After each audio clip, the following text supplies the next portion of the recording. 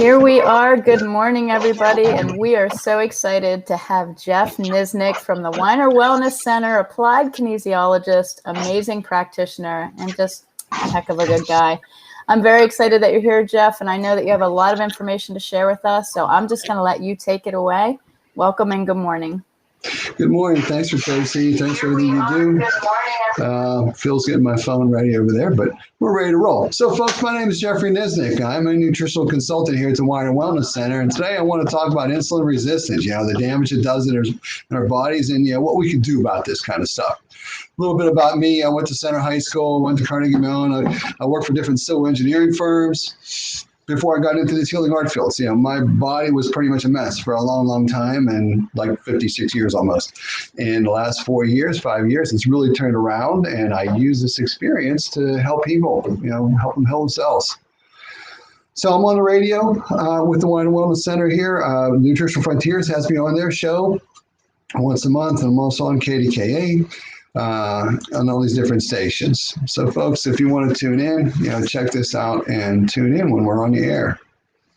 If you want to contact me, set an appointment with me, call the Weiner Wellness Center, and there's the phone number. Okay. FDA disclaimer. I'm not a medical doctor, folks. I don't treat, I don't cure or prevent any medical condition or disease.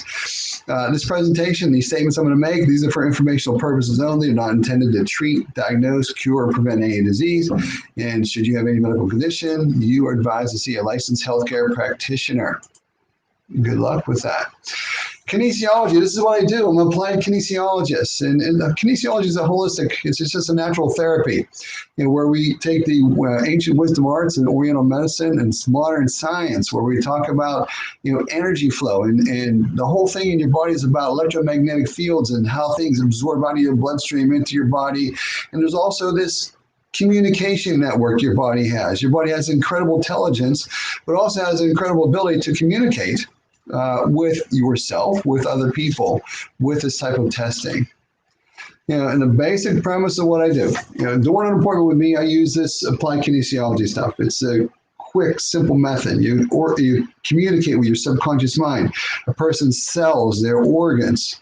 And this, when people come to see me, I can't tell you what your body needs. Your body will tell the both of us. This is how this basically works. This will help you pinpoint what your body says it has a really strong attraction to, but also help you pinpoint what you're rejecting. So we don't cure, we don't treat, we don't prevent anything. We're going to aid and assist you in improving your nutritional status. And through energy testing, we're going to discover what's weak. And through this energy testing, we're going to discover what makes your body strong, what kind of strong reactions you have to things. And we, of course, never make any claims. So I use energy meridian systems of the body as part of what I do. Energy lines flow through the body all over the place, and you can access this system and see how your body performs. Statistics, 10.5% of the U.S. population has diabetes. If there's 34 million some people in the United States, that's a lot of people. 34,650,000 people have diabetes, and this is just for what's reported. The American Diabetic Association reports that Americans die from diabetes every year more than from AIDS and breast cancer combined. But there isn't any pink ribbon stuff for this diabetes stuff, is there? So according to the CDC, 79,535 deaths occur each year due to diabetes. Insulin. Now, insulin's a peptide hormone. It's produced by your pancreas. It's considered to be the main anabolic hormone of your body, a main growth hormone. It regulates the metabolism of carbohydrates, fats, and proteins by promoting the absorption of glucose from the bloodstream into the liver, into fat, into skeletal muscle cells. And if you produce too much of it, this can be a major, major problem. So this insulin acts as an anabolic or storage hormone. And many would call it insulin the most anabolic hormone. Once insulin's in the blood, it shuttles glucose, carbohydrates, amino acids, and blood fats into the cells of the body. And bodybuilders take this to get bigger. This is something you don't want to have too much basically in your body. Now, diabetes is a chronic condition associated with abnormally high levels of blood sugar. Insulin produced by the pancreas is supposed to lower your blood glucose. And absence or insufficient production of insulin, or the inability of your body to properly use insulin. This is insulin resistance. This is what causes diabetes. Basically, if your insulin can't bind to the walls of your cells and sugar stays in your bloodstream, your body's going to keep producing even more and more insulin. So now hyperglycemia, hyper means too much, glycemia means sugar. So this leads to oxidative stress, basically damage. And that further results in inflammation. And inflammation is one of the biggest killers out there. Insulin resistance, it's commonly a manifestation of hyperglycemia, and that's pro-inflammatory. And then these reactive oxygen species are believed to be an important cause of many pathological conditions, including inflammation and insulin resistance. And a buildup of these free radical troublemakers, these reactive oxygen species, in your cells can damage your DNA, it can damage your RNA, it can damage proteins, and can cause cellular death. This is what you really want to avoid. So why are these reactive oxygen species so bad? Despite their beneficial activities, reactive oxygen species clearly can be toxic to cells. And by definition, radicals possess an unpaired electron, which makes them highly reactive. So people know about ozone, and ozone is actually O1. And it's so reactive, it reacts with oxygen in the air to create O3. And this type of thing here is basically what they're saying is it has these unpaired electrons, and it can really damage all sorts of parts of your body. Now, chromium and vanadium, in order for insulin to get glucose passing through your cell walls, you need adequate levels of chromium and vanadium inside your cells. And did you know that 90% of the U.S. farmland is deficient in iodine, selenium, and chromium? Why do we need to supplement? The doctor says, oh, you get everything you need from your food. Maybe if you lived here 400 years ago and you planted your vegetables in a garden that was watered by glacial runoff, other than that, you don't get enough nutrients from the soil that we have here in the world. So the average person has way too much insulin in their body, 5 to 7 times the amount. They say if you look down and you see a belly, you have insulin resistance. So today, the average American consumes 152 pounds of sugar a year. This is insane. The sugar industry has vilified fats. Like, fat is so horrible and terrible, you shouldn't have fat. Sugar is actually way, way worse. It's way too much. So how does this actually work? Insulin is supposed to shuttle glucose into your liver, into muscles, into fat cells. And it does this by binding, basically, insulin is supposed to bind to the walls of your cells and then open up receptor sites so that the glucose can bind and go in there. But quite often, it's very difficult to bind to these things. So the nucleus of the cells, once you get insulin to bind to the walls of your cells, everything happens in the body like electromagnetically and chemically. So if you have nutrients bopping through your bloodstream, if your cells need it, basically receptor sites are active on the walls of those cells and can bind to those nutrients and take it into the cell. Insulin's no different. And as insulin's bopping along, your body produces this insulin in response to the amount of glucose in your bloodstream. And if it's difficult for insulin to bind to the walls of your cells, then it's difficult to get that glucose out of your bloodstream. So basically, when insulin binds, it'll send a chemical messenger to the nucleus. And if the nucleus needs the sugar, it sends a messenger back to these receptor sites. And then that glucose can bind to those receptor sites and go into the cell, and you can get cellular energy, make ATP and do the things that it needs to do. So that glucose then is converted to energy, or it's stored as fat. So too much sugar then turns to fat.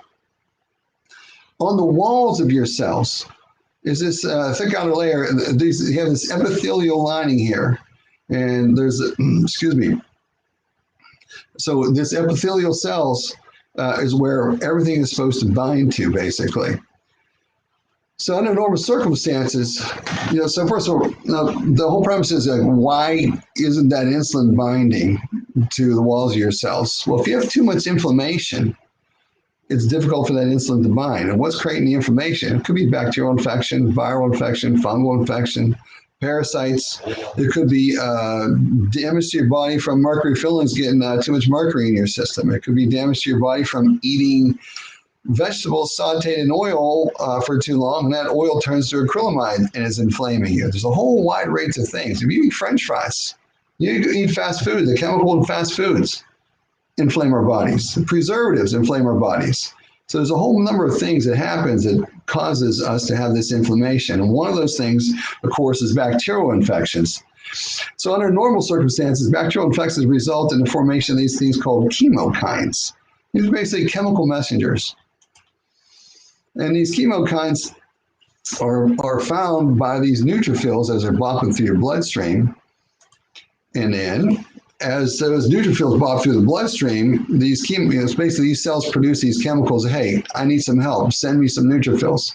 So the neutrophil, again, if there's too much inflammation, it's difficult for it to bind to the cell wall. But once it does, it can get inside and basically through phagocytosis, eat up these bacteria.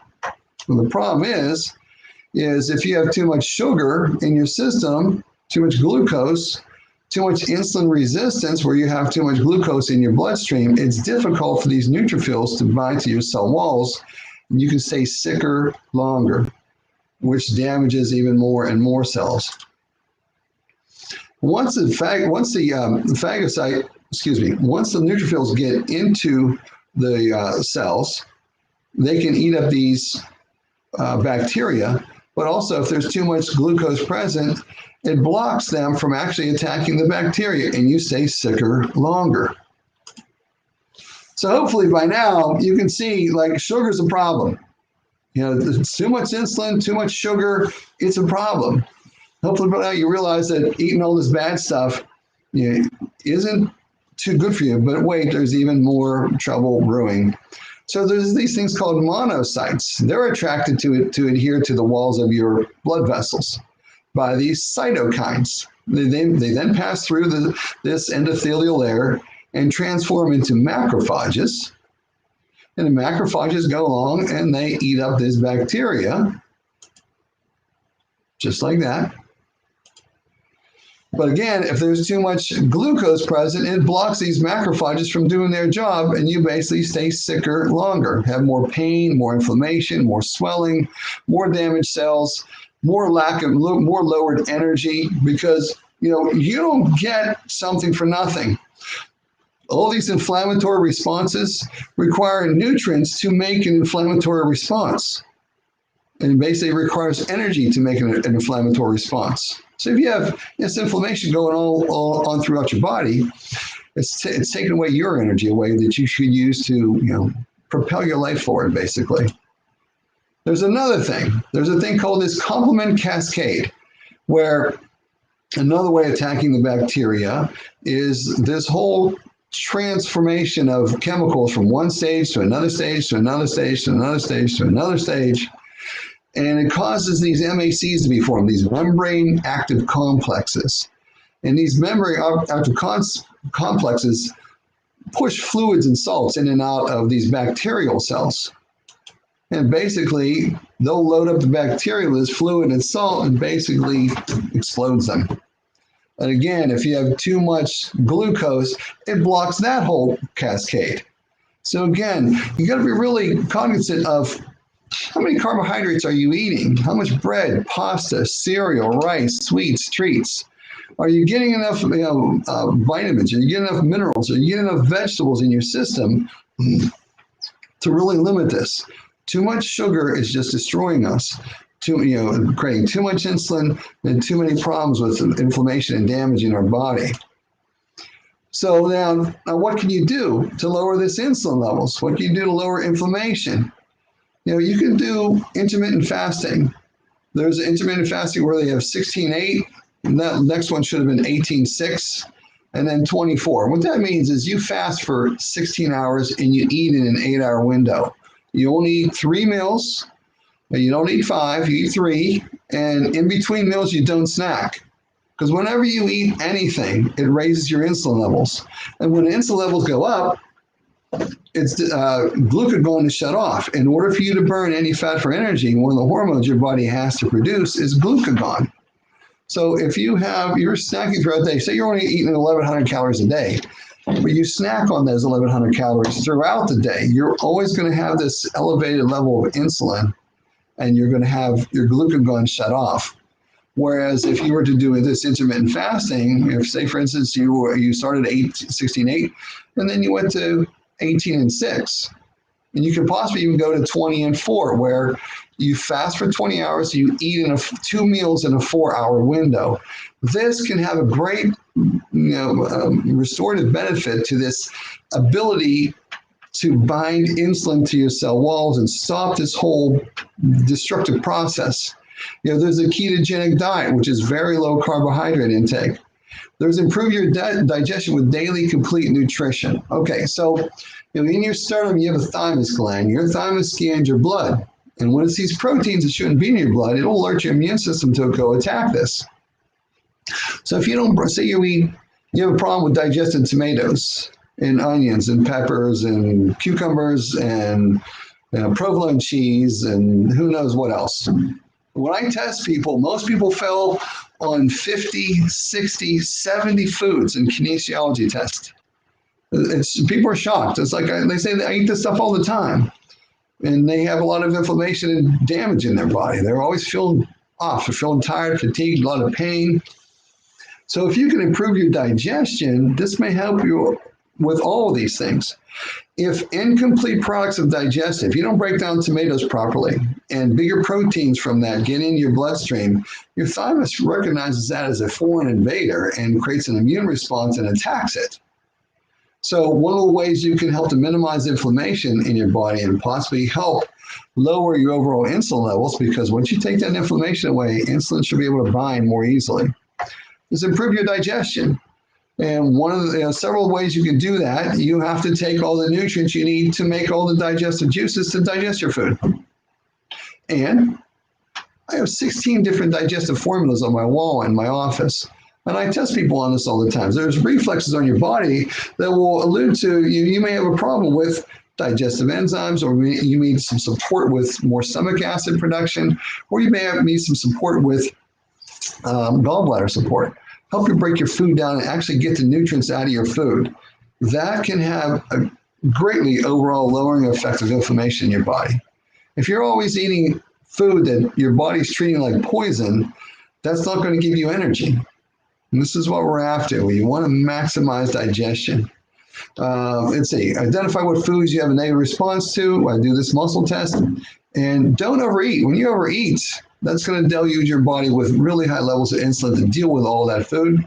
And when you snack in between meals, it ruins the whole thing as well. Really try to minimize snacking. You want to have 2 or 3 meals a day, ideally, if you want to help to minimize this insulin resistance and inflammation in your body.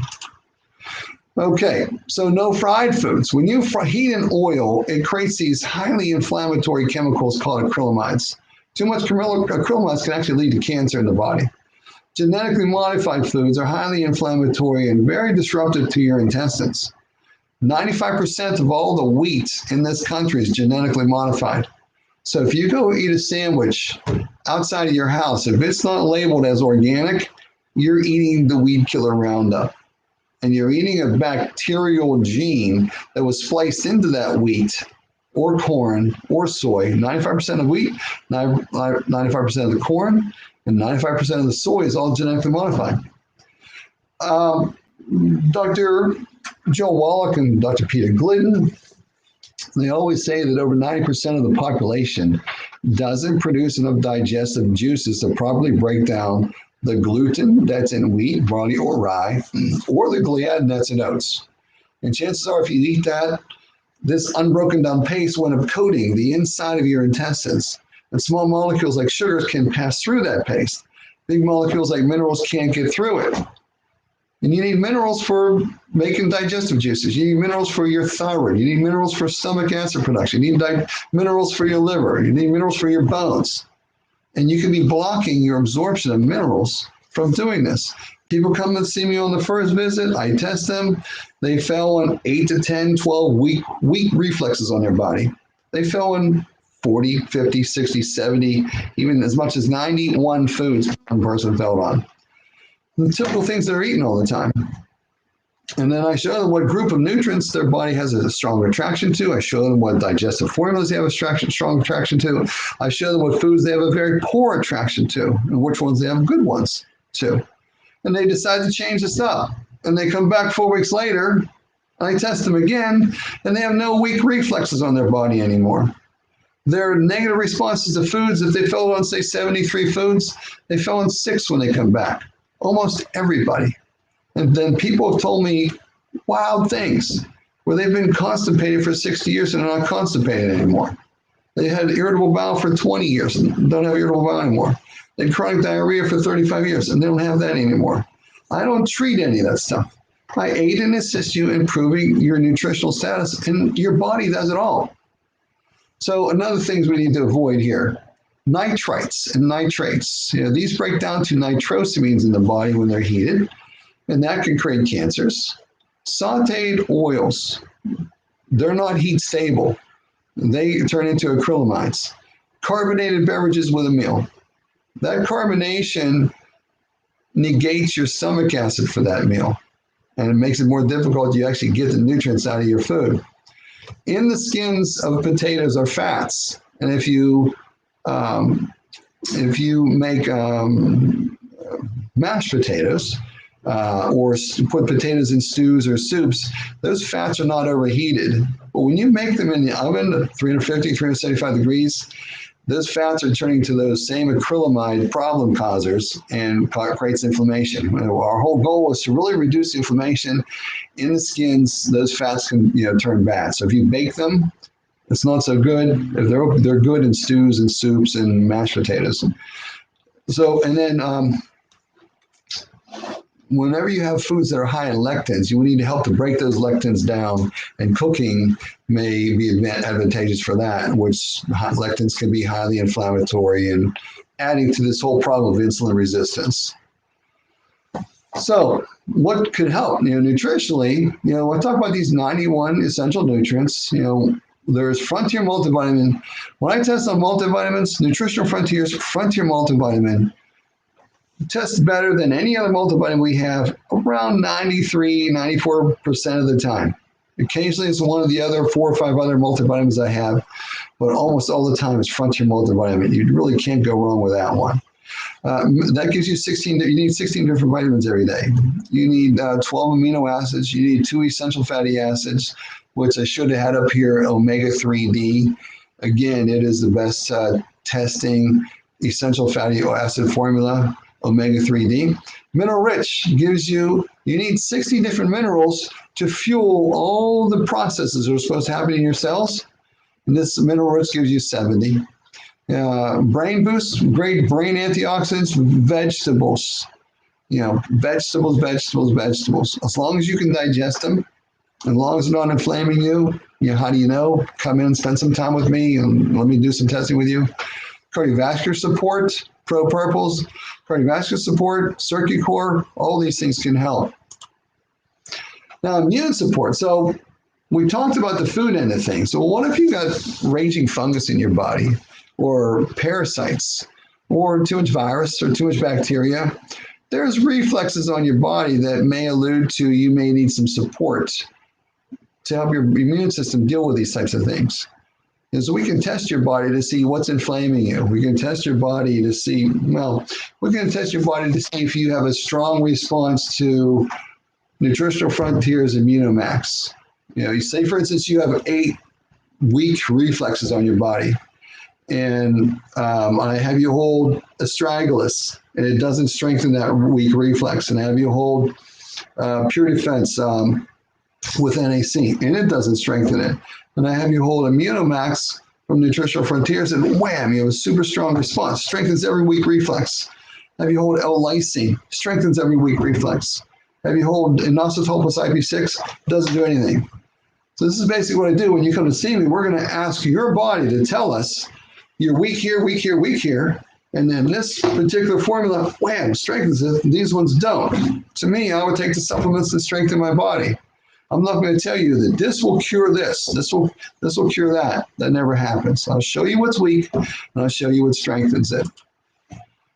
So in addition to delving with pathogens and trying to deal with getting that inflammation in your body down, which can be interfering with this insulin binding in your cells, poisons, toxins, heavy metals, they could be binding to the walls of your cells, damaging your walls of your cells, creating this inflammation. You're wasting energy and nutrition fighting these things. They used to say that your genes were your destiny, and they found out your genes are not your destiny. The covering to your cells have all these receptor sites on the covering to your cells. And when cyclic hydrocarbons, benzene, mercury, different poisons and toxins land on the cell wall, it sends chemical messages inside, and it can distort the way the genes transcribe, and you can get abnormal cellular growth, cancer, tumors, and so forth from these things. When healthy nutrients bind to the cell walls, the genes transcribe in a beneficial way. So you want to get these toxins out of your system. Several times a year, it'd be good to do some type of cleanse. And products like Frontier Cleanse, Proline Greens, Power Cleanse, Metallic Clear, even N-acetylcysteine and vitamin C, Live Clear 2, Demertox, bentonite, all these things, folks, may really help you bind to the problem makers in your body and get it out of your system. Get it unstuck from your cell walls and get it mobilized out of your system. This takes nutrients to do this. It doesn't take a drug to do it. You're not drug deficient. Your body's asking for nutrients to bind to this stuff and get it out. So let's do some testing with that. Come in and see me, and we'll see. Does Proline Greens strengthen all these weak reflexes? Or does Power Cleanse do this? Or Frontier Cleanse? Your body will say, and say, for instance, your body tests strongly on 2 or 3 of them. Also, well, let me see how your body responds to having some of all 3 of these. And it's no. Oh, is this one better than this one? We'll figure it out. Your body will communicate with us, and it'll tell us this. So foods and digestion. Most people, when tested with applied kinesiology, they fail on 40 to 70 foods on their first visit. They usually have no idea. They have so many negative responses to these things. And then when these incomplete products of digestion get in your body, you can get all this inflammation in your body. So let's identify what foods are being the problem child and initially avoid these things. But we want to improve your body's ability to digest them.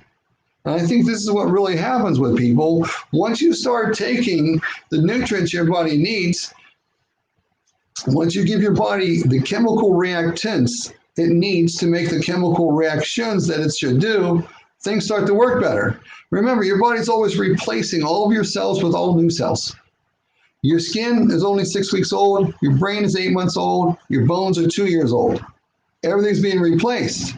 The question is, are you going to replace them with really awesome, fully nutrified cells? Or are you going to have the same nutrient-poor diet that created the old cells, create the new cells that don't work so well? This is the whole concept behind this. You want to improve your digestion. You want to improve your nutritional status on a daily basis. And hopefully all this is going to lower this inflammation, lower your insulin resistance, and help you utilize your food and nutrients way in a much more beneficial manner. Okay. So folks, your health challenges, these don't have to be a life sentence. Your body's always renewing all of your cells. Always. It never stops. Every day you're making millions of cells. And quite often, because we don't have all the nutrients from our diet, if you don't, say for instance, the vegetables that you get, if a glacier ground a mountain down to a powder, and that glacier melted, and all those 70 minerals from that are in that rock powder waters your garden, and then you eat vegetables grown in that, you have a good chance of getting close to 70 different minerals in your system. There's different chemical processes in your body that need this. Our farmland, in order to get plants to grow, you can have the worst soil in the world, and you put down NPK and different ratios, nitrogen, phosphorus, and potassium, a plant will grow. Farmers are paid on bushels, on production. They're not paid on nutrient density. So to protect our lives, to help maximize our daily functioning, What about supplementing? Getting more nutrients in your system, getting more vegetables from organic sources, growing your own garden.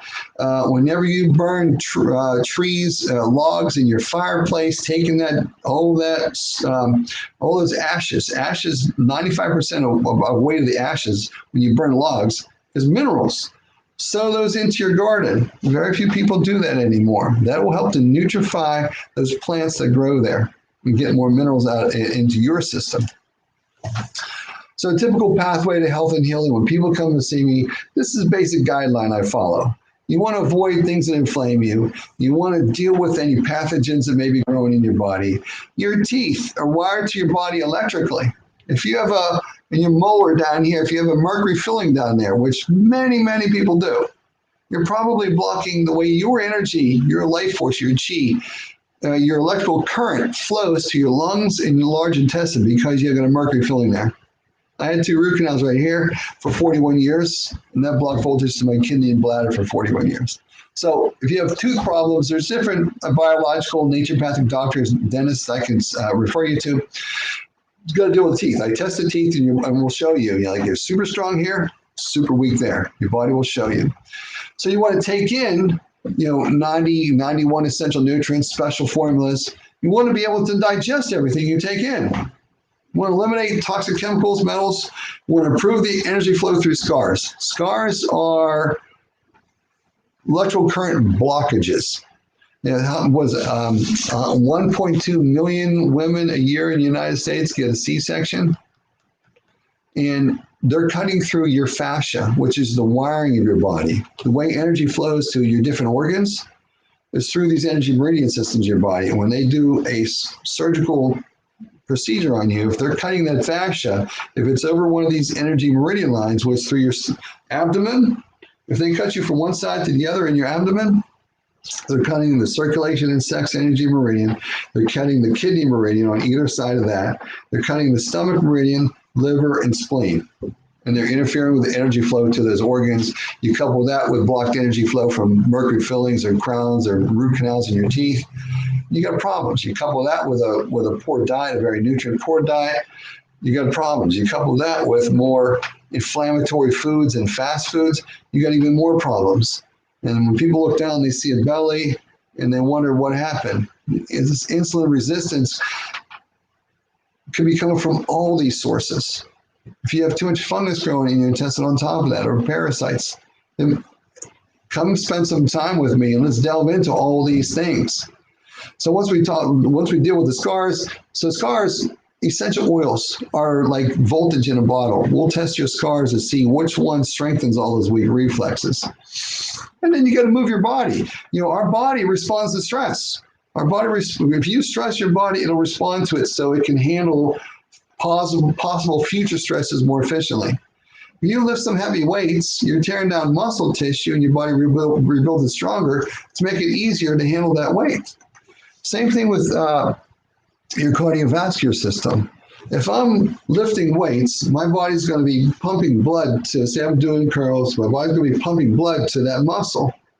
And to respond to possible future stresses, it's going to improve the blood flow to that muscle. It's going to improve my cardiovascular system. So when you walk, when you run, when you jog, when you move your body, you're improving your body. So you got to move. You got to move your body. This also helps drain your lymphatic system. And then mental imaging. The power of your mind. Use the power of your mind. I test people. I'll ask them their name and say their name is Marie. And I'll say to me, my name is Marie. And they'll say, my name is Marie, and I test them, and they're real strong. I'll say to me, my name's Carol Ann, and they're super weak. So all thoughts are in energy. So it doesn't matter what level of physical challenges you've had in your life. Use the power of your mind to say, you know what? That doesn't have to be my future. My body is always going to be replacing all old cells with all new cells. I can improve that process every day. I can improve my thoughts. If I think I'm going to die, if I get a fatal cancer diagnosis and I think I'm going to die, chances are I'm going to die. If I get a fatal cancer diagnosis and I'm going to say, I don't care what that doctor says, I can beat this. You've got a much greater chance of beating this. No matter what type of health challenges you had in the past, Use the power of your mind. Say, you know what? My body is designed to heal itself. My body is designed to heal itself. For some reason, my lifestyle took me off a wrong path. I can change my lifestyle. I can change my daily habits. I can change the way I nutrify my body. I can use the power of my mind to always fix myself. You got to believe. You got to believe that you can always heal yourself. Always keep that in the core in your belief. Things can turn around. Things can get better. And then start taking action on all that. Okay. So Tracy, that is the end of the presentation here. And let's see, what do I need to do here? Did I lose you? There we go. I'm back. And how do I go full screen on this thing? That was excellent. Great. Well, thank you very much. Thank you so much, as always. You're always such a wealth of information, and not a lot of questions. Usually what I say when you do such a good job, you don't have a lot of questions, right? So a fantastic method. People are commenting. I guess a few questions I have. How do people contact you so that they can make an appointment? And do you also do virtual appointments? Yeah, I do virtual appointments. I've had clients in Florida and Tennessee and Louisiana and all over the place. Yes, do virtual appointments. Just contact the Weiner Wellness Center. It's 412-922-9355. 412, it spells out 412-922-WELL. 412-922-9355. Just give them a call and we'll get you hooked up with an appointment with me. Awesome. Well, I thank you, Jeff, so much for all your wisdom. And it's always great seeing you. So stay tuned, everybody, because we have Jamie Dorley coming up next at 10 a.m. He's going to be talking about reading labels, which is vital, I think, Jeff. I do it all the time. I'm in stores all the time, and I read labels of just different products because I want to be amused at how ridiculous some of these things are with the chemicals and all this horrible stuff they put in the things, and the food colorings and multivitamins, and just come on. So yeah, Jamie's. Well, while I have you, let's talk about that a little bit, because you do muscle tests for that. You muscle test people's products against their body, right? Absolutely. I do this all the time. And what do you find is the biggest downfall when people bring in their supplements and they're like, hey, I'm taking all this stuff? Give us a little rundown of what that looks like for you. Yeah, a lot of people bring in multivitamins from like their grocery store, like the typical one-a-day type multivitamins. And the first ingredient in there is calcium carbonate. And I said, did you know that's like one of the least digestible forms of calcium that may be adding to problems in your body? But then I show them, it says polyvinyl alcohol. Isn't vinyl like a plastic-like material? A polyvinyl alcohol? Polyethylene glycol, the sister to propylene glycol, which is antifreeze. Blue number 2, yellow number 5, yellow number 6, linked to different bladder cancers and other cancers. Red 40, and then to top it all off, on top of all that, this is all in one multivitamin, hydrogenated oil. And aren't we warned against hydrogenated oils? Yeah, and cornstarch, pre-gelatinized cornstarch, and modified cornstarch in a tablet you're going to swallow. And people don't realize, so you're buying poison. This is manufactured by a pharmaceutical company that has no interest in your health. They have only interest in making profits. If they make you healthy, they lose profits.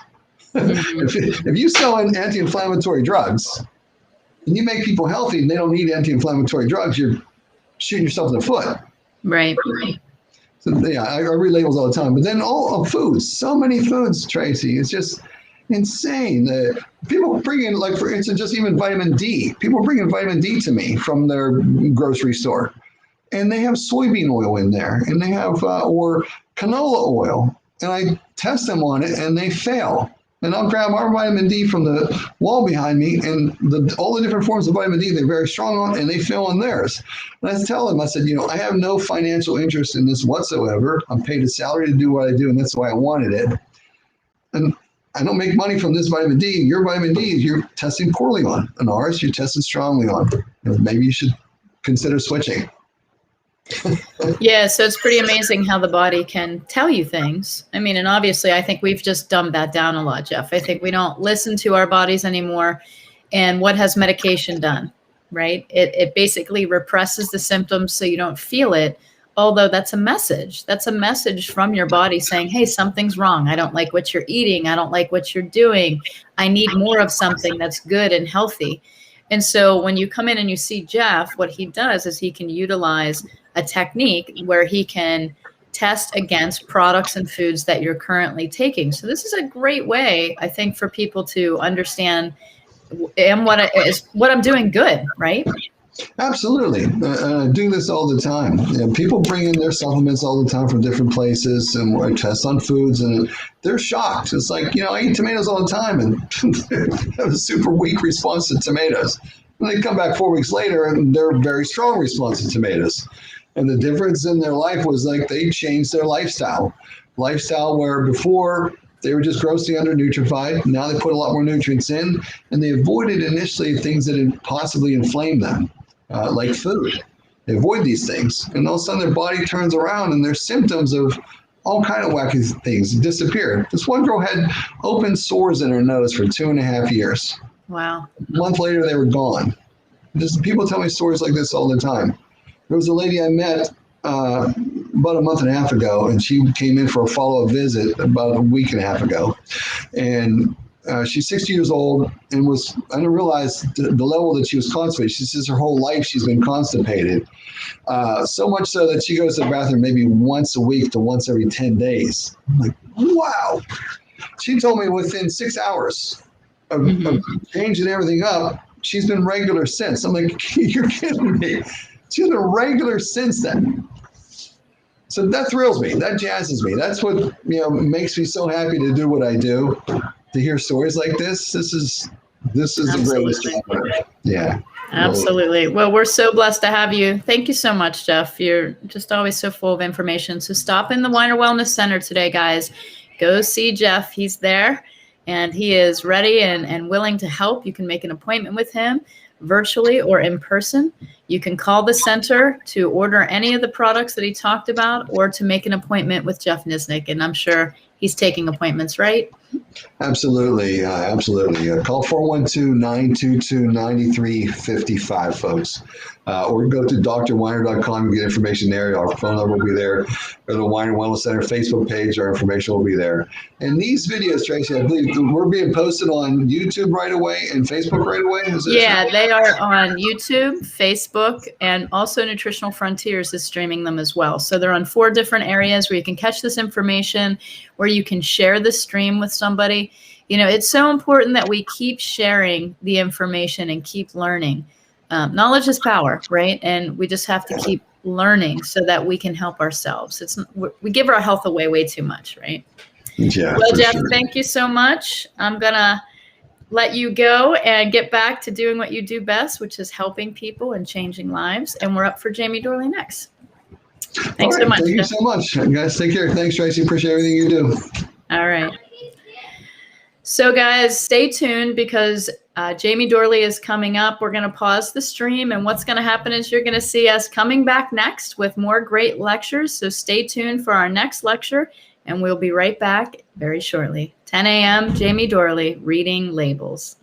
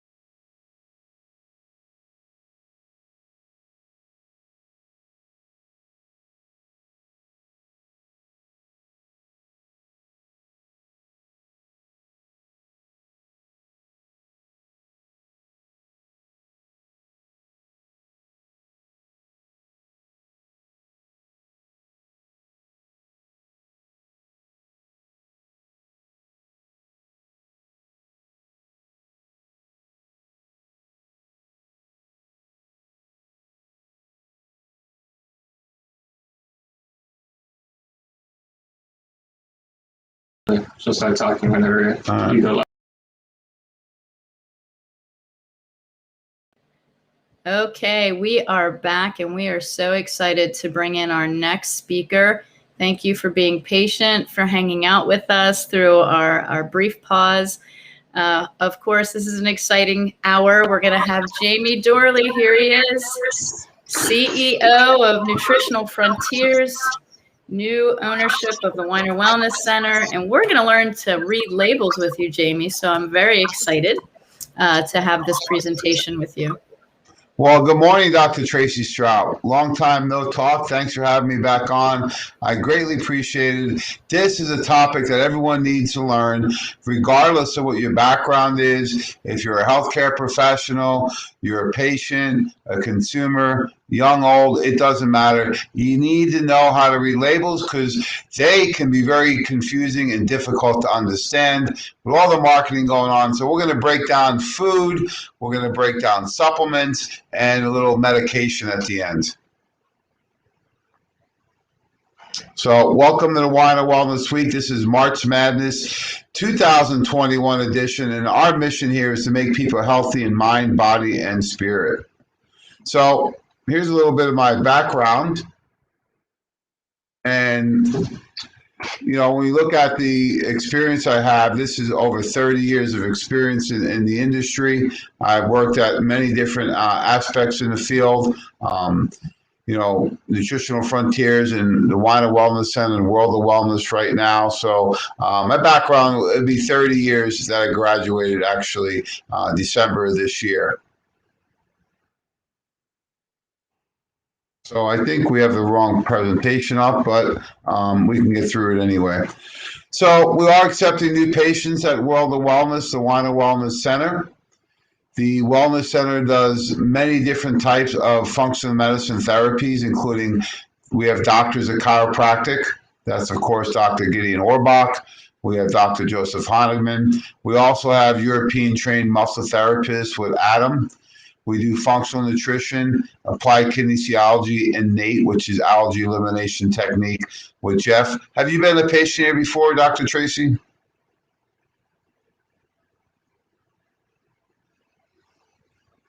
Are you still there? I am. I'm right here. I have actually had Jeff muscle test me, which was fabulous. Oh, okay. So you've experienced it also. So I just had a person come in and I was able to get her in to see Jeff at 10 a.m. right after his presentation. So we do occasionally able to squeeze you in for a walk-in, but we do recommend you make an appointment. You can call the office at 412-922-WELL. 412-922-9355 to schedule an appointment with any of the great healthcare professionals. In addition, during the Weiner Wellness Week, Tracy, we have people like myself. We have the manager, the godfather, Joe Messino, here to answer any questions. In addition, we have special guests. Ashley Rozzi coming in here as a doctor of naturopathic medicine, and she's doing frequency testing with Zyto. So really exciting time. If you want to make an appointment, give them a call. They also do the telemedicine, so availability, many different ways to do this. All you need to do is give us a call, 412-922-WELL. That's 412-922-9355. So some of the products that are offered at the World of Wellness and the Weiner Wellness Center are nutraceuticals. So we have many of the top companies out there that are available through healthcare professionals, such as Nutritional Frontiers, my old company, Metagenics. We carry Douglas Labs. We have a whole line of liquid herbal formulas. We have incredible smoothies and protein powders. You buy any powder this week, you actually do get a free blender bottle. And I just gave one out to Nicole, and she said, I've been trying to find one of these on Amazon. Can you believe it? So rather than her paying $15 for a blender bottle, she got one for free. So I know you're not a big smoothie fan, Tracy, but I got an inside scoop on you. You've been doing some shakes lately, haven't you? I have. And I do say I'm not a shake fan, but Nutritional Frontiers Power Cleanse and Lean Greens has made me a shake fan. So I just want you to know that it was life-changing for me. Yeah, you look fantastic, and your skin looks better than ever. It always looks beautiful, and I think a lot of that has to do with the power cleanse and the Hmm. greens. I'm feeling really good. I'm getting close. Bikini season is right around the corner, so that's why I'm doing my spring cleaning right now. So never too early or late to start, folks. In addition, we have all the phytonutrients. We have the wall of colors up. That's your greens, reds, oranges, and purples. Personal hygiene care, including natural hair dyes. As you can tell, I don't need to dye my hair because there's not enough there, but some people choose to do that. We have books and videos and even pillows. So a full array of different healthcare formulations, all different types of things, including shower heads and books and videos, pillows. So you name it, we have it. We also do special orders, and everything's on deep discounts this week.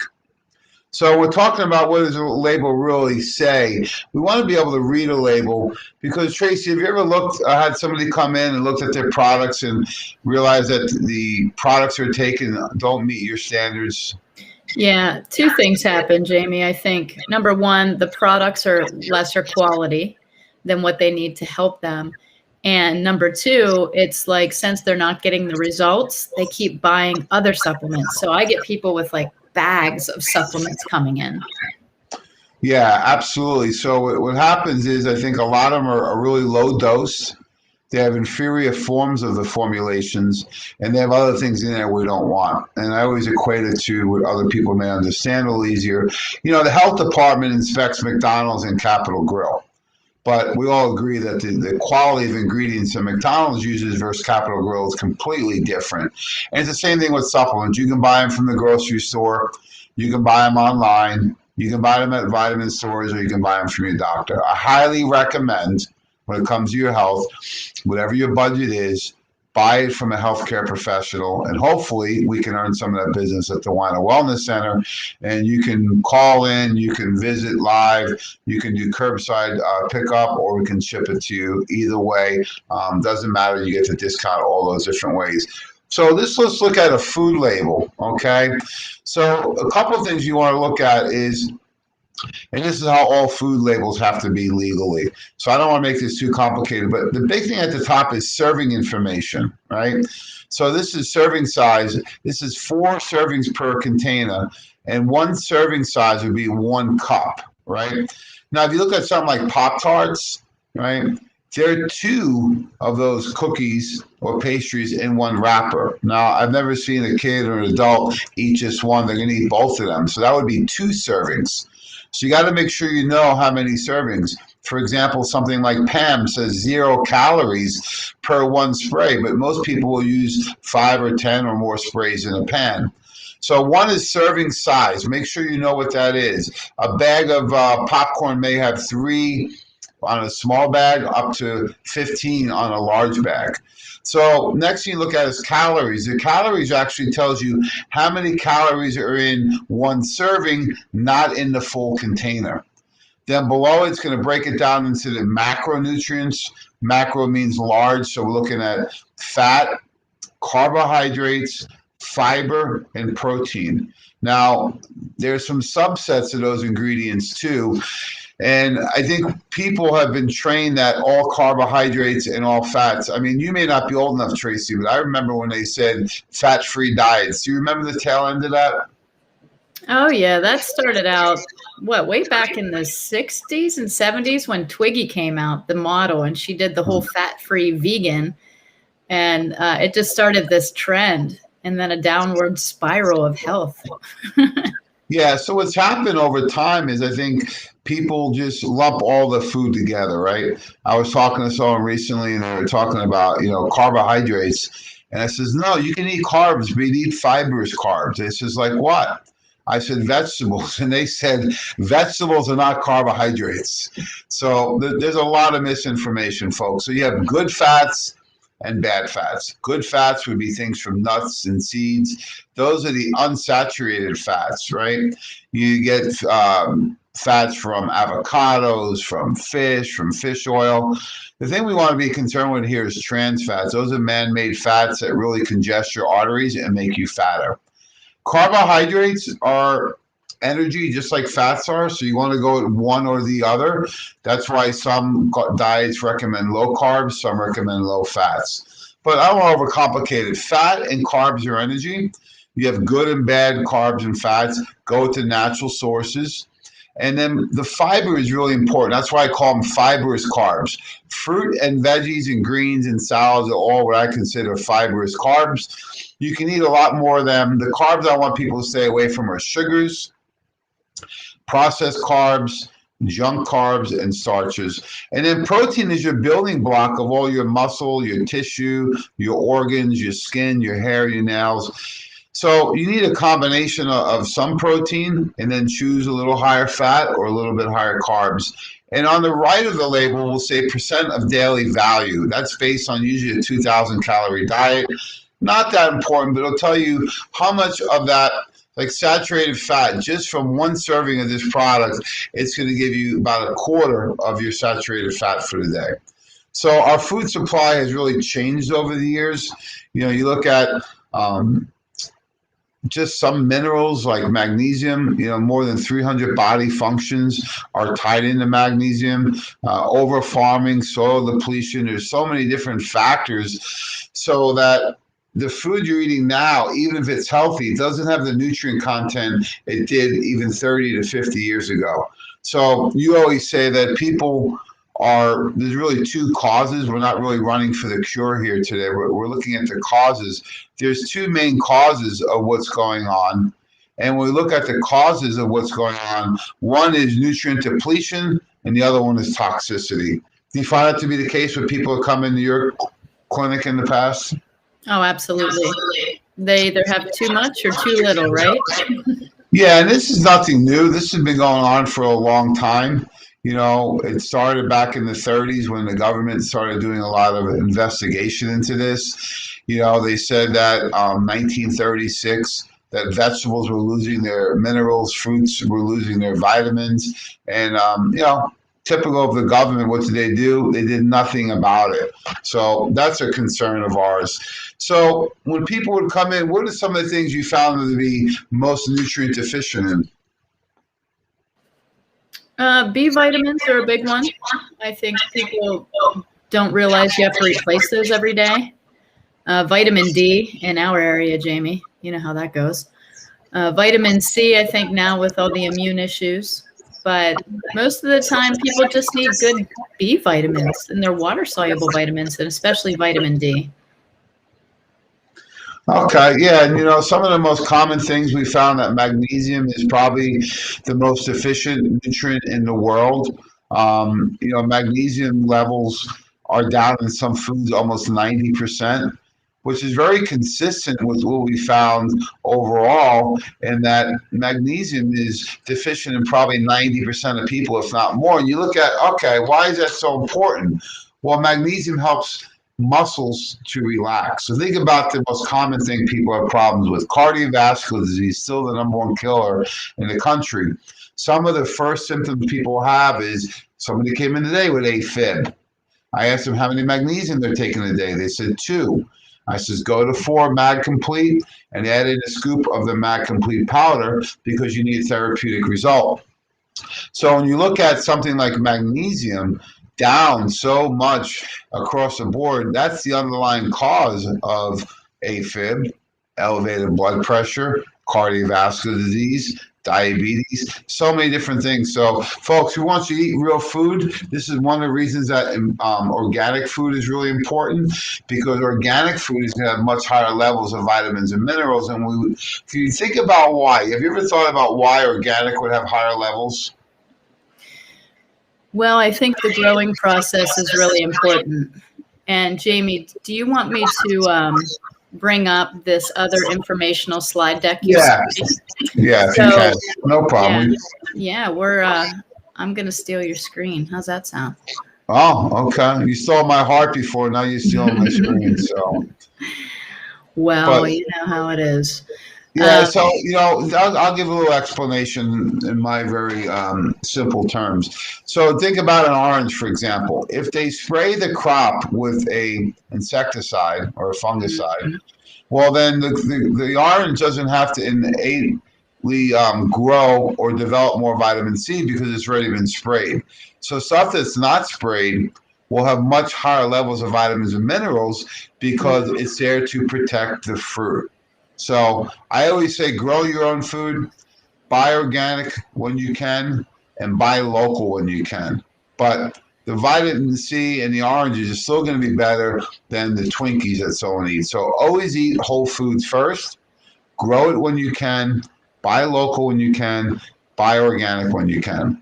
And, you know, it doesn't have to be every single food you eat, but you should try and get more organic whenever possible. And you know what? There's not that big of a price difference. I buy organic veggies and fruits all the time. It's not that big of a difference, folks. And if you're going to invest in anything with your money, invest in your health. So this is another example. Absolutely. Okay.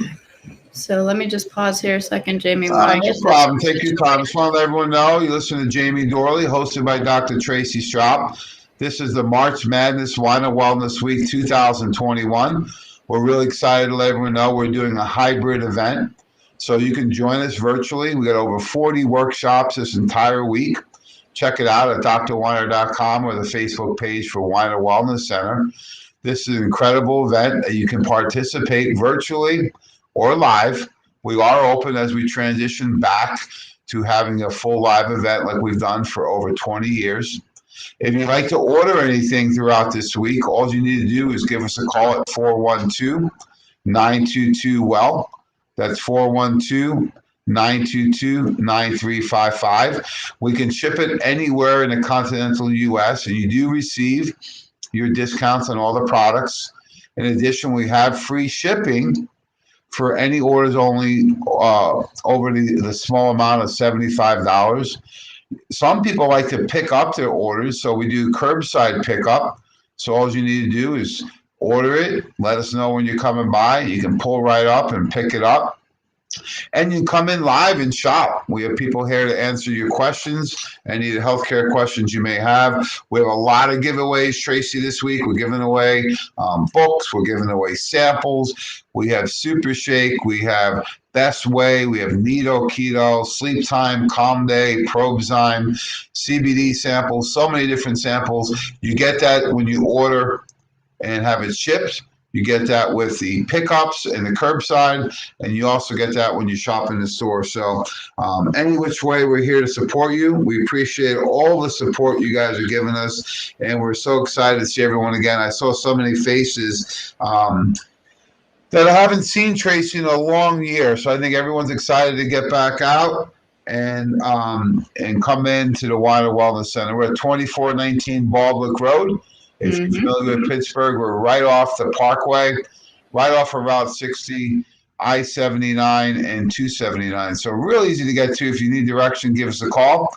If you're using GPS, we do recommend that you punch in the corner of Baldwick and Noblestown. We're right on Route 50. So we can go with this, Tracy. It's okay. So why would you need to take a multivitamin? Well, the benefits are really due to the over-farming, like we talked about, the nutrient depletion. You know, the stress we're under in 2021 is different than years ago. The aging process, we're living longer but not healthier. And the amount of things that people are exposed to on a toxicity level. So when we look at it overall, it's not even a question anymore. You need to take a multivitamin, and this is nothing new.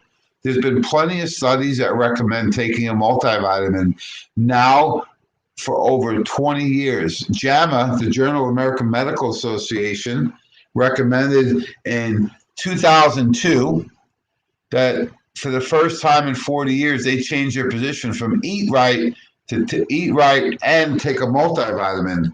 And the only problem was that they didn't tell people what multivitamin to take.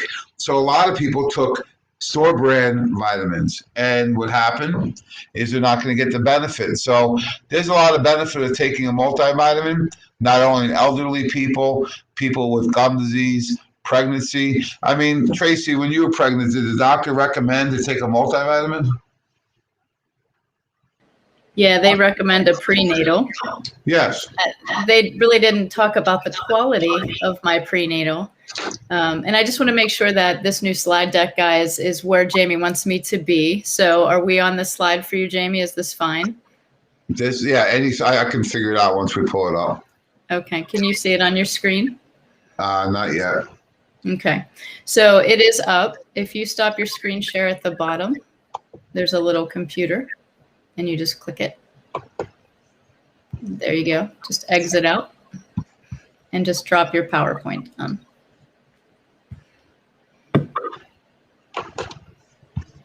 Okay.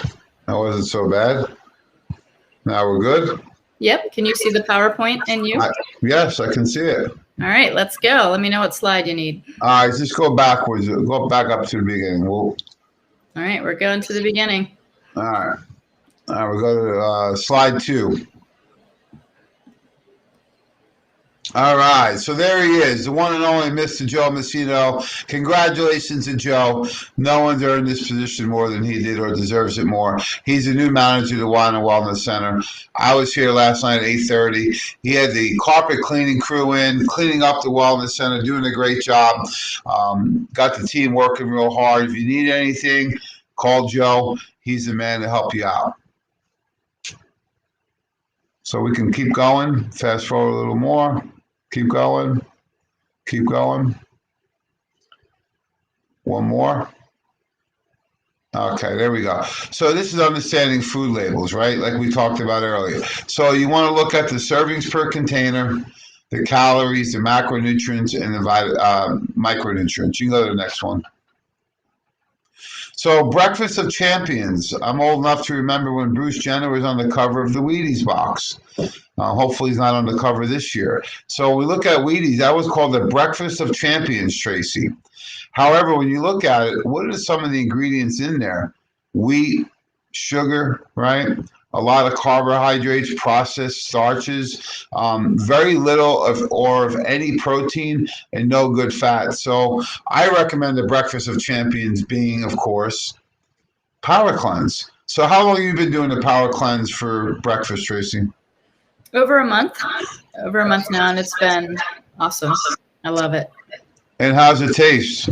It tastes great. It's also really easy for me because, I have a busy life and I have kids and I wasn't eating. That was my issue. So I was skipping breakfast a lot.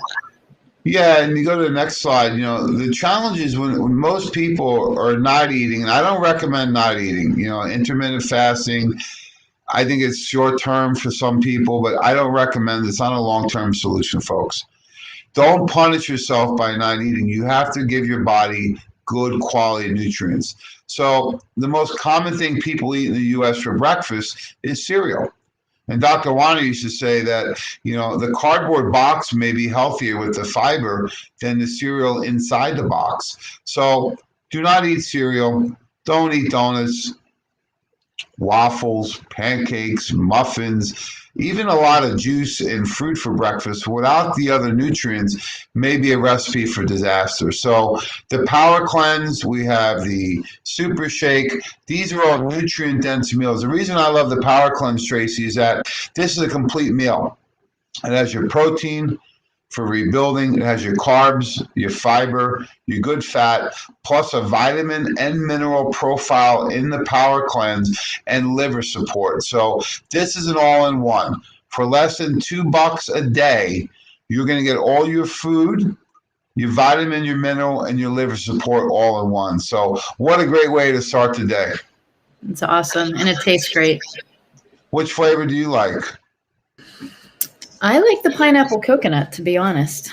But I have to be honest, I never tried the vanilla, and I don't need to because I have found my favorite. Me too. And for extra support, I actually add the lean greens right to it. But you can do it by itself. It mixes well in the free blender bottle you get this week. But a lot of people like to put it in a Vitamixer. I put it in there with about 8 ounces of water and 4 ice cubes. Sometimes if I'm a little depleted, I'll add a half a frozen fruit, like a half a banana or some frozen berries. But tastes great, and it really gives you a lot of energy, so you're not hungry right after, like some shakes. Folks, if you notice you get hungry right after something, it's usually because it's not nutrient dense. Okay, we can keep moving through some of these we've gone over already.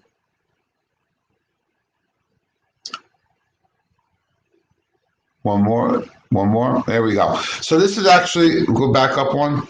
This is actually a follow-up to what we were talking about. June 2002, the Journal of American Medical Association told doctors throughout our country that adults need to take a multivitamin every day, right? This is even people that eat a normal diet. I don't know what normal is. I don't know, what do they mean by normal, right?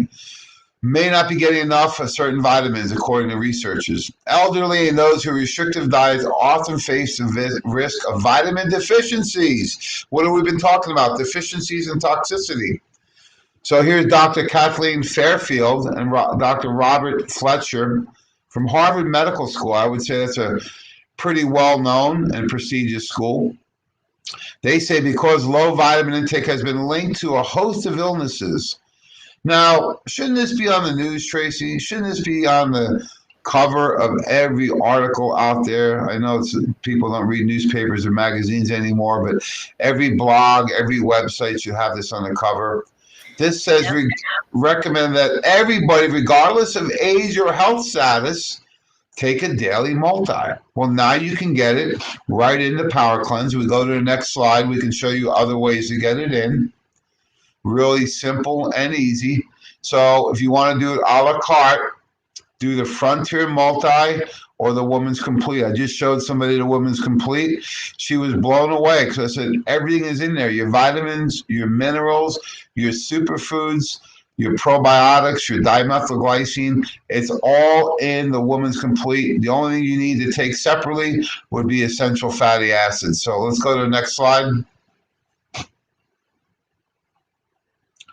So here's actually that study comparing what's in our multivitamin versus the number one selling multivitamin out there. Do you know the number one selling multivitamin, Tracy? It's Nutritional Frontiers, right? I sure wish. I sure wish too. We'll be doing this healthier. They'll be healthier. We'll be doing this from our beach house. You'd have to zoom in, so we'd have real palm trees behind us. But I do know. Am I allowed to say the name? Sure. Centrum? Yes, it is. Ding, ding, ding, ding. Number one answer. Centrum, owned by Wyeth Pharmaceutical. Now, I'll let you in. You want to know a little industry inside secret? I sure do. Hopefully, we won't say it too loud, but when we're making a multivitamin, the most expensive nutrients when we're making it are B vitamins, okay? So we add up the vitamin and it costs $20 to make it. You know, a decent percentage of that goes into the B vitamins, which are great for stress, mood, brain. Do you know anyone who needs B vitamins? Every person on the planet. Yes, me and you especially, right? So when I'm looking at Centrum, the Nutritional Frontiers has 33 times more B vitamins. We have 6 times more B6. We have more than double the calcium levels. Plus, ours are in a veggie capsule. So it doesn't even compare. If you go to the next slide, just a quick summary. When people are looking at labels on a vitamin or any supplement, folks, look at 3 things. How much is in there, right? Well, if we got 33 times more B12, maybe that's a good thing, right? The dose of the ingredients. Second is the form of the ingredient. And we're going to look at the labels here in a minute. The form of the ingredient means how is the ingredient stabilized or what form is it in, okay? And then what else is in there we don't want? So we need the right amounts in the right forms without anything we don't want in there. So when we go to the next slide, the dose of the ingredients are based on the RDA, RDI, and DRI. So recommended daily allowance, the reference daily intake, the dietary reference intake, the newer one is probably a little bit better, but we always say RDA should stand for really dumb amounts. They're enough to keep you alive on a deserted island, maybe, right? They're not therapeutic in 2021 with the amount of toxicity you're exposed to and the stress that we're living in the current world. So you need therapeutic dosages, folks, to move the needle. Doing an RDA is not enough except to possibly keep you alive. We don't want to be alive. We want to thrive.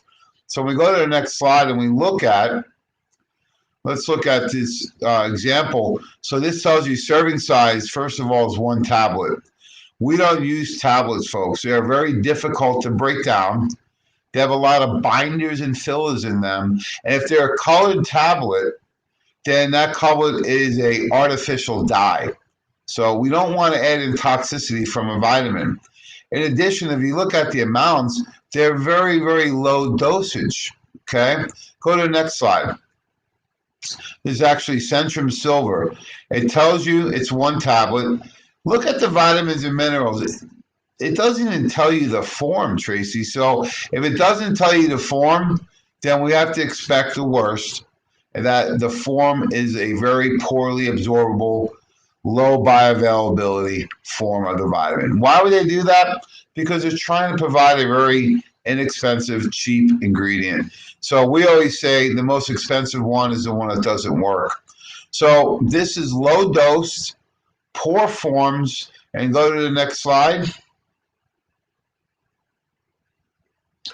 What else is in there, right? So this 1 a day, this prenatal advanced formula doesn't have vitacholine that we're looking for, doesn't have the active form of the ingredients.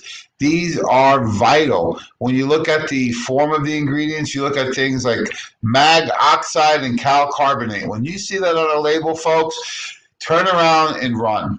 I had somebody meet with me yesterday.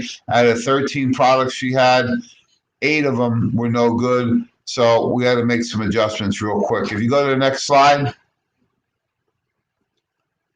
look at some of these ingredients. Again, cal carbonate, magnesium oxide, red, yellow dyes in here, binders and fillers, polyvinyl alcohol.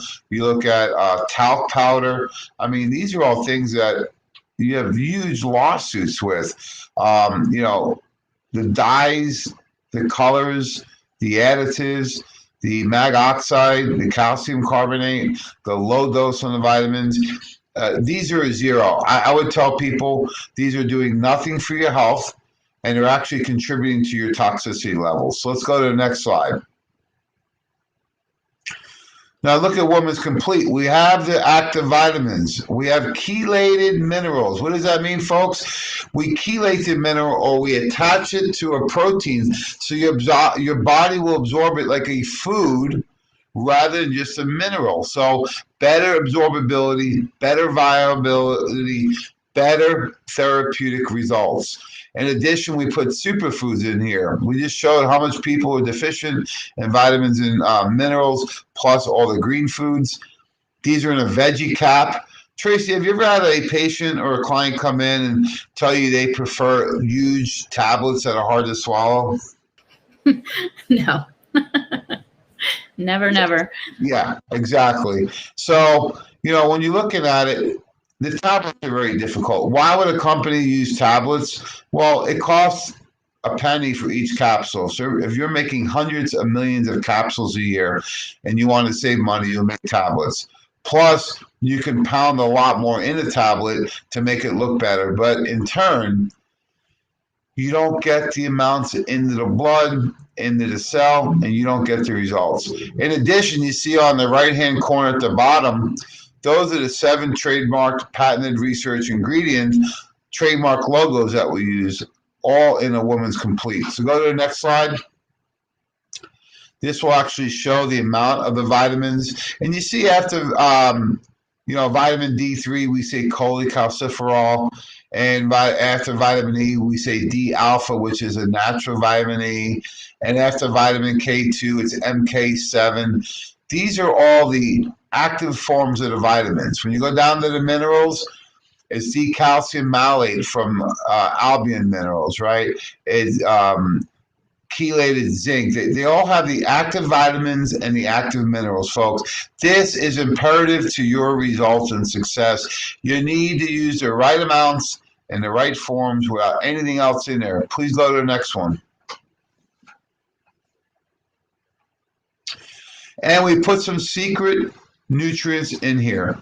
Dimethylglycine. Have you seen any other vitamin, multivitamins on the market, Tracy, with DMG in it? No, not one. Just ours. Absolutely not. We put it in there for liver, brain, heart, joint, and gut support. Everybody needs that. In addition, we put in the woman's complete, we put lactospore, which is a trademark probiotic to help with women's health. And then we put the superfoods proprietary blend in there. And the only other ingredients in there are the veggie capsule and the lubricant on the machines. There's nothing else in there. On the Centrum, there was 25 other ingredients. So folks, you got to be able to read these labels and determine. If you're not sure, bring your vitamins in, and I would love to have an opportunity to go over that. So we've had a couple requests. Are we able to enlarge the slides at all, or I have to do that?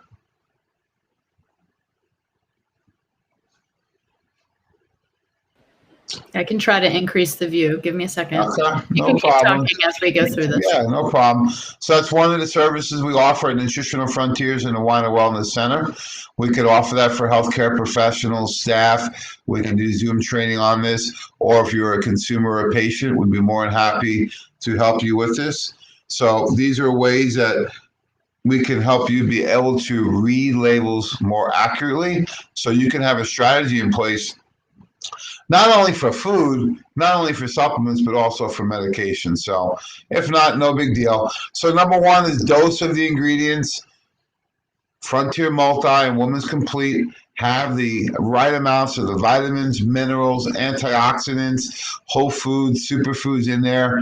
They're in a veggie cap, so they're a lot more suitable to be able to not only swallow, but digest and absorb. And for people that are vegetarians, no problem. It's a veggie cap. It's not a capsule made from any animal base like some of them are out there. So it's a veggie capsule. You can go to the next slide.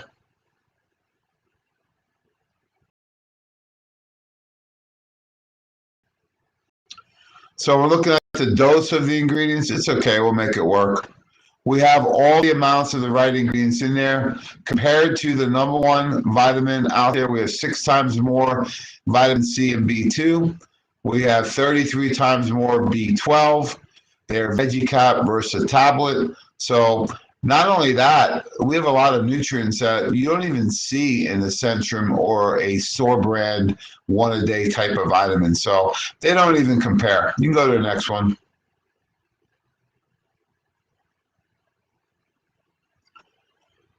You know, again, the B vitamins are the most expensive part. So we have much more of the ingredients that they have. So the dosing's higher.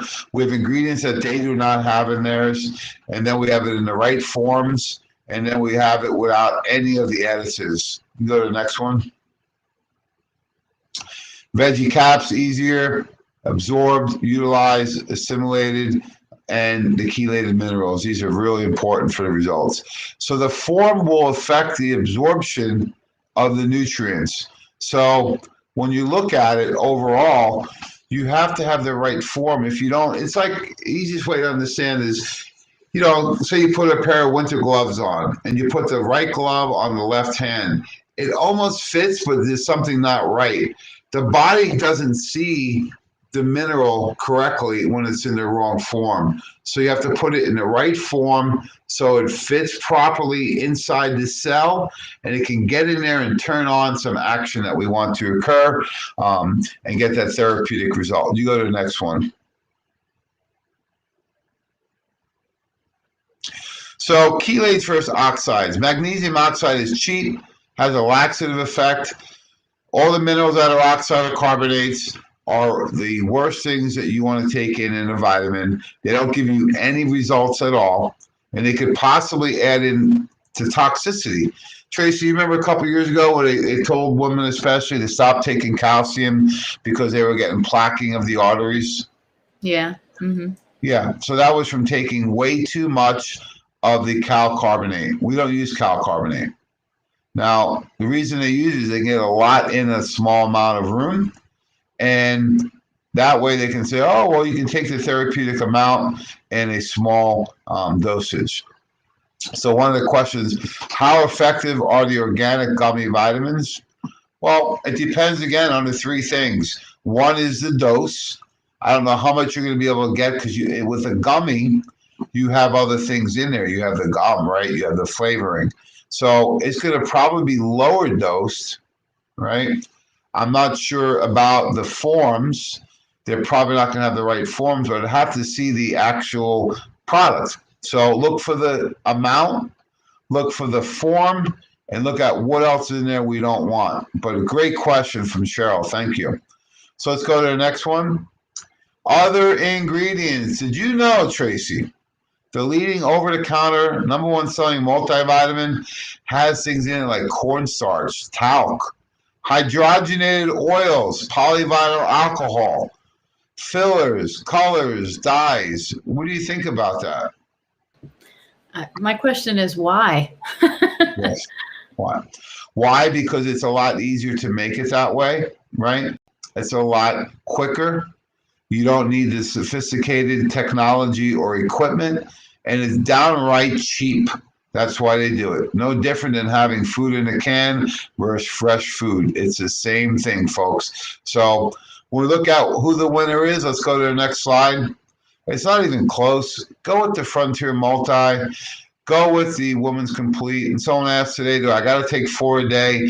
No, that's just a dosing that shows you what's in there. You can do 1 or 2 a day. I tell people vitamins, some of them are water soluble. So if possible, you should try and take them twice a day. In a perfect world, you would do 1 or 2 with breakfast, 1 or 2 with dinner. However, if you only take it once a day, it's fine. Don't think the 1 a day, quote unquote, is better for you or stronger. It's just a marketing to say 1 a day. You can do 1 a day, the Frontier Multi or the Woman's Complete. All right, let's fast forward. The other thing we did is we updated it with the quadrifoliate, the active folic acid, red beet powder for circulation. Lutamax was the award winner for Nutrient of the Year 2 years ago. We put that in there. Great for blue lights, right? So the blue light study, it actually protects the eyes. It helps with headaches. It helps with better calmness and sleep. This is all in a multivitamin. Albion Minerals, we do a therapeutic dose of vitamin D. And have you seen any other multivitamins with CoQ10 in them? No, but it's super important, and I think it's a forgotten nutrient. So we need to bring it back. Yeah, so this is all your foundation. The idea of a vitamin should have a little bit of a lot of nutrients to be the foundation of your house. We can always add in minerals on top or B vitamins or CoQ10 or other nutrients, but you need a good foundation. You either get it through the Power Cleanse, Frontier Multi, or Woman's Complete. The great thing is I'm doing the Power Cleanse now, so I cut back on my multivitamin because I'm getting it in the Power Cleanse. So if you want to drink it or you want to swallow it, you have your options now. Can you go to the next one? So the benefits, as we talked about, suboptimal levels versus deficiencies. You need a therapeutic dose, folks. You need the higher amounts to get the therapeutic dose. This is straight out of the American Medical Association's journal, all the way back 20 years ago, and it has not gotten any better since then. It's probably gotten a lot worse. So I want to transition a little bit to fish oil. So we go to the next slide. Fish oil is a essential fatty acid. All your cells are membrane. If we go back to 7th grade, we had to draw the cell. The cell membrane is all made of fatty acid. And when it's got the right amounts of omega-3s in it, the key is that that's going to help the cell live a lot better. Is it either or, as in Frontier Multi or Woman's Complete? Yeah, you don't need to do both. The Woman's Complete is strong enough for a man, but made for a woman. I actually used it for a little bit. I loved it. You can do Frontier Multi or Woman's Complete. The Woman's Complete has the probiotics in it. The Frontier Multi does not. So the Woman's Complete is the new form for any female from menstruation all the way through menopause. So we're looking at the essential fatty acid. They're involved in so many different things because every cell is made of fat. And when your cells are depleted of essential fatty acids, they go from a grape to more of a raisin. That's the aging process. Your cells actually get harder, stickier, and dehydrated. And we can actually see that doing the bioimpedance analysis testing. So they're important for all your brain function, your body structure, your heart, your hormonal system, your immune system. Essential fats, that's why they're called essential. You need to take them in every day. If we go to the next slide, they actually will improve a couple of main things. One is they reduce inflammation, and two, JAMA published a study in 1995 showing if you do at least 1 gram a day, that's 1,000 milligrams of EPA and DHA, you get that in one soft gel from Omega-3D by Nutritional Frontiers, or 1 teaspoon. If you do that for 3 months, you would reduce your risk of cardiovascular event by 90%. So folks, we all need to change our oil just like we do in the car. You need to change it in your body. There is no shortage of fish oils on the market. However, when we go to the next slide, Tracy, let's look at this. It says fish oil 1000. So when you see that, what do you think, Tracy? I think I'm getting a lot of fish oil per capsule. Wow, 1,000. I can take one a day, right? This is awesome. I get a big container from Kirkland, and it's only $10, right? And now I go through the presentation on reading labels, and I know it's not the fish oil. It's the EPA and DHA I want to look at. And it says 250 milligrams. Now, I'm a math major. That's 25%. So if the EPA and DHA is 25%, what's the other 75%? It's a great question. I'm gonna guess something unhealthy. Yeah, pro-inflammatory oils. Do not buy fish oils that are 25% EPA and DHA. Do not buy them, folks. You're better off taking nothing. If we go to the next slide, I'll show you a 90% fish oil. This is actually Nutritional Frontiers soft gel. Look at the EPA and DHA in this one, right? 1,800 milligrams, that's per 2. So it's 900 milligrams per one. The other one was 250. This is almost 4 times the amount, right? So not only that, you're getting in a TG form. That is the preferred natural form of the fish oil.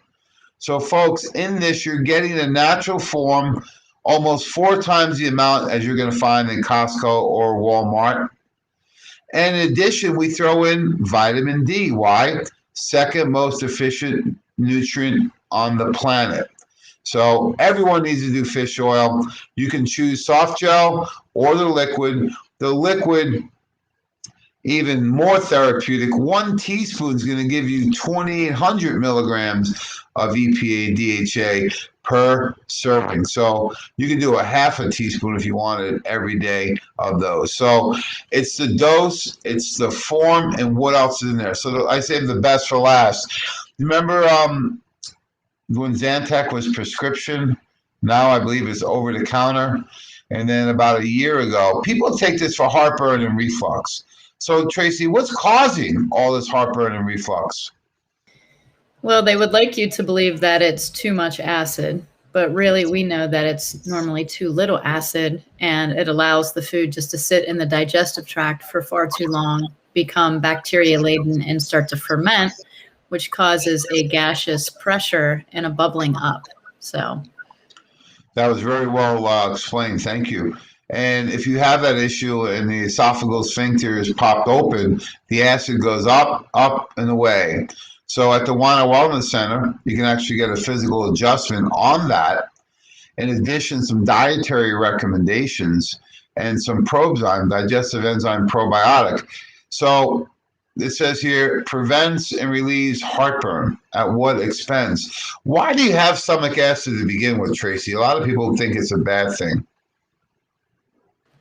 Yes, stomach acid is actually that acidity activates the pancreas. So your stomach has to be acid. It's also a sanitizer of food. That's what that hydrochloric acid does. It's not really a pre-digestive because that's mechanical. So what it does is it sanitizes the food you've just put into your body, and then it activates through a pH activation of acidity the pancreas to release the appropriate enzymes for the specific food that you just took in. That's a great point. So Dr. White always said it's there to digest your food, and it's the first line of defense to kill all viruses. And what do we have going on right now? A virus issue. If you go to the next slide, this was released, I think, a year or two ago, that Zantac should be pulled September 13th, 30, 2019. Walgreens, Rite Aid, CVS have moved to stop selling the heartburn medication Zantac and its generic versions after the FDA warned low levels of cancer-causing chemicals in samples of the drug. What do you say about ingesting a little bit of poison every day, Tracy? It's a lot over 30 days. It adds up really quickly, right? Yeah, right. It's like, do you want a penny a day, double it? You know, it adds up really quick.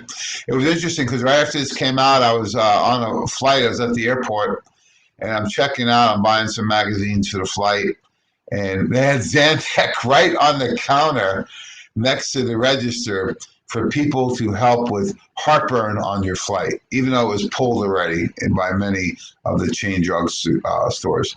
So we go to the last slide. So we have something, this is our original product. This was actually created for probiotic and enzyme. This is a natural digestive aid, safe and effective for acute relief of heartburn and reflux. Kids can take it, adults can take it. You can take it for acute relief, or you can take it for chronic usage. It's a great digestive enzyme. It helps with any heartburn, reflux, indigestion, bloating. You know, my kids have a little bellyache. They'll grab the Probzyme. If we're on vacation, you go to dinner and eat a little more, take Probzyme.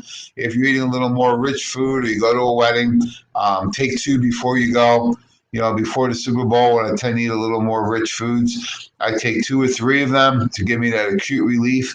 So this is great. It comes in 3 flavors, grapefruit punch and cherry.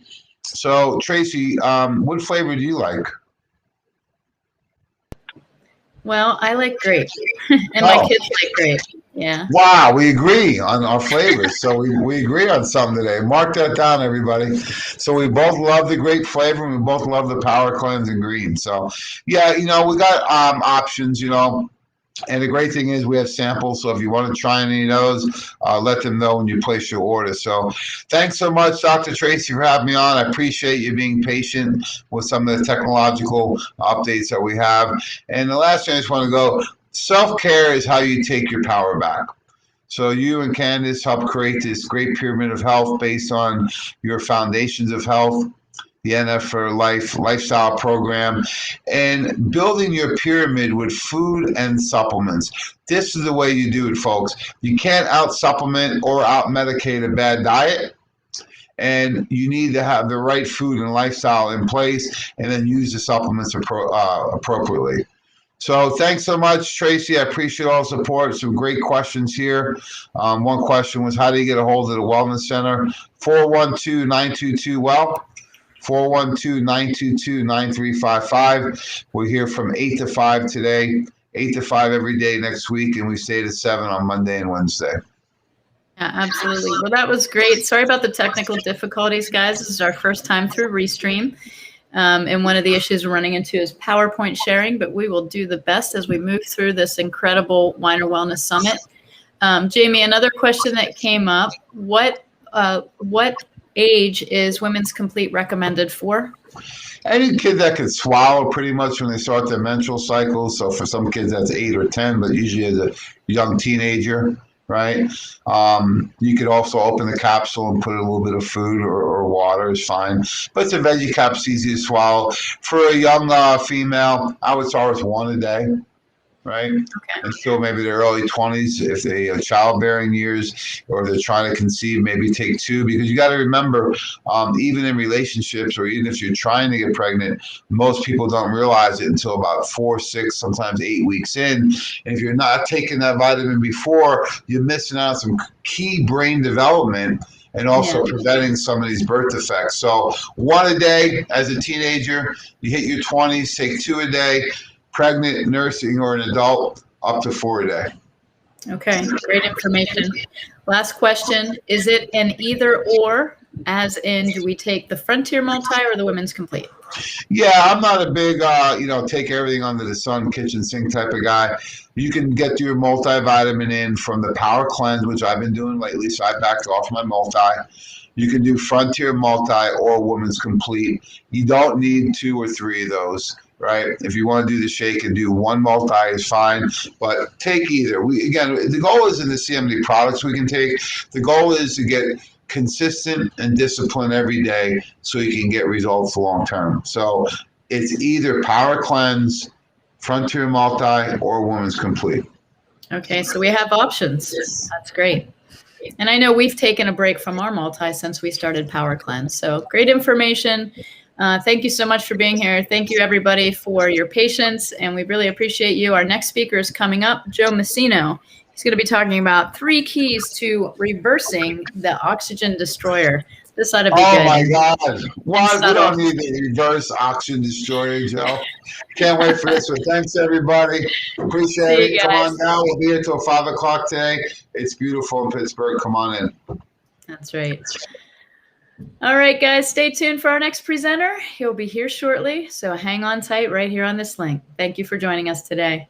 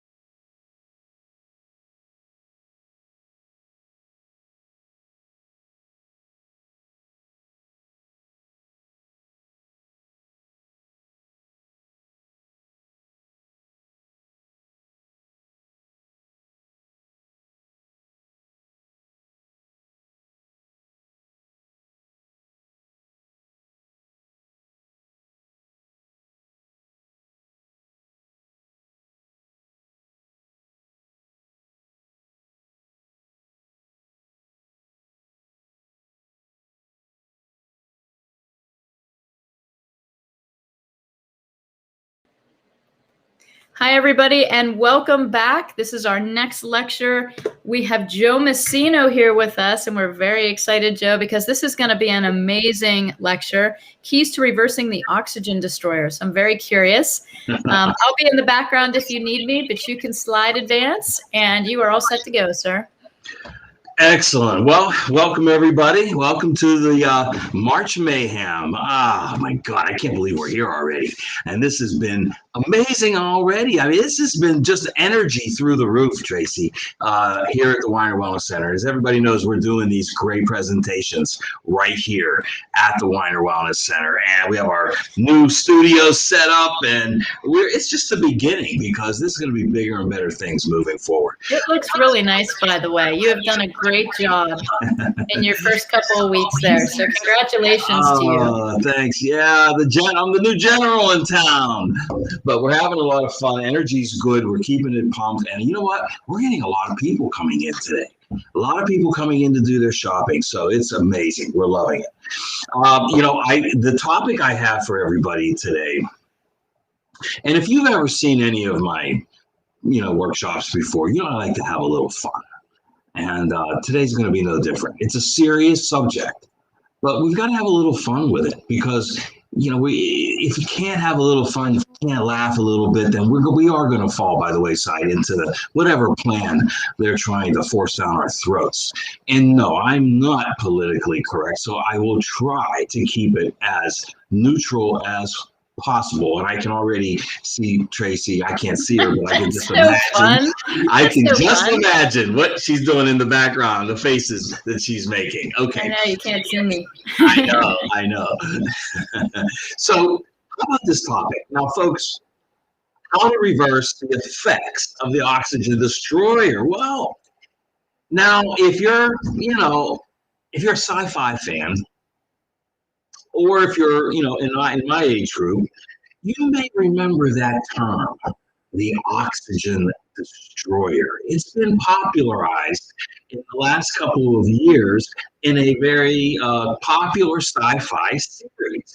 Now, it originally, came out in 1954, the oxygen destroyer did. Now that might trigger some minds think, 1954, what came out in 1954? Well, this is a picture of the original oxygen destroyer. And it was used to get rid of a threat to humanity. Can anybody guess what that threat to humanity was? I will show you this guy, okay? The big G-man himself, okay? The oxygen destroyer was there to get rid of this threat to humanity. And they brought it back again in the new versions of Godzilla, okay? I hope I'm not stepping on any trademark issues here. But, that's where I got the title, folks, because it really does apply. Now, what's today's oxygen destroyer? Well, I guess you could figure out by now, we're not trying to protect ourselves or from Godzilla. He's not here. He's only in the movies. But, folks, we have our own oxygen destroyer, and it's been encompassing our lives for the last 8 to 10 months. And it's only the final, the final step in destroying oxygen, because I'm going to show you how you've been destroying oxygen or depriving yourself of it, one way or another. It doesn't matter. We are oxygen deprived right now. Well, here is today's oxygen destroyer. You all know who this is, and this is a little exaggerated. Okay, but this lifestyle event that we are in the middle of, it doesn't seem like it's going away. I don't know. Some places it's going away. Maybe eventually there's hope at the end of the tunnel. But folks, we've been playing an active part in depriving ourselves of oxygen. Now, there's 3 things in life you can't live without, right? Everybody should know what these 3 things are. You can't live without food. You can go about 7 days. Some people say maybe a little longer. I've heard up to 30 days. I mean, there was a 40-day fast, Tracy, somewhere in that book, wasn't there? In the good book? But you can't go very long without food, folks. Now, this is a subject all in and of itself because, you know, as if you know Dr. Tracy Straub, you'll know that most people are not eating food to begin with. So they are starving themselves. They're eating food products, manufactured food products. That's another story. But just for the sake of today's argument, let's say you can go about a week without food before dire things happen. And then there's water. And that's another whole subject in and of itself, isn't it? You know, what kind of water are you drinking? But let's just say you had access to the best water and it was taken away. In about 3 days, 3 days, folks, bad things will start to happen. Bad things will start to happen, and eventually it will kill you.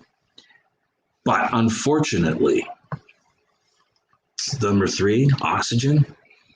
Well, 3 days for water comes down to 3 minutes for oxygen. You go without it for 3 minutes, things start to happen adversely in your body, with your brain, with your heart, with all of your organs, and all of your cells. Now, Dr. Otto Warburg, the winner of the Nobel Prize for Medicine in 1932, we know him well, and he discovered the cause of cancer. That was oxygen deprivation. He said if you deprive a cell of 35% of its oxygen for a short period of time, that cell will start to mutate. It may prematurely die, which is apoptosis. It may go into senescence, which is even worse because that means it's mutated and susceptible to foreign invaders. But we can't go long without oxygen. And what we're doing today is depriving it in the worst possible way. Alarming rates. How are some of the ways we're doing it? Now, it's not just these masks. That's the coup de grace, folks. But every single time you wear a mask, you're depriving yourself of oxygen. Do we have to sometimes? Yes. We can't get on a plane without one, right? You're in a medical facility. We're in a medical facility. We'll go by the rules.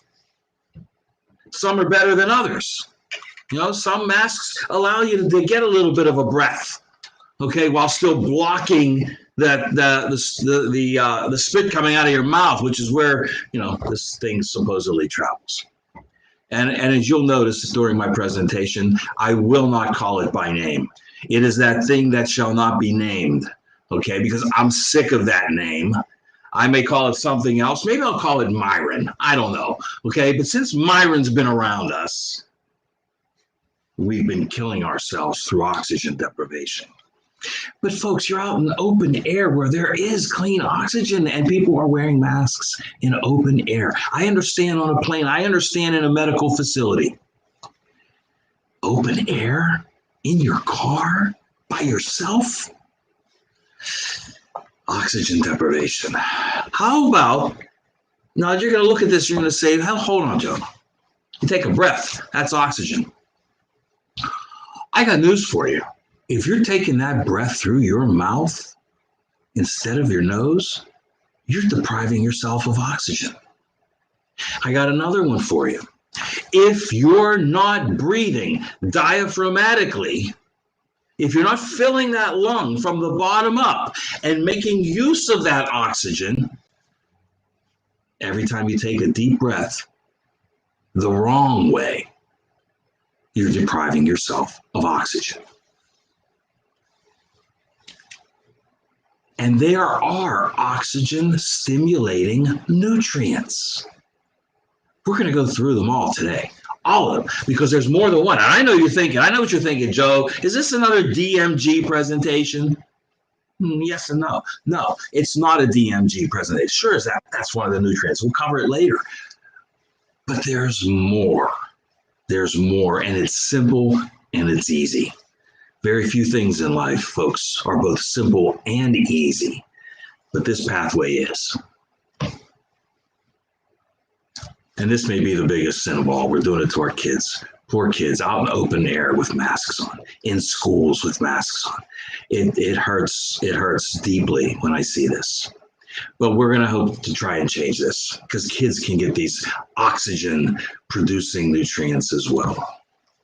Let's take a look at that breath for a second, okay? We talked about if you're not doing a breath diaphragmatically, you're hurting yourself, number one. Number two, if you're not breathing through your nose, and I'm going to cover that in more detail, but if you're not doing that, you're depriving yourself of oxygen and oxygen-related nutrients and oxygen-related combat agents against viral infections. I'll get into that more later, I promise.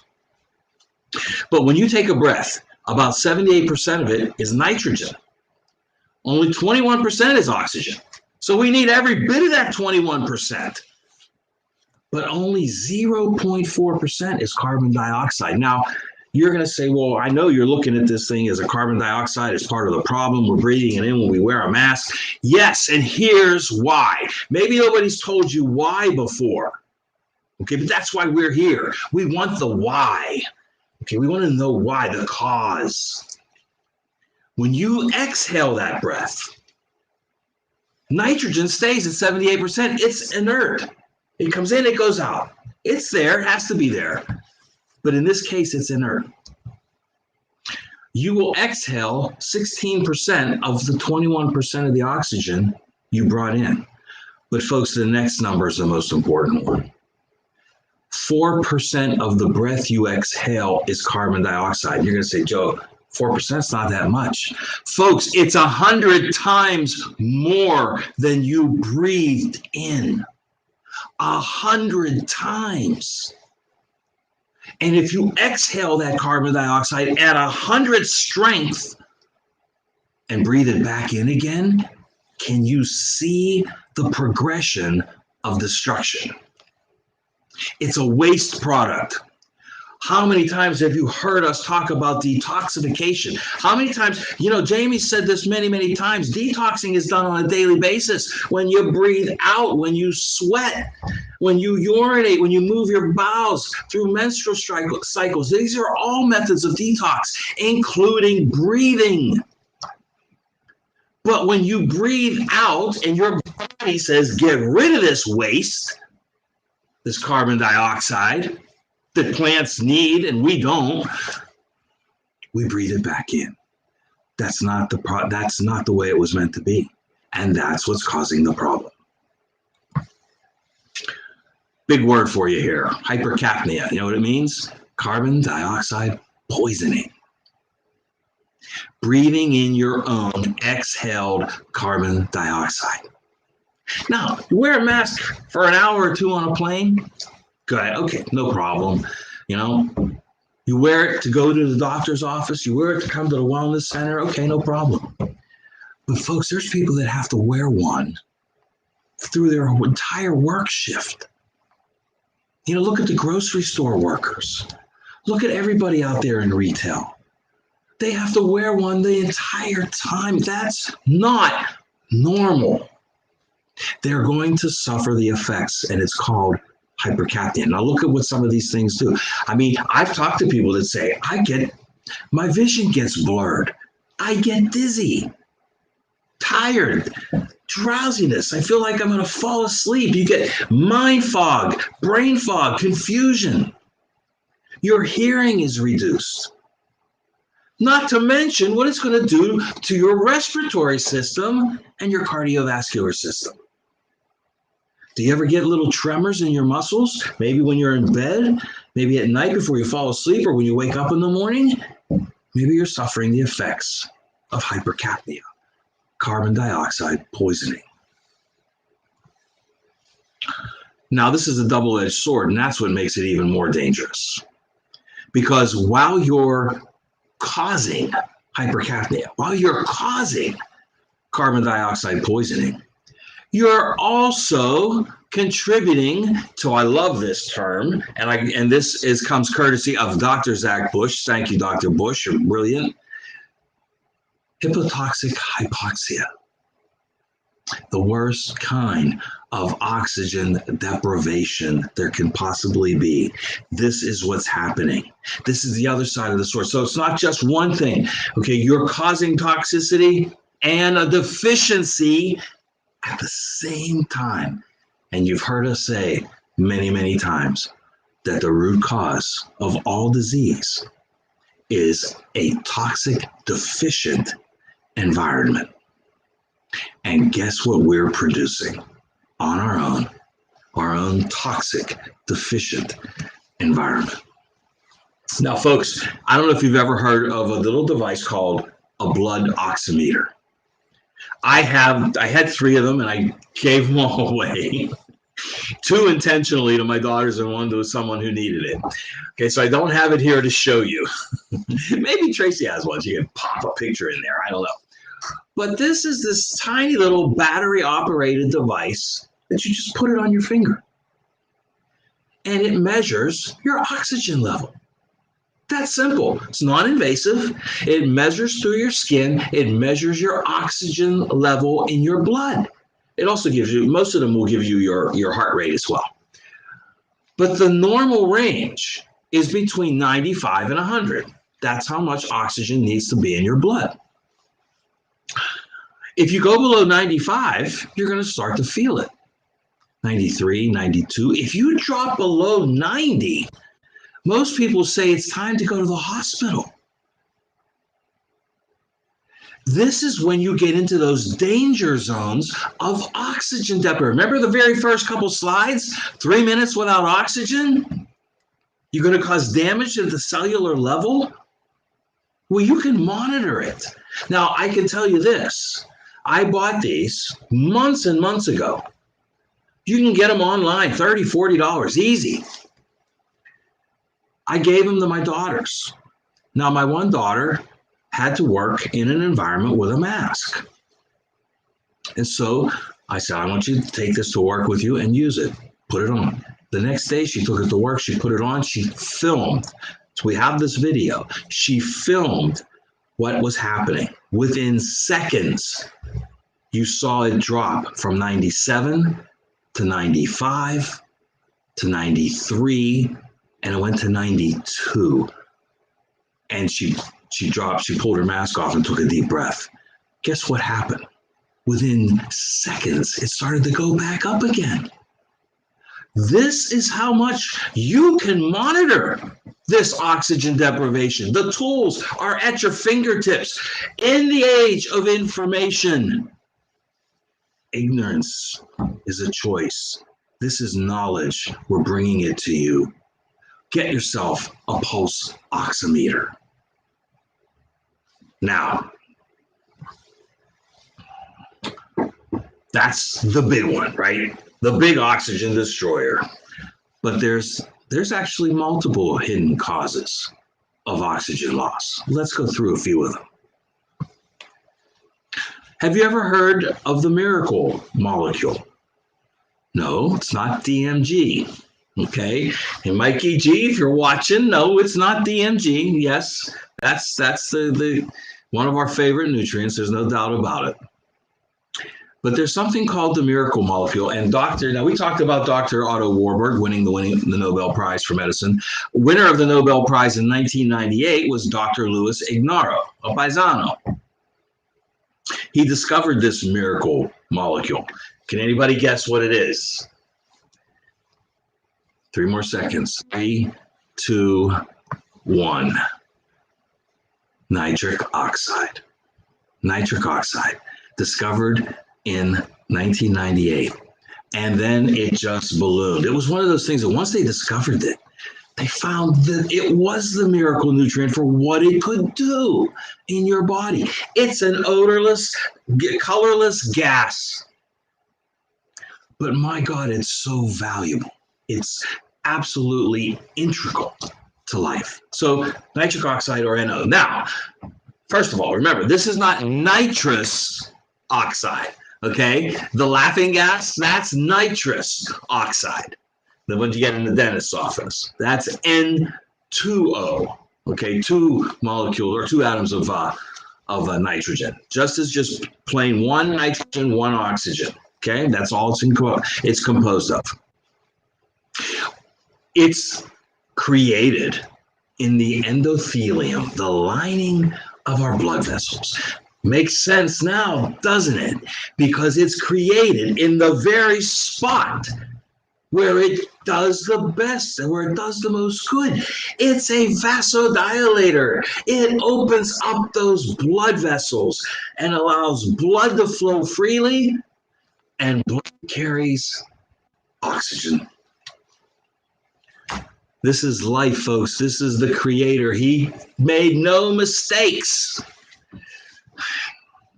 What we do is intercept it along the lines.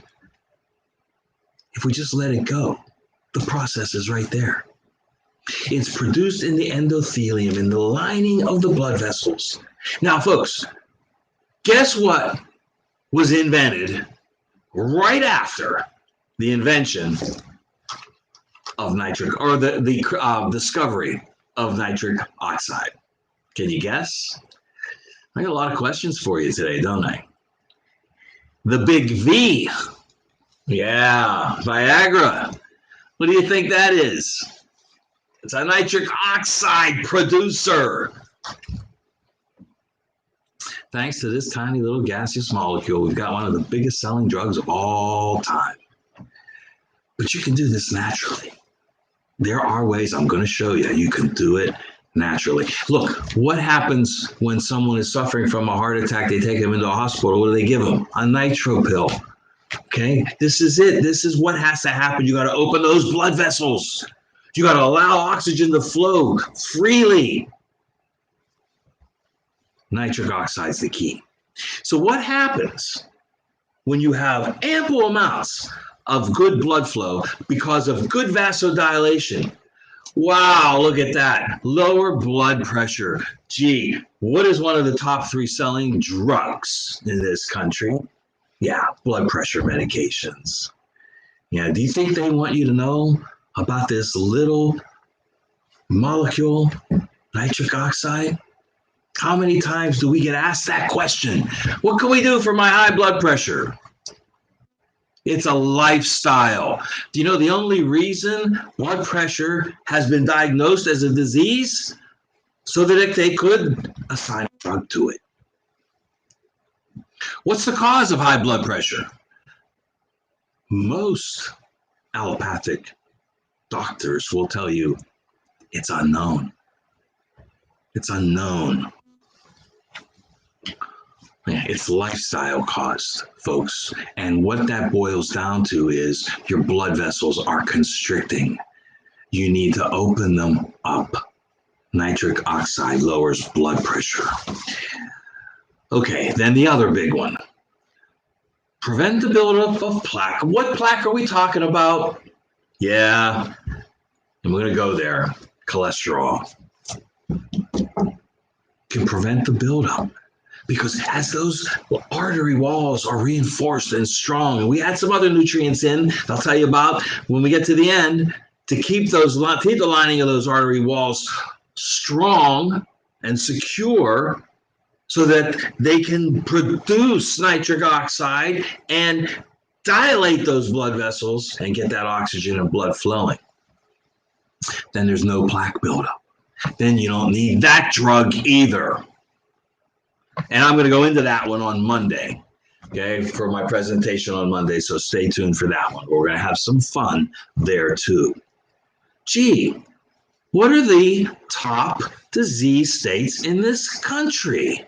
What are the biggest killers? Gee, is it heart disease? Is it stroke? Is diabetes on a meteoric rise in this country? What are the 3 main markers that put you at risk for Myron? For Mr. Wuhan. Heart disease, diabetes, and stroke. Do you see the connection? Increase blood flow. And there you have it. This is for you, Jamie. His two top topics are erectile dysfunction and vaginal dryness. So we're going to talk about the one of them right now. Erectile dysfunction.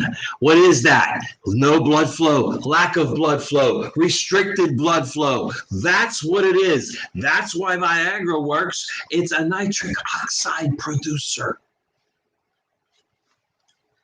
Both simple and easy, folks.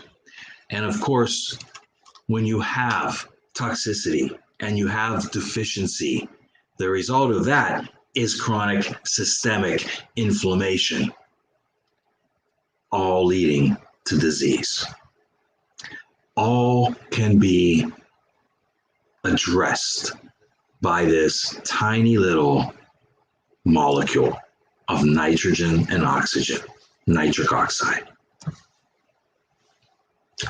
But wait, there's more. I feel like I'm selling coins on late night TV. There's more. Or an emerald oven, which I bought. It's really good, by the way. It's more important than ever now that you get ample amounts and that you produce ample amounts of nitric oxide. First of all, of course, it's about oxygen. First and foremost, it carries oxygen through the arteries. But nitric oxide, this is from Dr. Ignaro, okay, the one who won the Nobel Prize in 1998. You know what they found? They found that nitric oxide is your body's defense mechanism in your nasal passages to kill incoming invaders like viruses and bacteria. What does that mean?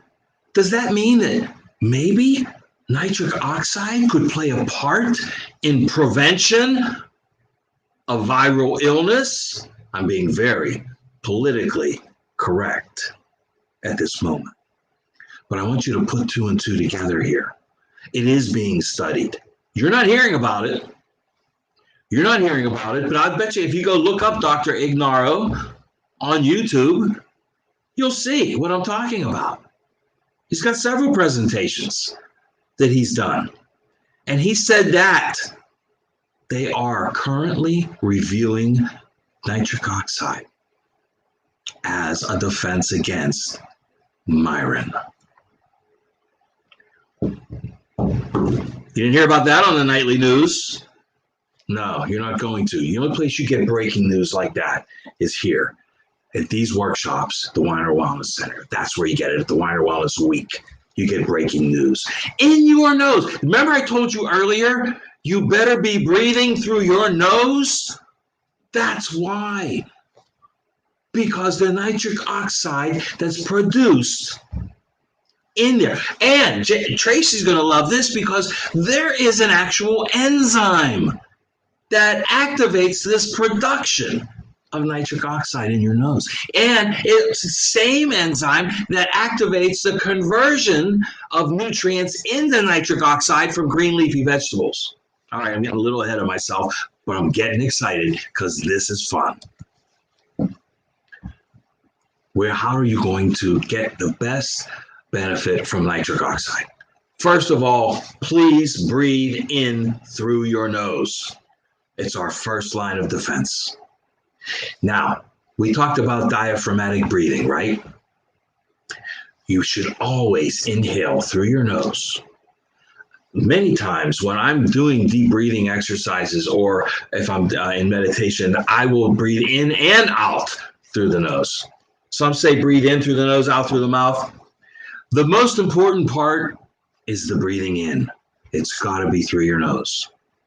If you're snoring at night and you have apnea and you're breathing through your mouth, guess what's happening? Guess why you stop breathing? Lack of oxygen. This is something I learned from Dr. Ignaro as well. If you're using a mouthwash, a commercial mouthwash right now, you've got to stop. Guess what it's killing? Nitric oxide. Do you see how we play a part in this destruction, in this deprivation of oxygen? We play a willing part, folks. Before the mask mandates, We were doing it all kinds of ways. We were destroying nitric oxide. Yeah, did you ever get one of those inhalers at the pharmacy? You know, when you have a cold? What do you think? The chemicals that you shoot up your nose? You don't need to do that. We've got a perfect solution to that here at the Weiner Wellness Center. We have the Argentin 23 Silver that you can spray up your nose. Has an applicator for it. Perfect. If you have a viral invasion that your body wasn't able, or bacterial, that your body wasn't able to get rid of because you don't have enough nitric oxide.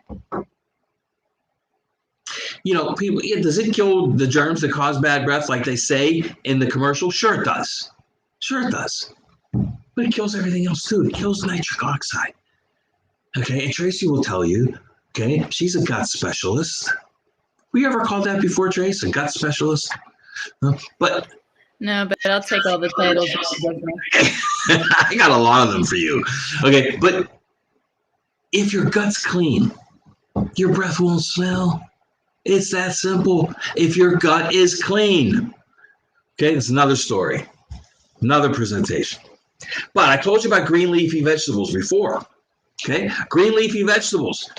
We have enzymes in our mouth that convert nitrates in the greens so that when you swallow them, it creates nitric oxide in your blood.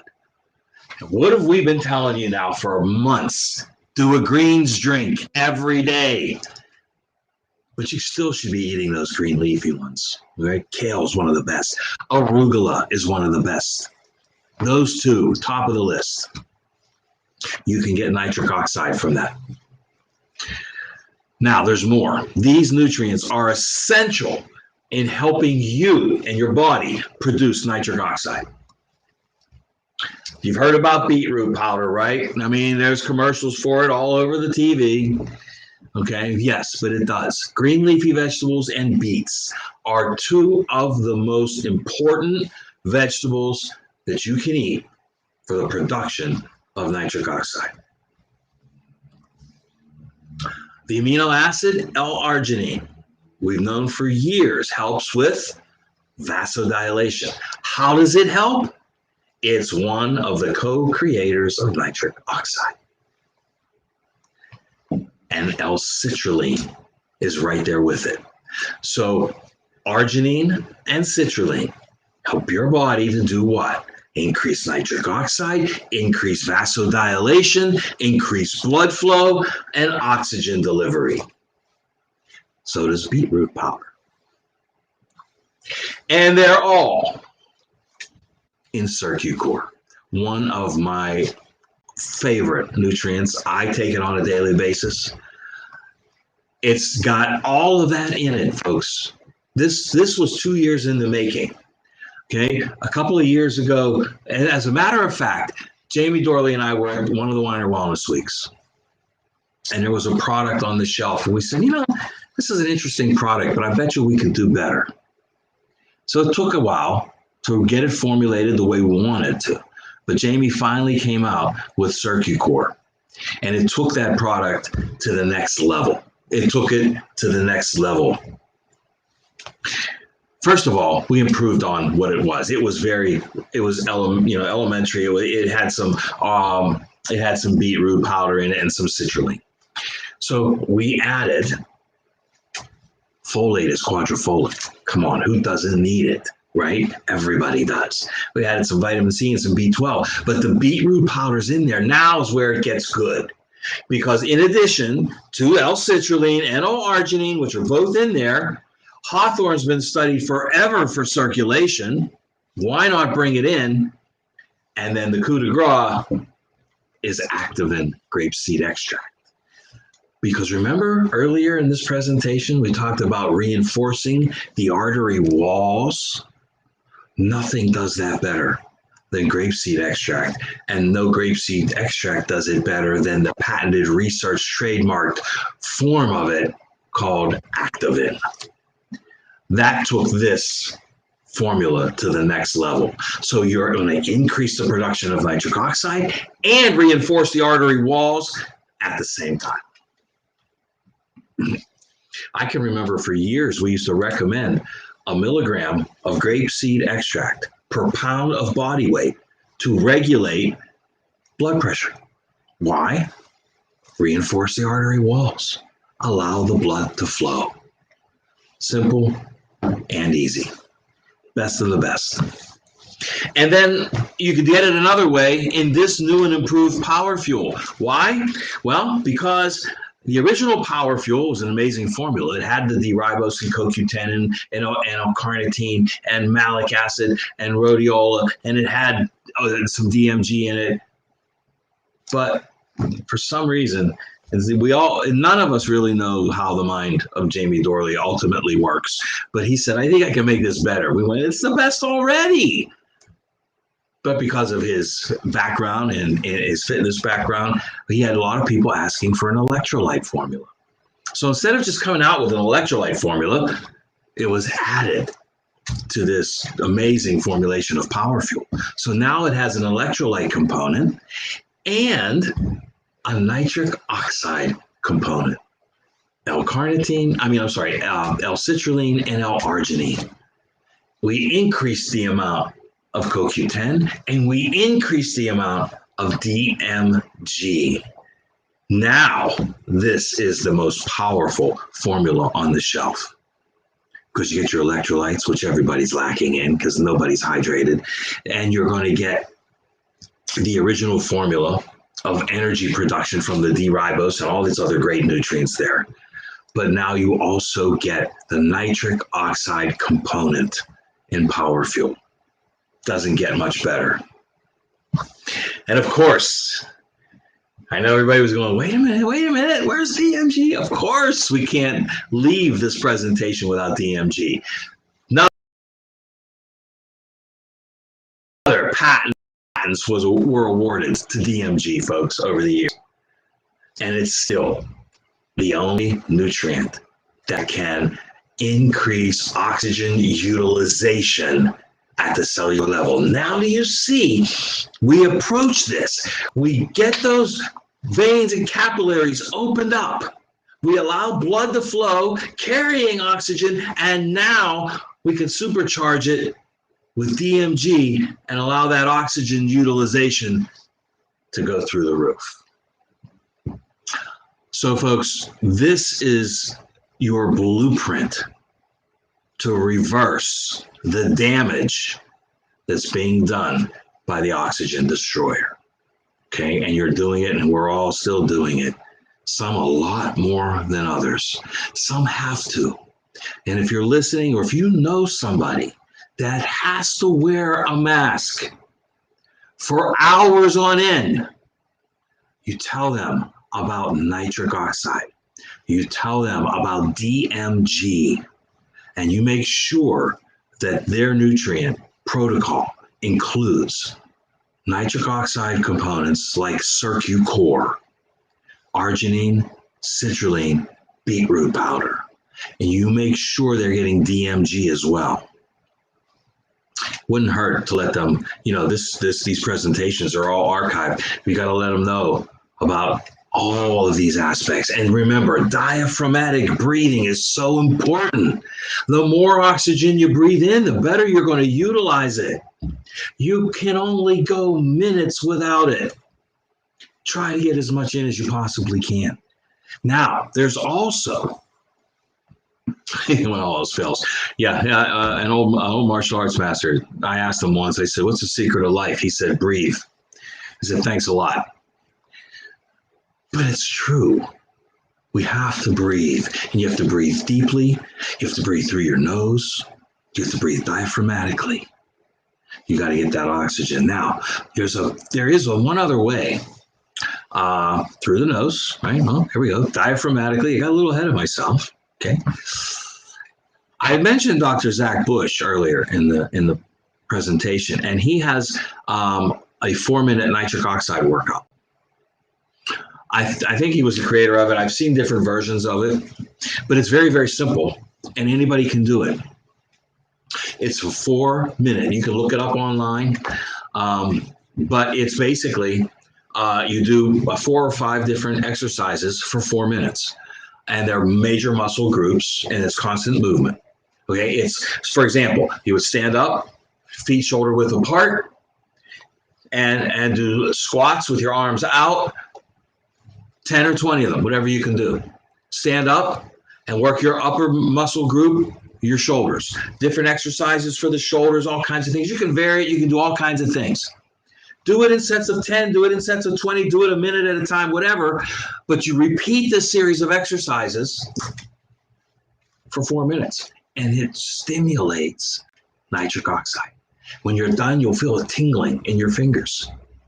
And that is where that's the proof in the pudding that you're starting to stimulate nitric oxide production in your body. So there is ways to do it. 4 minutes? Who doesn't have 4 minutes? You do it once a day, twice, 3 times a day. Build up. Start with 1 and get to 3. It's simple and it's easy, and anybody can do it. And it's going to help with your production of nitric oxide. Well, there you have it. That's how you reverse the effects of the oxygen destroyer. Do we have any questions, Trace? No, but that was awesome. Always so good, Joe. Thank you so much. There aren't any questions, just a lot of comments about, mask mandates and things of that nature. Yeah. Well, look, they're still here. I don't know what we're going to do about it. Hopefully they'll get lifted. There are things you can do. There are some masks that are better than others. Yeah. You can get ones that are better than others. So I don't know what to tell you. Is that a clear lower mask? Clear, yeah, lower, yeah, and it goes over the chin. Okay, so it blocks the mouth. Mm-hmm. Okay, you can still breathe. Yeah. Because let's face it. What are they really? What is this whole thing about? Wasn't this Myron supposed to be transmitted by spittle, sputum, whatever, droplets? Okay, so you block that, and you still get your air. Yeah, well, Judy Mikovits, who will be with us later this week, she does a silver mask. So it's colloidal silver based. Yeah, she uses that one. So not only when you're exhaling does it kill any bacteria and viruses and things like that, but it also cleanses that exhaled breath. So they're not rebreathing all that in. Nice. And she's on the same standpoint, and so am I. Like, obviously we know the science behind masks. They don't work. Right. However, if you want to exist in this world or fly right now, you have to do it. So hopefully those mandates will be lifted because the science doesn't support it. But, what's science anyway? Well, there's good science and there's bad science, right? So hopefully we're bringing in some of the good science. Well, there's all science. It's just really what they want to put up on the big screen, right? There you go. So we have check out Unmask on Amazon if you want more breathable option that still meets the requirements. Awesome. All right. Well, Joe, thank you as always. And if you guys want to order your products, how can they get in touch with the Weiner Wellness Center? Well, we're in the Weiner Wellness Week, so you can get it any number of ways. You can email your order in. info@drweiner.com. Call us 412-922-9355. 922 well. There are people ready to take your order all week. We'll ship it to you, or you can come and pick it up, or you can come here and shop. 2419 Baldwick Road, right in the heart of Pittsburgh. We want to see you this week. Well, thanks again, Joe, for everything. Guys, stay tuned because we have our next speaker coming up. Let's see who it is. Oh, it's our very own Dr. Gideon Orbach. He'll be streaming live with us. You got double Joes. Right. I do. So Dr. Orbach is up, and then we have Mike Gallagher, and Dr. Honigman will be with us today. So thank you so much, Joe. Thanks, everyone, for tuning in. Gratitude, and you will live long, healthy, and prosper. All right. God bless. All right, guys, stay with us because our next speaker is coming up, and we're so excited you're spending the day with us. You can always catch these live stream back on the replay if you can't join us live, so don't worry. They will be made available and available to you all the time. So we'll see you in a little bit, and have a great day.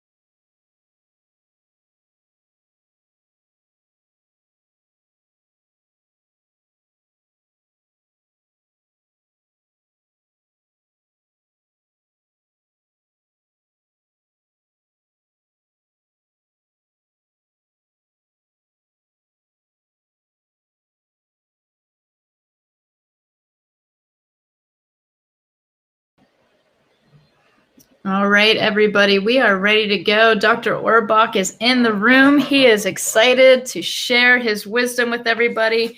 So I'm going to bring him on right now. Hi, Dr. Orbach. How's it going today at the sale? It's going great. Thanks for bringing me on.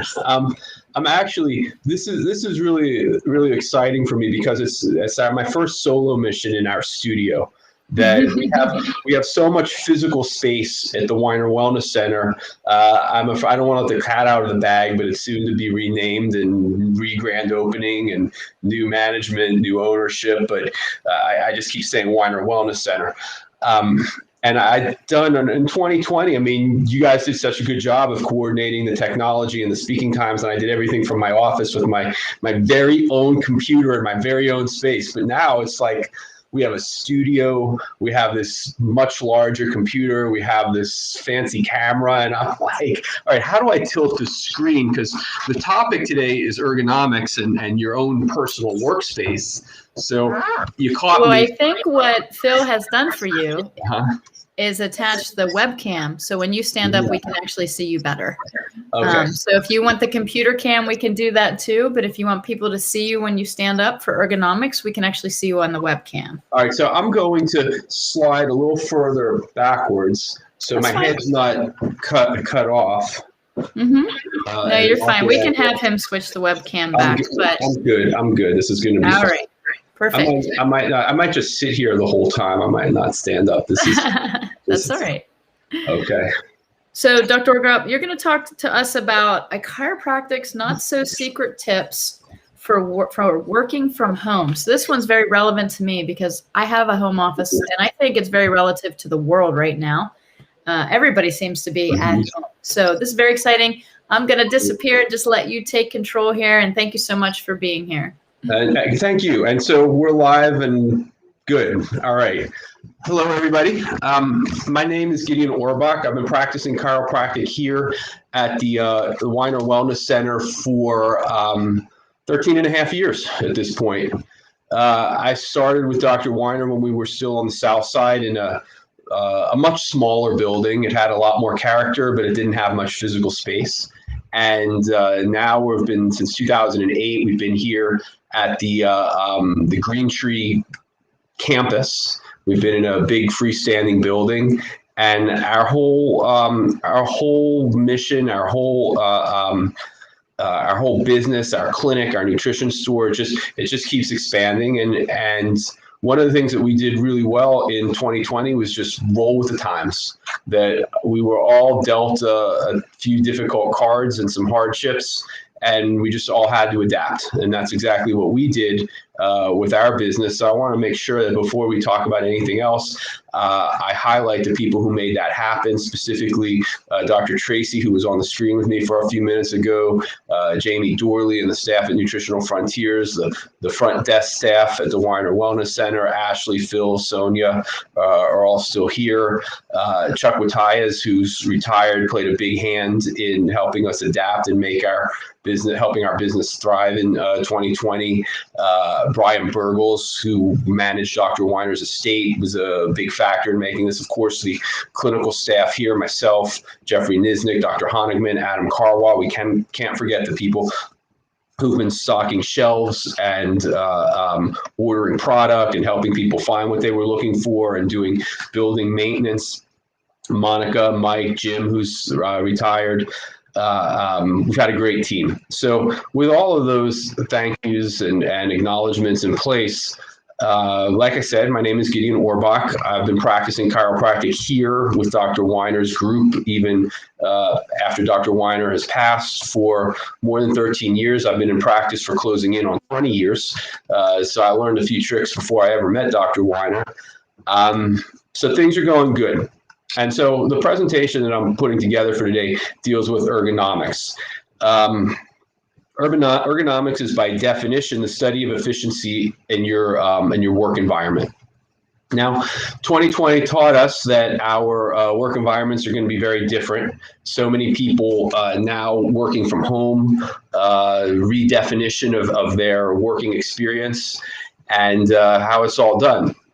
And I'm fascinated by this. I'm fascinated by how can we make this as ergonomic, as efficient as possible for people to sit comfortably in their chairs and to work in an efficient and effective manner, and at the same time not become stale or burned out or lose the social connection that once happened in the office space. And that's pretty much what I want to get at today. So when you're working at home, I have a network of chiropractors across the country. I talk to my patients. We talk about what's working for some people, what's working for other people, what's not working. So I put together a tip list that these are the things to look out for, and these are things to allow you to be able to work at home as ergonomically as possible. And we're just going to run through my bullet points, and hopefully I see that people can chat along in the box with me if you're on the Facebook Live. So if you have any questions, if you have any comments, if you have anything that you want to go over or you need me to repeat, please feel free to join in and help us turn this into a dialogue more so than a lecture. But always, always, always, we want to think about good posture. In the physical world, there's a relationship between form and function. So if something is a rock, they're an inanimate object, a blunt object. The form of the rock is basically it's like a ball or like a hammer. There are only so many things that you can use a rock for. Form and function, intimately related. Now, when we talk about human beings, what we are open biological systems. What that means is that we exchange information with our environment, and our environment feeds us, and we feed back into the environment. So our form can vary throughout our existence, and our function is going to vary. So if we want to think about our form, and we want to think about how we are going to be able to influence our environment, how we're going to be able to function optimally, the big word that comes to mind is posture.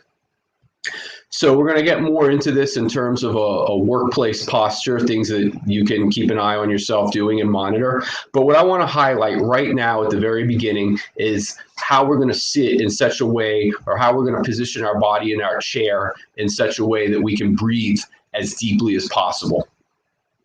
So you'll notice that I'm a little awkward here at the computer. I said at the very beginning, we're new to having this Weiner Wellness Center, World of Wellness Center studio. The camera is in one place in front of me. I'm looking at myself on the monitor. I'm looking, where would my head be? How should I be holding myself? And I feel like I'm stoop down a little bit more than I usually would in order to accommodate the camera. And that's exactly the habit that I want to help everybody break right now. So what we're going to do is, what we're going to think about is two places on our bodies. One is going to be right here where our sternum ends, the sternum being the breastbone. Coming out of the breastbone, we have our pec muscles and our rib cage attaches. So you can probably trace along and feel the cartilage where the ribs connect, little bumps. And then it abruptly ends and we feel the ribs fanning out, creating this archway where our abdomen lives. So we're interested in this point right here at the bottom of the sternum. And the other point that we're going to be interested in is going to be our belt buckle.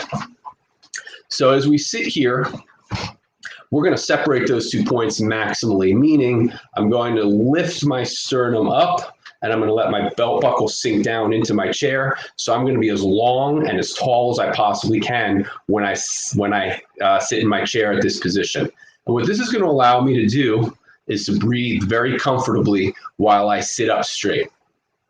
So I'd like everybody to do, if you've been with me for any of my presentations in the past, or if you've been my patient in the past, you know that something that I emphasize all the time is breathing, the ability to breathe deeply. Put yourself in the best mechanical position to breathe as deeply as your body will allow. We breathe from our diaphragms, not from our necks. So what we're going to do is we're stretching this point out as much as possible, and we're going to inhale through our nose, and we're going to take this zone of our body in our abdomen, and we're going to push it out as we inhale. You'll notice that I'm not shrugging my shoulders. My shoulders are in their natural position, on their natural plane. And as I exhale through my mouth, my abdomen is going to sink back in. So I'm tall in my abdomen, I'm long. I'm going to inhale through my nose. I'm going to hold this for 1,001, 1,002. I'm going to hold it again. And now I'm going to blow out slowly but forcefully through my mouth. Let's do one more deep breath together. Big breath in. Through our nose, we're not shrugging our shoulders up here. We're keeping our shoulders where they belong. Hold and blow out through your mouths.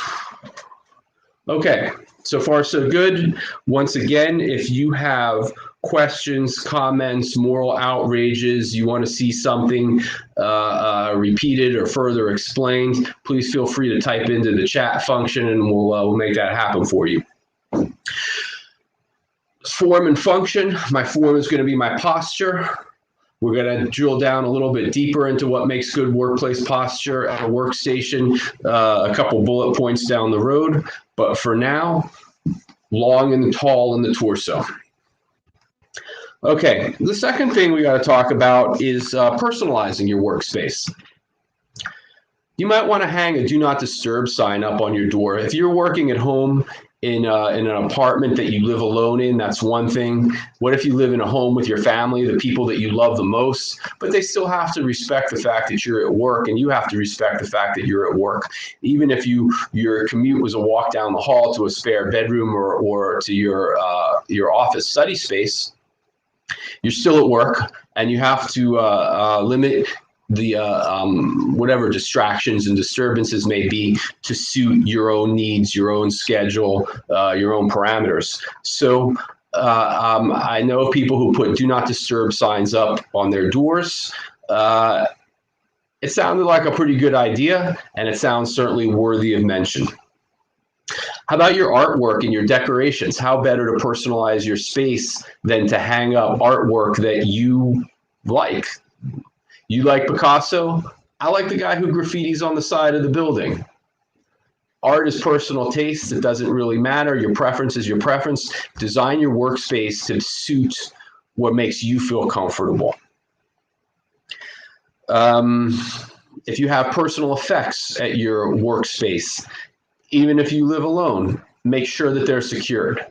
That you certainly don't want a visitor or somebody who doesn't do your work for you having access to your technology, your documents, your notes, whatever it is that you have that you're working with.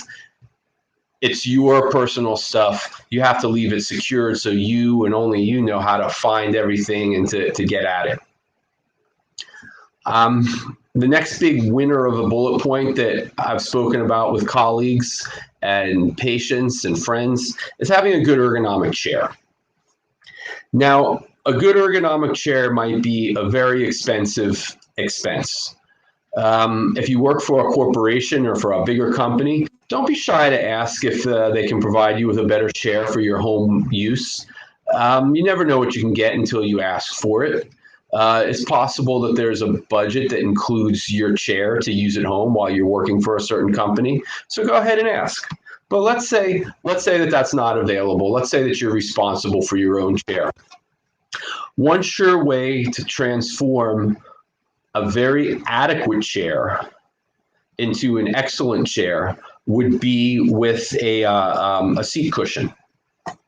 Now, if you go to, for example, a place like AutoZone or the automotive section at Walmart or Target or any of these big box stores, you can find these seat cushions that are meant for the driver's seat of the car. Now, the people who know me the longest know that my first car was a 1987 Volkswagen Jetta, purchased in 1992. And the highlight of that car were the beaded seat cushions. If you can flash back to 1992, beaded seat cushions were not really that abnormal. They were so comfortable to sit on. It was almost like they hit reflexology points. And I don't remember what they cost, but I remember those seat cushions being worth every penny that I paid for. And occasionally, my brother will come to visit and go for a ride with me, and he will say, life was better on a beaded seat cushion. So I say that with an element of a little bit of humor and a little bit of sarcasm and maybe even a little bit of nostalgia. But for a very fraction of whatever price the chair might be, you might be able to find a seat cushion that is just ideal for you, ideal for your personal contours, your personal body contours and mechanics that will turn any adequate chair into a winner. So keep that in mind. Now, when you're sitting, you're adding 40 to 90% more load on the discs of your spine. If you look at the configuration of the vertebra, the spinal column, the discs are in the front of the spine. So if you're sitting, you're compressing your discs. If you're leaning further forward, you're compressing your discs even more so than if you're sitting up straight and tall. Remember, we're tall in this section of our bodies where our sternum ends and our belt buckle. So we're going to sit up straight here, and we're going to take as much work off of our spinal discs as possible this way. To that end, we certainly don't want to be sitting for hours and hours upon hours of straight time. We probably want to get up and we want to move around and we want to get our bodies in motion. So to that end, a sit-stand desk might suit you very well. A sit-stand desk is basically spring-loaded, or it has a heavy-duty telescopic quality to it. So you can have the desk down low when you're sitting, you can telescope it up, and you can have the exact same desk at a higher elevation so that you can stand and do the same work. The sit-stand desk will enable you to stand up and take so much of that workload and so much of that extra tension off of the spinal discs that we talked about a moment ago. Next big important point is your light source. If you work in a room with a window, you want to make sure that you're conscious of where your morning light is, where your afternoon or evening light might be, your nighttime light. And you want to make sure not to have your computer set up in such a way that the light source, whether it's the natural light sun or whether it's your camera or your lamp, you don't want to have a glare on the screen.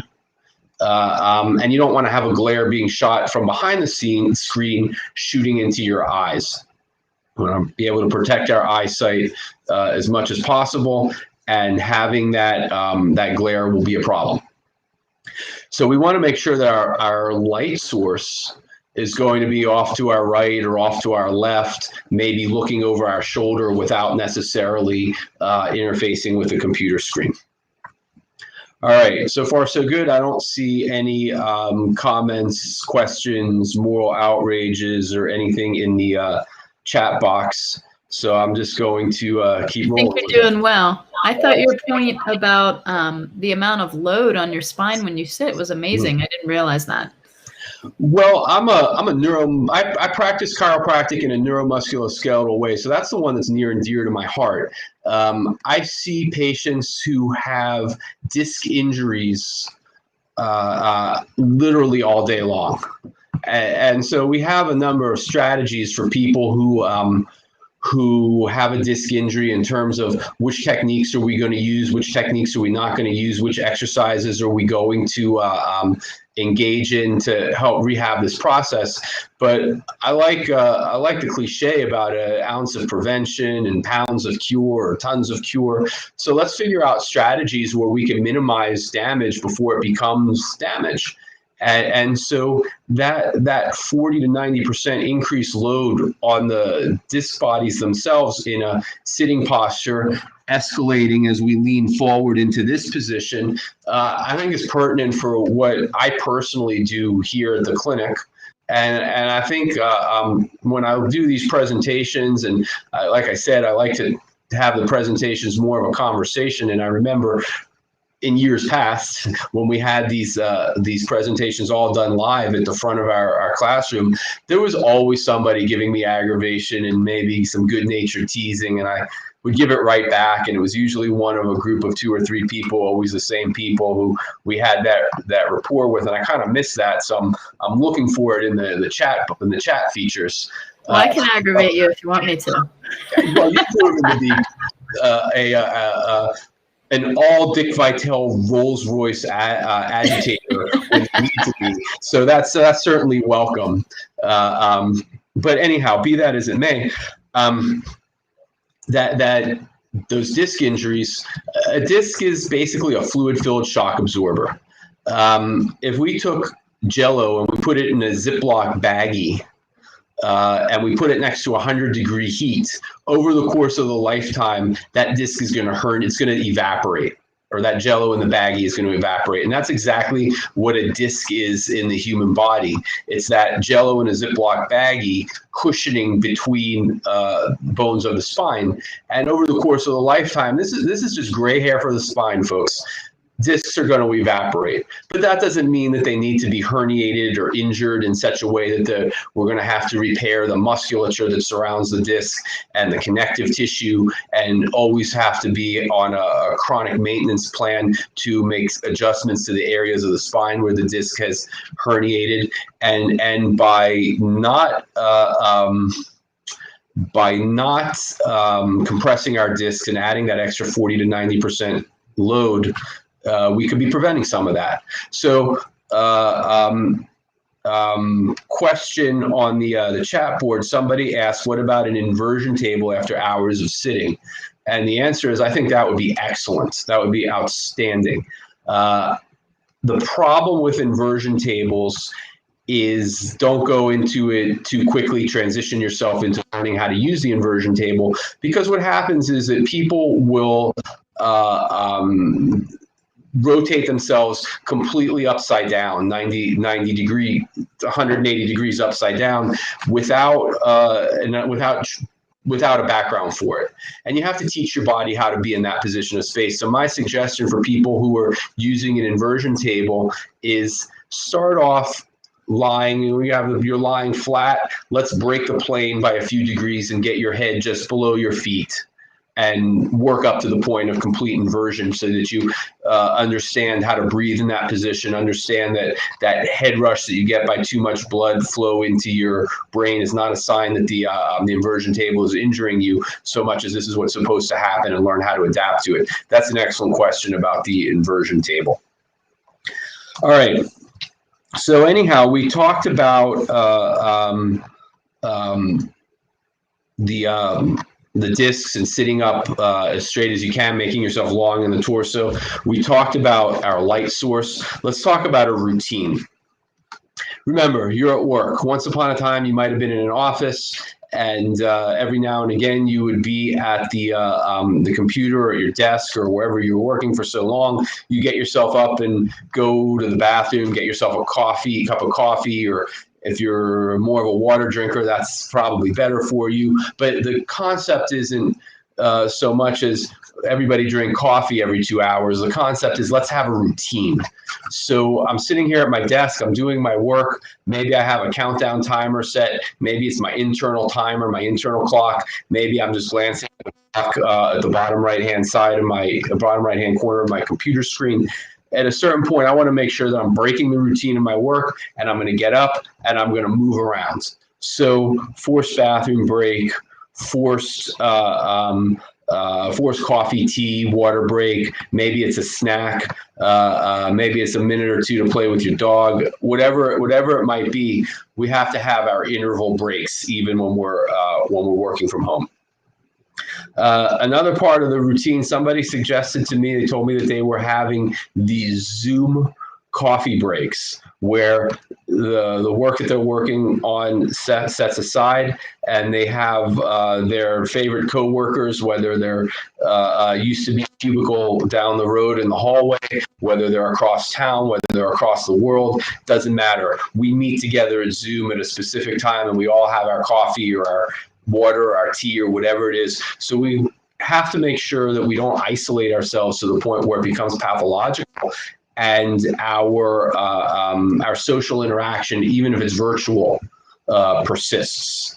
Got to take these time outs to interact with other people, and the regular interval breaks to go to a Zoom or virtual meeting and meet with your people is so critically important. Another group of people told me that they have a team of, I think they're up to like 10 or 12 people now in their circle. And once again, everybody, these aren't necessarily coworkers so much as they're groups of friends. They could be anywhere in the world, and they all have an assigned time where at that time they send a group text, and that group text is either a funny meme or I guess a joke that's appropriate for their circle of friends. And everybody knows that on the hour or on the half hour or whenever it is, their phone is going to go off and somebody in their circle has texted something to make the group laugh. And they're going to be responsible for whatever time during the day or whatever time during the week. You got to send something funny to the group. So I thought that was an excellent suggestion.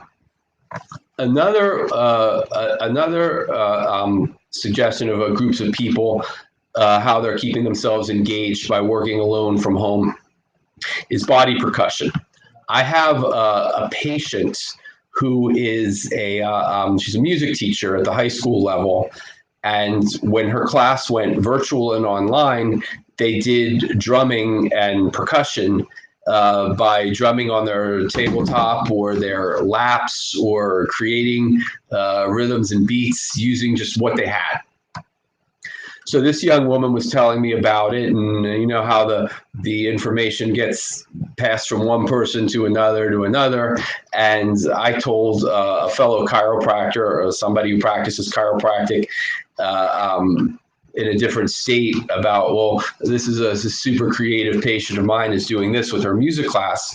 And a few days later, this particular chiropractor gets back and tells me that, well, now I have patients who started a garage band based on body percussion, and they take timeouts from work in order to jam together by slapping their laps and their desks. So I thought that was super creative on my patient's part, and somewhere the greatest form of compliment, the greatest flattery is imitation. So I hope this particular young woman is listening in right now, and I hope she feels flattered for being the genesis of a great idea that is going hopefully national.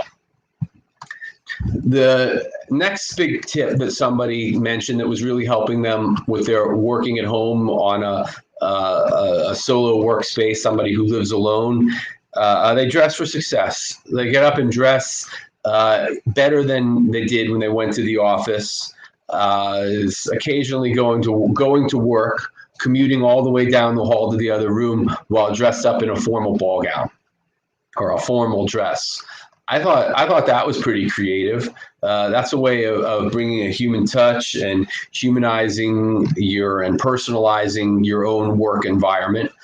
So we're dressing for success. I remember when I was a much younger pup, and we were talking about going for job interviews, and the expression was, "Don't dress for the job that you have, dress for the job that you want."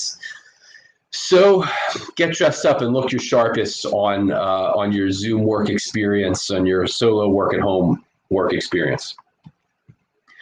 All right. The next point that I want to bring out is another one of my absolute favorites that is personalized for me, and this is where we're going to talk more about exercise and more about the things that you do in the middle of the workday to keep your body moving. So let's do this together again. We're going to make ourselves long in the torso, and we're going to take our shoulders and just let them fall into their natural place. And we're going to take a couple more deep breaths in through our nose, feeling this section of our body expand. And we're going to hold it, and we're going to hold it, and we're going to hold it some more, and blow out through your mouths. So we're all conscious of where our belt buckle is if we're wearing a belt, or where it would be if we were wearing a belt, but we're not. So if you could imagine your belt wrapping around behind your back, what I want you to do is think about your shoulder blades, your scapula bones, your wings. in your back, and we're gonna squeeze them together, not to the point where it's a tight, painful exercise squeeze, so much as we have light control of them and they're not flared out. So our shoulder blades are squeezed, and we're gonna try and touch our shoulder blades to our belts. Physiologically impossible, but that's the visual that I want you all to have for a moment. And what we're going to do is we're rotating our shoulder blades a little bit backwards and a little bit down, and that's going to take our chest and bring it up like so. We're making our torso long. We're holding our shoulder blades in that same position, and I want you to all inhale through your noses. And we're going to hold it and hold it and hold it and blow out through your mouths. And if you're sitting in this position, you should almost feel like your spine is opening up this way in the front. We're creating an open wedge in the front and closing it down in the back of the spine. And we talked about that position where we're sitting and there's so much more pressure, 40 to 90% increase of pressure put on the discs because we're sitting, even more because we're leaning forward. And now we're coming out of that leaning forward position and we're actually bringing our shoulder blades backwards, opening up place to take pressure off of our discs. So once again, big deep breath into your nose. We're holding, we're holding, we're holding. We're going to hold some more and blow out through your mouths. One more deep breath. And hold again, hold some more, and blow out through your mouth. Now, what's happening here? We're absolutely reinforcing good posture. And by good posture, let's come back to that form and function that we talked about at the very, very beginning of this conversation, where we're trying to make our body as much integrity as possible in terms of sitting up straight and tall. We're opening up our spine. We're engaging our diaphragms to allow us to breathe as deeply as possible from here, not from this group of muscle. This group of muscle up here in the front of our neck, at the top of our chest. They're called our accessory muscles of respiration. And what happens is, if we breathe shallow, these guys act as a pulley system, lifting up our rib cage, creating this movement rather than here to generate our deep breathing.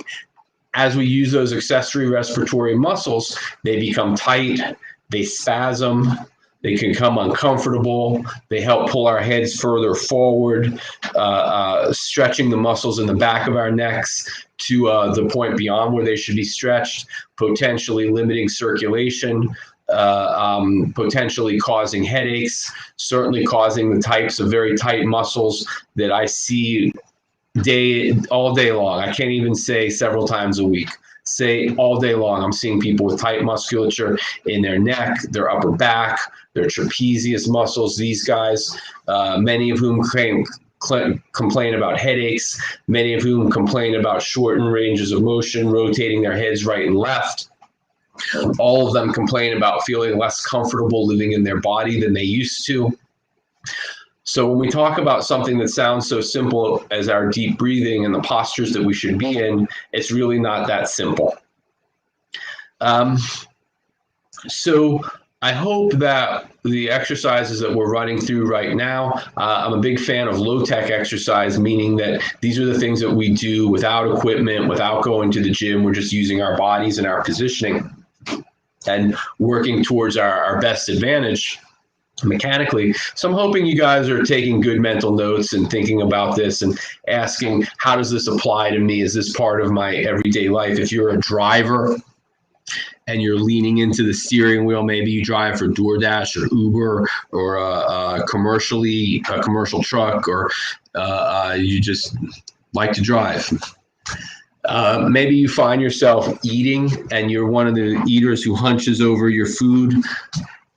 It's the same posture. It's a different environment, but it's the same as working at your desk. So we're really working on bringing our shoulders down and in, and at the same time lifting up our torso from here and breathing deeply.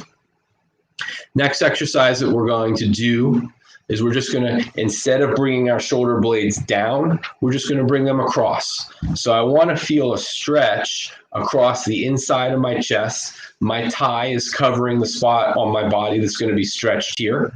And I'm going to feel tension or muscular contraction.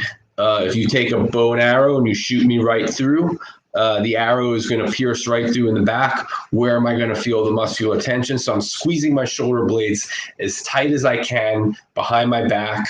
I'm going to hold this for 1,001, 1,002. Just because I can't move my shoulder blades any further doesn't mean I can't squeeze them a little bit harder, and relax. Let's do that one more time. Big squeeze of the shoulder blades, holding it tight in the back, big stretch in the front, meaning that my pecs and my accessory muscles of respiration are getting less workload to hold myself up. They're elongating, not compressing, and relax. So you should be able to do those two exercises without leaving your chair. The idea is to be as functional as possible. The idea is to be as low tech as possible and still accomplish the maximum. Let's think about one more exercise that can be done at our workstation in our chair without even getting up. And I'm going to illustrate using my hands, but what I'm really doing is doing this drill with my feet. So I have my feet, or my hands, my feet are flat on the ground and they're facing cardinal direction, 12 o'clock. I don't want to allow my either foot to rotate out or to deviate. We're going 12 o'clock forward, toes are on the same line, the same plane facing forward. My right foot, or in this case, my right hand, I'm up on my tiptoes, and my left side, I'm up on my heel, as maximally stretched as I possibly can.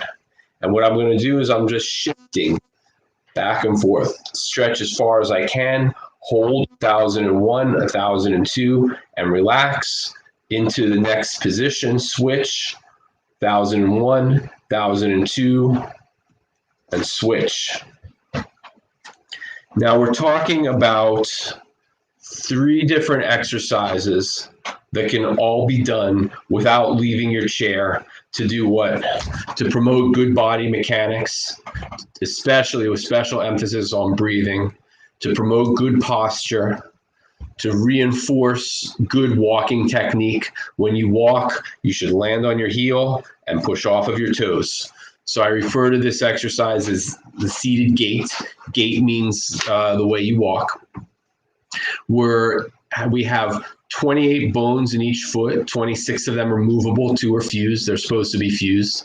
And if we have our feet, our toes are facing 12 o'clock and we're straight on forward, moving on this straight line plane without deviation, and we're maximally moving our foot through the whole range of motion, we're getting increasing range of motion at all 26 of the movable bones in our foot.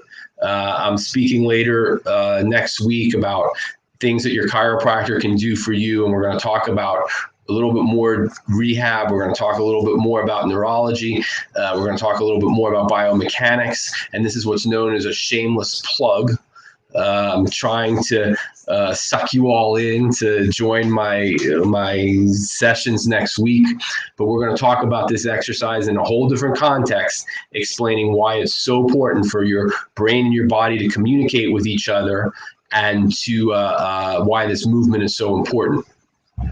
For the purposes of what are we getting at here while sitting at our desks, we certainly don't want to have our circulation lagging. We certainly don't want our blood to pool in our feet and start to create that inflamed, tired, characteristic lymphatic drainage isn't happening that occurs with sitting.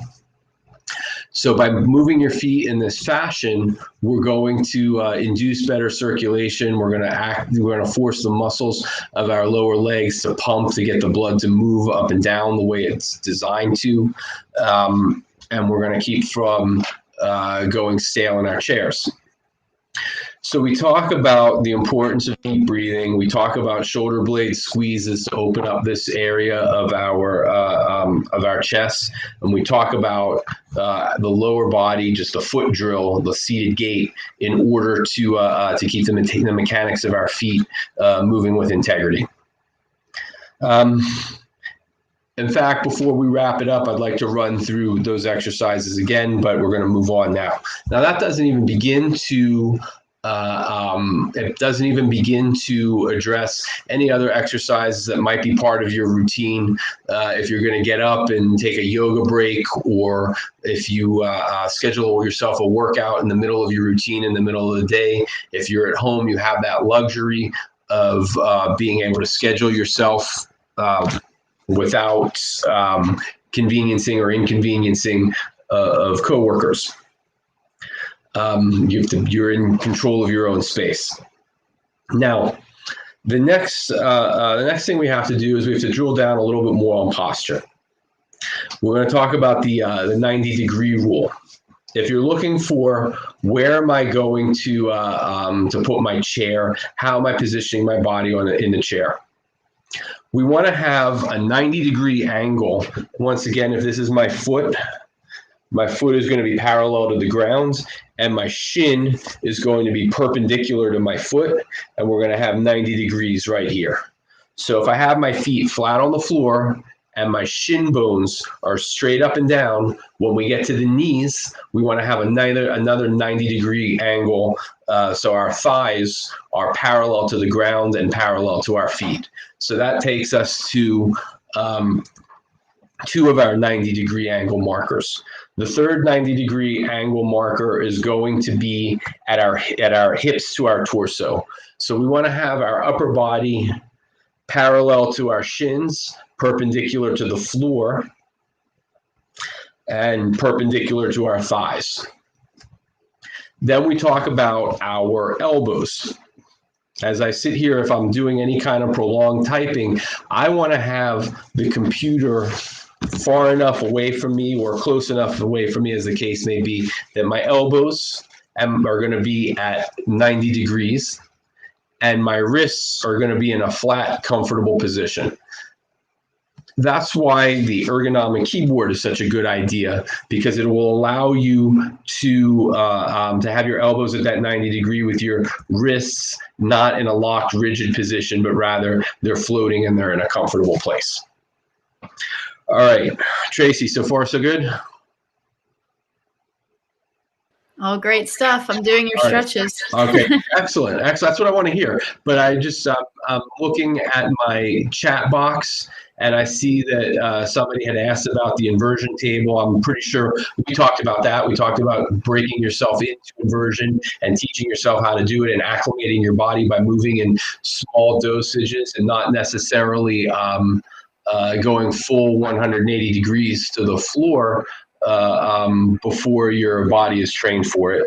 Some of the things that I noticed, Dr. Orbach, as I'm doing this stuff is I'm definitely tighter on one side than the other.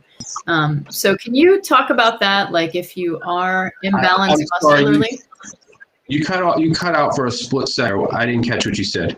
I said, I have noticed as I'm doing these exercises that I'm imbalanced, like I'm tighter on one side than the other. Can you talk about muscular imbalances and how they may lead to issues with the bones? Sure.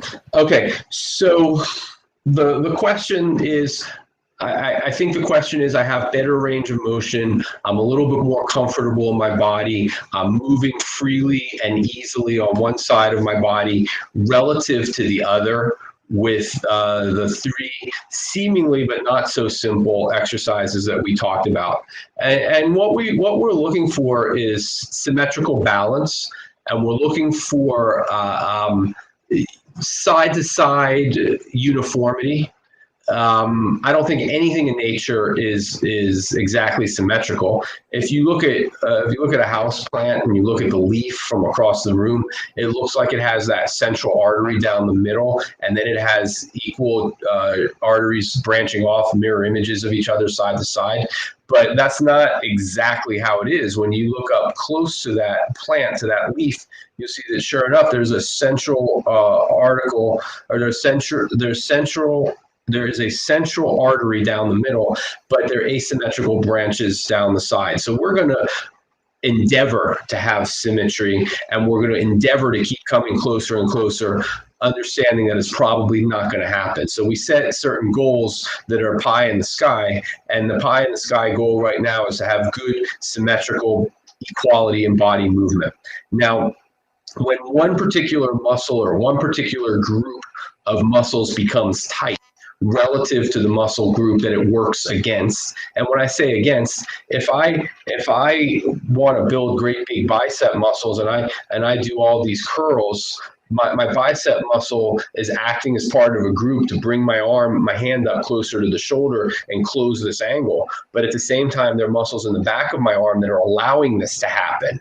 And those muscles trade roles. So these groups, they work in synergistic pairs, or agonist and antagonist groups. So when we start to lose symmetry between the agonist and the antagonist, and we start to lose range of motion, what happens is the compensatory changes are going to start to occur in the skeleton. So I want to be able to turn my head all the way to my left, and I want to be an owl, and I want to see what's going on behind me. Well, I can't do that. For a number of reasons. This is the end. That's as far as it goes. And I turn to my right, and I find out I can turn so many more degrees to my right.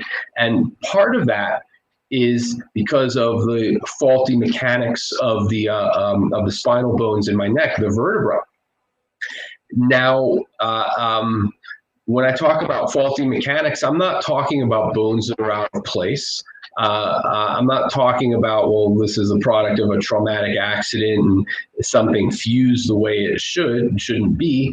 I'm talking about, well, muscles became tight, and the push-pull relationships were skewed. And then the vertebra bones are only going to move with the lowest common denominator. So I might have a group of muscle that will pull further and further and further, and I might actually potentially have that owl's neck to my left. But the muscles that pull opposite, in order to keep myself stable while I'm doing that, and if I turn too far, I might end up with like a strain. I might feel like I'm becoming unbalanced. I might feel like I'm falling. I might pull a muscle. So I have another group of muscles that are going to govern this and only let me turn so far. And the vertebrae are limited by that governing factor. So the concept behind the chiropractic adjustment, as I practice neuromusculoskeletal chiropractic, as opposed to bone out of place chiropractic, I'm looking for, where is that motion being blocked? Why is it not being allowed to move freely and easily? And those are the places that I want to make applied adjustments to. And once again, here comes a shameless plug. When you join me on Monday, we're going to talk in great detail about why that's so important for your neurological and brain-based health. So to your point, Tracy, Dr. Tracy, when we do these exercises, and I feel like I have, so much more easy range of motion when I'm dropping my shoulder blade on the left side versus the right side, or I feel like when I'm sitting up straight and I'm taking that deep breath, and I feel like, wow, there's a tight spot right here. I can only breathe from here, not from here. Those are potential signs of, let's do a chiropractic evaluation, and let's see where the bones of your skeleton, not just your spine, but your rib cage, maybe your hips, the joints that make up the ball and socket of your shoulder, maybe it's a wrist or an ankle. Let's evaluate how they're moving from a chiropractic perspective and make proper adjustments to increase those ranges of motion. So that was a lot of rambling. I hope I answered your question. Yeah, you did. Thank you. Okay. So I just have to come see you. That's what you're saying. I'm looking forward to that. I really am. Me too. Looking forward to that. Good. So somebody asks on the chat, can you also touch on some supplements you suggest for people with limited mobility pertaining to joint issues? And that's an excellent question. And the first supplement that comes to mind is the hyaluronic acid, the HA+. Now, if we were having this conversation in 1998 or 2000, I would probably have said, well, glucosamine and MSM. And one of the things that Jamie and I touched upon in the opening kickoff here was one of the things that we're really so proud of, and I'm going to take great liberty and speak for Nutritional Frontiers for that group, and I'm certainly taking a liberty and speaking for my colleagues here at the Wellness Center. One of the things that we are so proud of is that we're not standing pat. Every one of us is reading and studying and going back to our mentors and our gurus. And at this point in our careers, some of the people that we've mentored and talking about to patients about what they've learned from other practitioners and doing research. And we are not standing pat. We're coming up with new information as it comes out. So we're not talking about 1999 or 1998 answers anymore. We're talking about 2021 answers. And so the hyaluronic acid in general, and the HA+, the hyaluronic acid HA plus in specific, because the plus does include some glucosamine and some MSM. So that particular supplement, the HA+, helps to lubricate joints. And that's absolutely critically important when it comes to limited mobility pertaining to joint issues. When we have limited mobility, one of the concomitant events is that our body starts to inflame. So we certainly want to talk about anti-inflammatories. Now, personally, I'm a big fan of fish oil, and I'm a big fan of turmeric. So naturally, I assume that everybody should be a big fan of turmeric and fish oil. Every brand that we carry in the at the Wellness Center has a fish oil and has turmeric. The Nutritional Frontiers puts out the omega-3D, which I like very much because it's so nutrient dense. If you look at the active ingredients in fish oil, EPA and DHA, Eric Peter Anthony and David Henry Anthony. EPA and DHA are the active ingredients. So what I would encourage you to do is look at the label of your fish oil. And I think Jamie did a lecture or presentation earlier about the importance of label reading and how much EPA, how much DHA do you have in your product. The omega-3D is also fortified with vitamin D, which is a fat-soluble vitamin. So I'm partial to that. Turmeric is to me, in my body, turmeric is the gold standard anti-inflammatory. Other people take the X-Flame, or if they're taking certain medications that would disqualify them from the X-Flame, the Inflame, the Inflameric, potent anti-inflammatories. And when we talk about that limited mobility for a joint issue, what are the muscles doing? I would certainly encourage magnesium glycinate. Magnesium does so much in the human body, so many functions for magnesium. For the purposes of our conversation, let's say that it's a low-level muscle relaxer. And by the way, people, I love this. I really do. I mean, my topic is ergonomics and workstation comfort. But if you draw me off topic, I'm happy to ramble a little bit and create a segue into something else. And if you do this long enough and you're paying attention long enough, you realize that there's only one topic, and it's health. And we're looking to improve our own health and our own healthy experience. And the ergonomics is the beginning of it, and it can segue any which way we want it to in order to tailor make the presentation in such a way that the audience stops being an audience and starts becoming participants and get something out of it. You have to get something out of it. That's critical to me. But I see that before I run out of time, I do want to touch on a couple more ergonomic points. Our monitor height. once again, I told you at the very beginning, I feel a little bit awkward at this computer because I'm just not used to this environment in our studio. We have a studio. I love this. But next time I present in here, I'm going to bring a few books or some blocks or something and lift the computer up higher and position my body a little bit better so I'm not blocked. The computer is going to block the camera for a second. I'm still here, but I'm going to jiggle this around a little bit because I want the monitor height to be a little bit above my eyes, that you can see most of my presentation. I'm looking down into the monitor and I look like I'm falling asleep, and I'm not. I'm really actually very excited to be here talking to you. And I make a point that I really like, and my eyes open. Let's see, I'm awake. I have eyes. So I am illustrating a bad example. But what we want to do is we want to make sure that our monitor height is a little bit above eye level. And see, I shrank my chair down, and you can see that I'm still sitting long in my torso, tall in my torso here.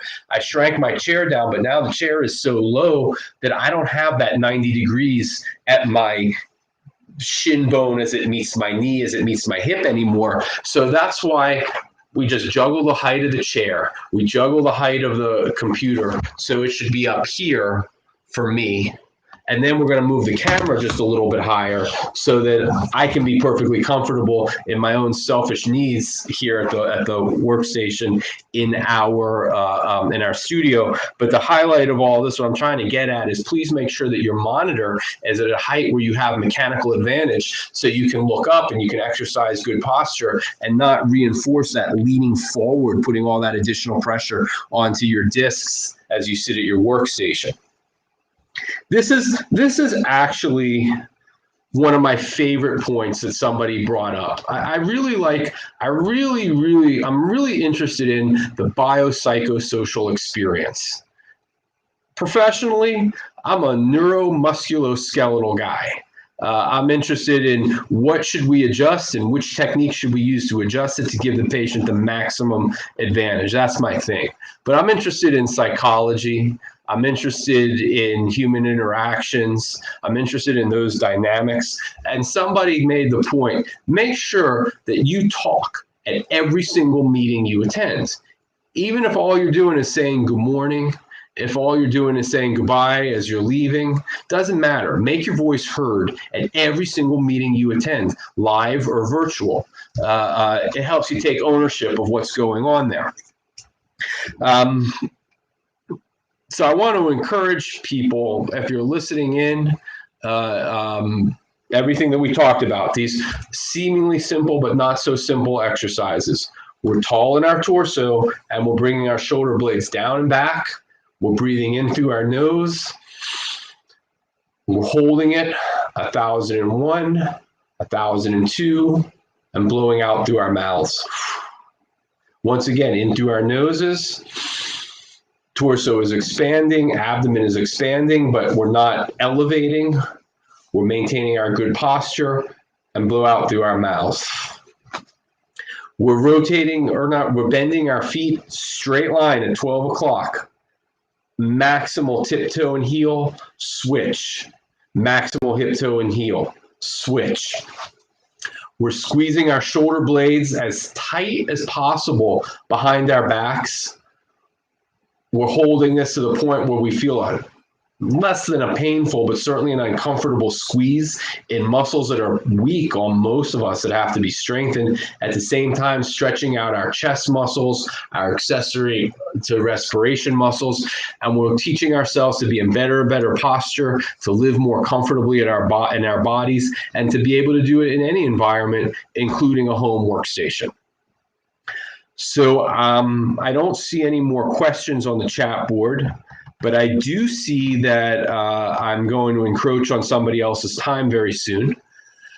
So what I want to do is thank you all very much for your kind attention and for giving me the chance to talk about the things that I'm interested in and hopefully get new people interested in the things that I'm interested in. And I want to wish everybody good health, be strong.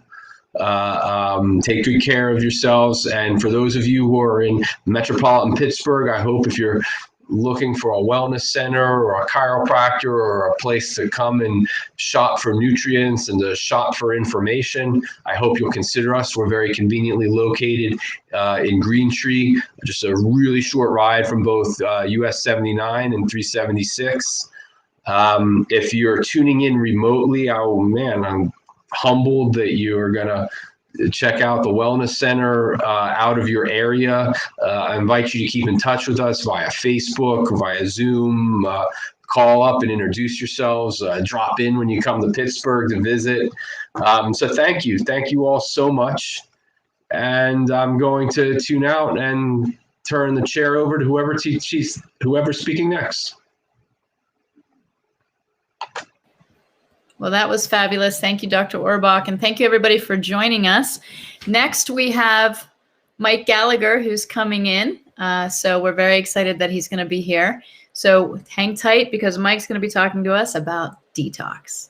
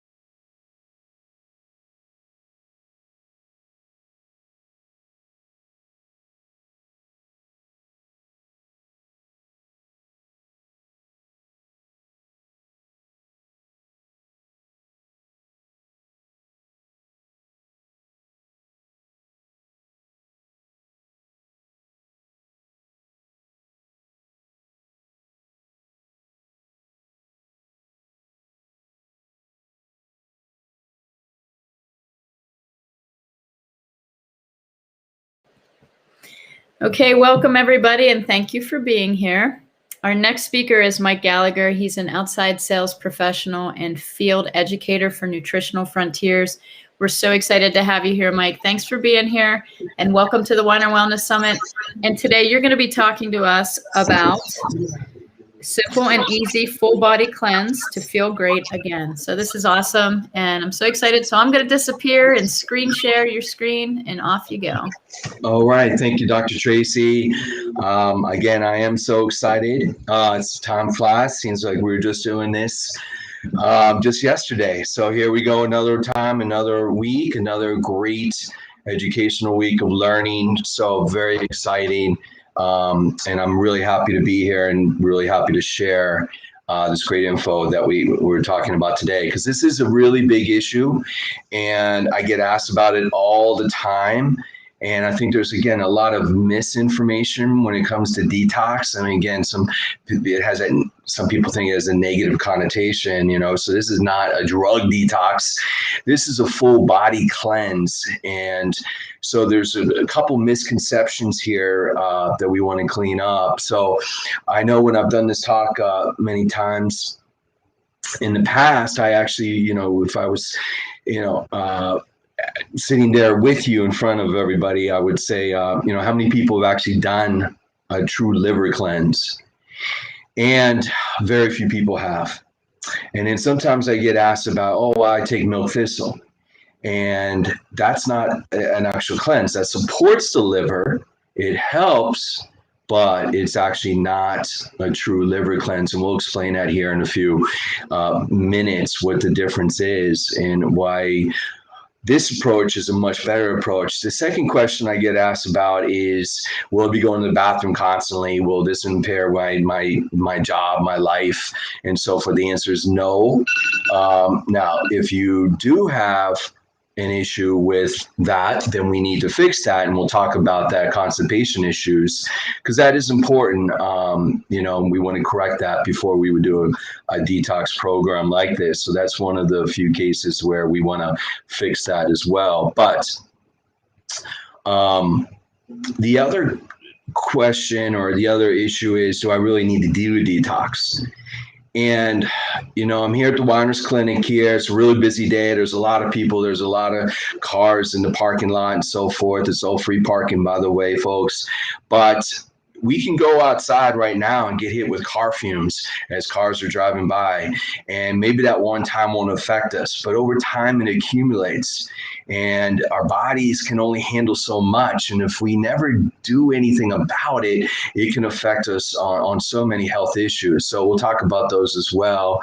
And then the other thing that I always ask people, for live events, I always ask them, where's those toxins stored?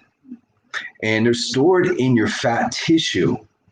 So even though we don't really promote detox as a weight loss program, we've had some incredible cases through the years that some people have lost 5 pounds, some people 10 pounds, some people even more. So it can jumpstart a weight loss program as well. And again, that's always good to hear, a positive side effect, as we like to say, but it can really be the answer, especially if you tell them you're eating healthy and you are exercising and you're doing everything right, but you're still struggling to lose a few pounds. And, so this is really, really another benefit of doing a cleanse like this and jumpstart it. And then the last question I get, again, is about going back to the bathroom thing, is, going to the bathroom constantly. That is more of a colon cleanse, right? And so in the years when we looked back at previous cleanses, goes back to the Bible times, there was fasting, of course. And of course, now there's different aspects of fasting as well. But then we get into juicing. So in the 70s and 80s, and still today, some people tell me, oh, I juice. Is that a cleanse? And again, the answer is no. Again, it supports your colon. It can be helpful, but that's not true a liver cleanse. So again, we'll explain the difference here as well. Just trying to clean up a lot of fact from fiction as well. Okay, so now, why is this important? Okay, because look at our environment, folks. Look at what is happening. So every year, 7 million deaths are due to exposure from both outdoor and household air pollution. It's a huge major environmental risk, right? And affects us on all cardiovascular issues, stroke, heart, lungs, of course, right? And again, look at it from population from different areas of the country, you can see that. So again, if you do nothing about this, and most people haven't, again, it's going to catch up to you sooner or later. So it's really, really important on this. And then we look at the environment, and again, heavy metals, arsenic, mercury, lead, cadmium, right? How it can affect different organ systems and different physical issues with skin and lung and kidneys, right? And bones and so forth.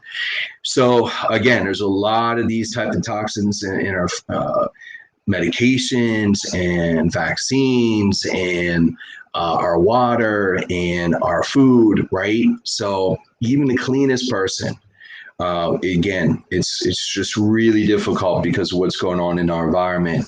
And then we get to water. I just mentioned a second ago, but let's take a look. These are just some of the top chemicals in water, right? So mercury, pesticide, PCBs, lead, on and on and on. And so a lot of people now are drinking bottled water or natural water or spring water, which is great, right? But I always ask a person, what are you bathing in? Because if you're not using a shower filter, these chemicals are going through your skin and getting into your system every single time you shower, every time you bathe. So here at Dr. Weiner's clinic, they do sell shower filters, strongly recommended, because again, folks, we can run, but we can't hide. Okay, and it's sooner or later, these chemicals will come through. So just want to keep that in mind. Now, on the food level, again, things to be aware of. So there's different types of tuna. Now, albacore tuna has been marketed and advertised as being better for you. But the unfortunate thing is it's not.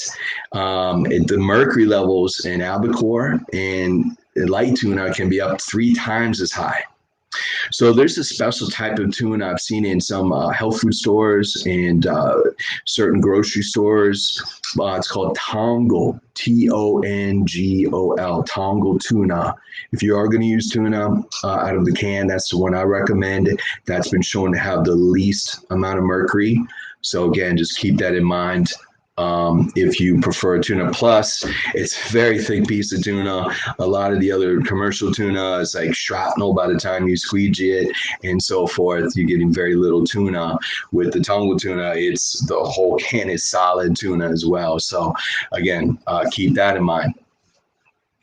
And then you might say, well, Mike, I eat organic. Isn't that great, right? What am I worried about? I'm trying to eat as much organic as possible. But folks, that doesn't guarantee completely the chemical free. In fact, this article here says 23% of organic produce still has pesticides and herbicides. Now, that's way better than regular commercial foods in fruits and veggies, right? 75%, so almost 3 times more. So definitely organic is going to be much better for you nutrient-wise. It's going to have less chemicals, herbicides and pesticides, but it's not chemical free. So again, we just want people to realize you're still getting them. So, some of the issues that we have here is, well, Mike, organic can be expensive and this and that. So what we created here, this is a really nice list of the Dirty Dozen and then the Clean 15. So the Dirty Dozen are the fruits and veggies there that have been shown to have the most herbicides and pesticides. And so look at that list. Those are the foods, if you have a limited budget, a limited income, these would be the foods that we would recommend that you eat organic as much as possible. Okay.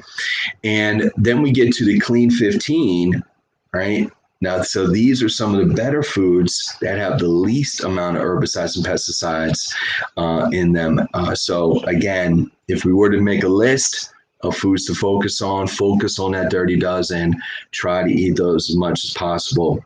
Okay. And then this is another crazy statistic, but the blood of every newborn baby born today already has more than 200 different chemicals, pollutants, flame retardants, carcinogens. And people say, how's that possible? Well, it's passed on from the mother to the baby in the placenta while pregnant. Okay. So who is toxic? Every single person is toxic. We're born toxic. And again, keep that in mind. And this study says over 10 million cancer deaths could have been prevented. Again, a toxic connection, right? So not making any claims, but we are just trying to state what really the facts are going on. And then my favorite study of them all goes back to 1982. The U.S. Environmental Protection Agency, EPA, did a study on 33,000 people in 44 different metropolitan cities. And guess what? Every single person had plastics, pesticides, solvents, perfumes, dioxins, and a lot of people had 9 other chemicals and then PCBs, right? This was 1982, folks. The EPA has never done another study since, and they are trying to protect us. So again, we're just trying to make people aware. And as I said right at the beginning, why is this a big deal? Because almost every single chronic health condition can be associated with toxicity. So whether it's head, whether it's candida, whether it's stomach, whether it's arthritis, whether it's lung, depression, on and on and on it goes, folks. Every single one of these issues can be related to toxicity. And if you have more than one of these issues going on, guess what? If we do a detox program, a liver cleanse program, that it can help with multiple things at once. And that's the beautiful thing. So you might feel really bad right now with what's going on with your health, but doing a detox program can actually turn things around the fastest. And so for a lot of people, this is their beginning. This is the starting point. So we just want to emphasize that this can help on so many different levels. So there's never a bad time to do a cleanse. We used to recommend once a year, then it became twice a year. And now really optimally, we recommend it once a season. Once a season is really what's going on, especially if you work in a chemical environment. So painters, mechanics, hairstylists, nail salon people, they always are surrounded by chemicals. Even pharmacists as well. Again, they're surrounded by chemicals as well. Anybody who works like that in a job like that, you are exposed every single day. So if you don't do anything about it, sooner or later, again, it will catch up. Okay, so our body is just, obviously it's amazing in so many levels, and it naturally does help detox. So there's 5 main areas here: the skin when we sweat, the colon when we have bowel movements, the kidneys when we urinate, the lungs when we breathe, exhale, and for females, during menstruation, right? But the liver is the catalyst, right? The liver helps on the detox side of it with the GI, the liver, the gallbladder, and the colon itself. That's really, it's like the filter system for your body. Then it goes to all these other organ systems. So that is our approach. We're focused on the liver, but it will help with everything else that we're trying to do here. So let's talk about the colon, all right? So this is the first line in major defense for your GI tract. if you are having GI issues, especially constipation, again, that's a strong indication that you are not absorbing properly and you're not eliminating properly. And so we need to really fix that. And there have been many different articles and so forth. Death begins in the colon. So again, very, very important to make sure you're having proper bowel movements every day. And then GI, the food is, the saying goes, you are what you eat, but you have to make sure you're properly breaking it down, digesting it, and absorbing it. And if you're not, again, we need to fix that as well. And we can do that with great formulas like our GI Complete and our Superbiotics as well. Okay, so the science behind this, it's a detoxification pathway. And there's two different parts to this. We'll talk about those more in a moment. But the liver itself, this is, again, some incredible information. Think about this. The body, the liver filters 2 quarts of blood every minute, every single minute, every single day, all the time. You don't even know what's happening. And again, the job, remove and alter substances and prepare for elimination. So there's 2 steps to doing a liver cleanse, right? There's phase 1 and phase 2. Okay. So this research goes back to the 70s. And so this is, again, I'll just try to simplify this as much as possible. Where are those toxins stored? They're stored in your fat tissue. Okay. So you need certain nutrients, certain aminos, certain ingredients that's going to pull the toxins from the fat tissue itself, from the fat, and then it converts what's called an intermediate compound. This is known as phase 1. Then you need other ingredients and nutrients that's going to change it from an intermediate compound to a water-soluble compound, and that is known as phase 2. Now, the newest research now is showing then you're trying to now get maximum clearance from when it's now a water-soluble compound from your kidneys, your bladder, your colon, and that is what we're working on as all 3 phases with our formulas. Okay, so that is the newest of the new. By the way, milk thistle only works on phase 2. It supports the liver, but it doesn't work on phase 1 or phase 3. And so again, there's the difference. It's not a true liver cleanse. Okay. Now people ask me, Mike, what should I, what's one of the benefits of doing a cleanse besides all the other health benefits, besides losing weight, besides feeling better, but you have energy. So most people who think they're tired are actually toxic. So think about that. So it usually takes a couple days. There's the first 3 days of any program. It's called transitional phase, but then you usually have a lot more energy. So if this is you right now and you're like, oh, I'm exhausted, I'm fatigued, what can I do? Have you ever done a cleanse? Try this. Most people feel amazing after just a few days and have energy. Now, this is my favorite questionnaire that we have available at Nutritional Frontiers, and it's available here at the Weiner Wellness Center. They can email this to you. We can make copies if you come in, but this answers the $1 million question. How toxic are you? Okay, so on the left-hand side, this is a symptom questionnaire, and we just go in the past 30 days. Rank your symptoms from head to toe, 0 to 4. 0 is never, almost never. 4 would be frequent. In effect is severe. So you go right down the list here and you subtotal it, and then at the bottom you grand total it. Okay, so this gives us a much better picture of your overall health. And it really paints that picture for what's happening. So, and you might not put it all together, but this connects all the dots.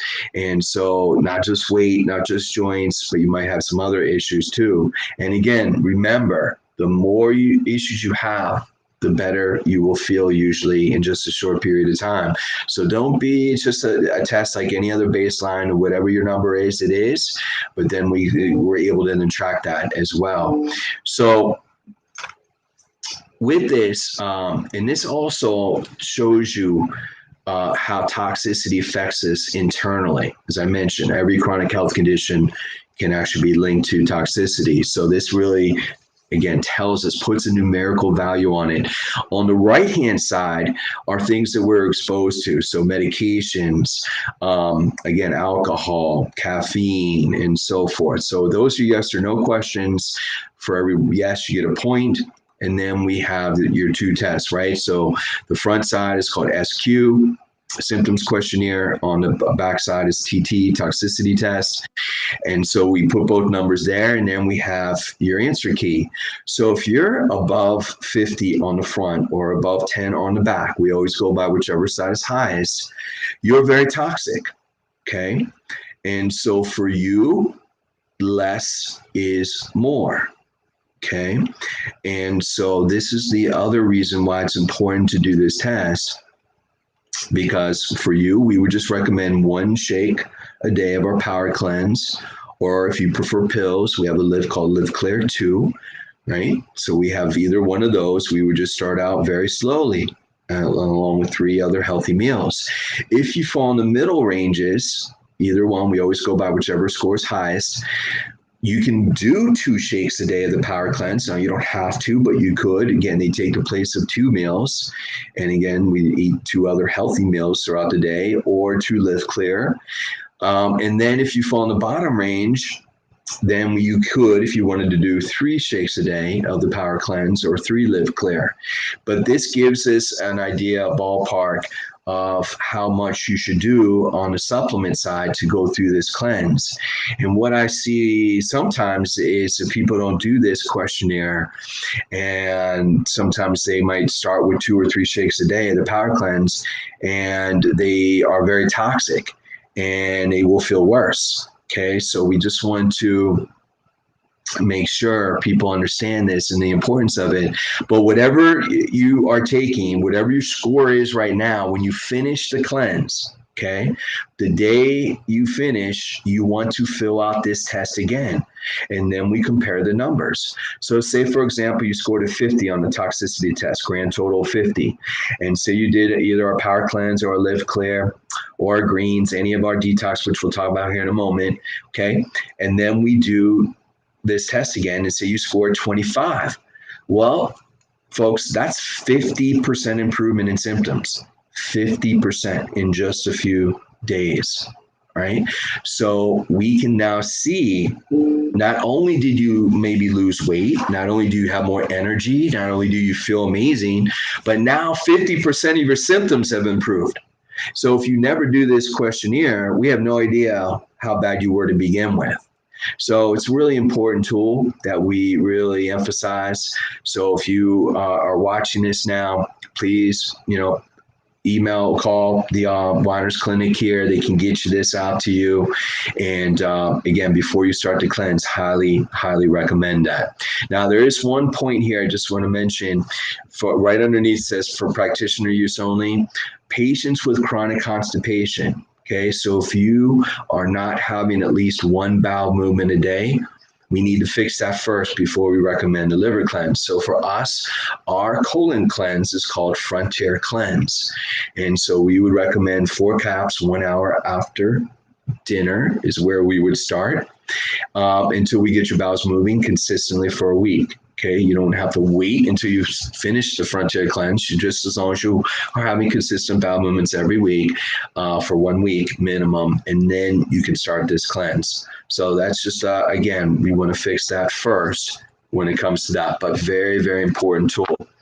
So I mentioned the toxin accumulation load. Again, every day you're exposed to these. Every day it's like trickle down theory. It's drip, drip, drip, and then dam breaks, and that's where your health can again, affect you on so many levels.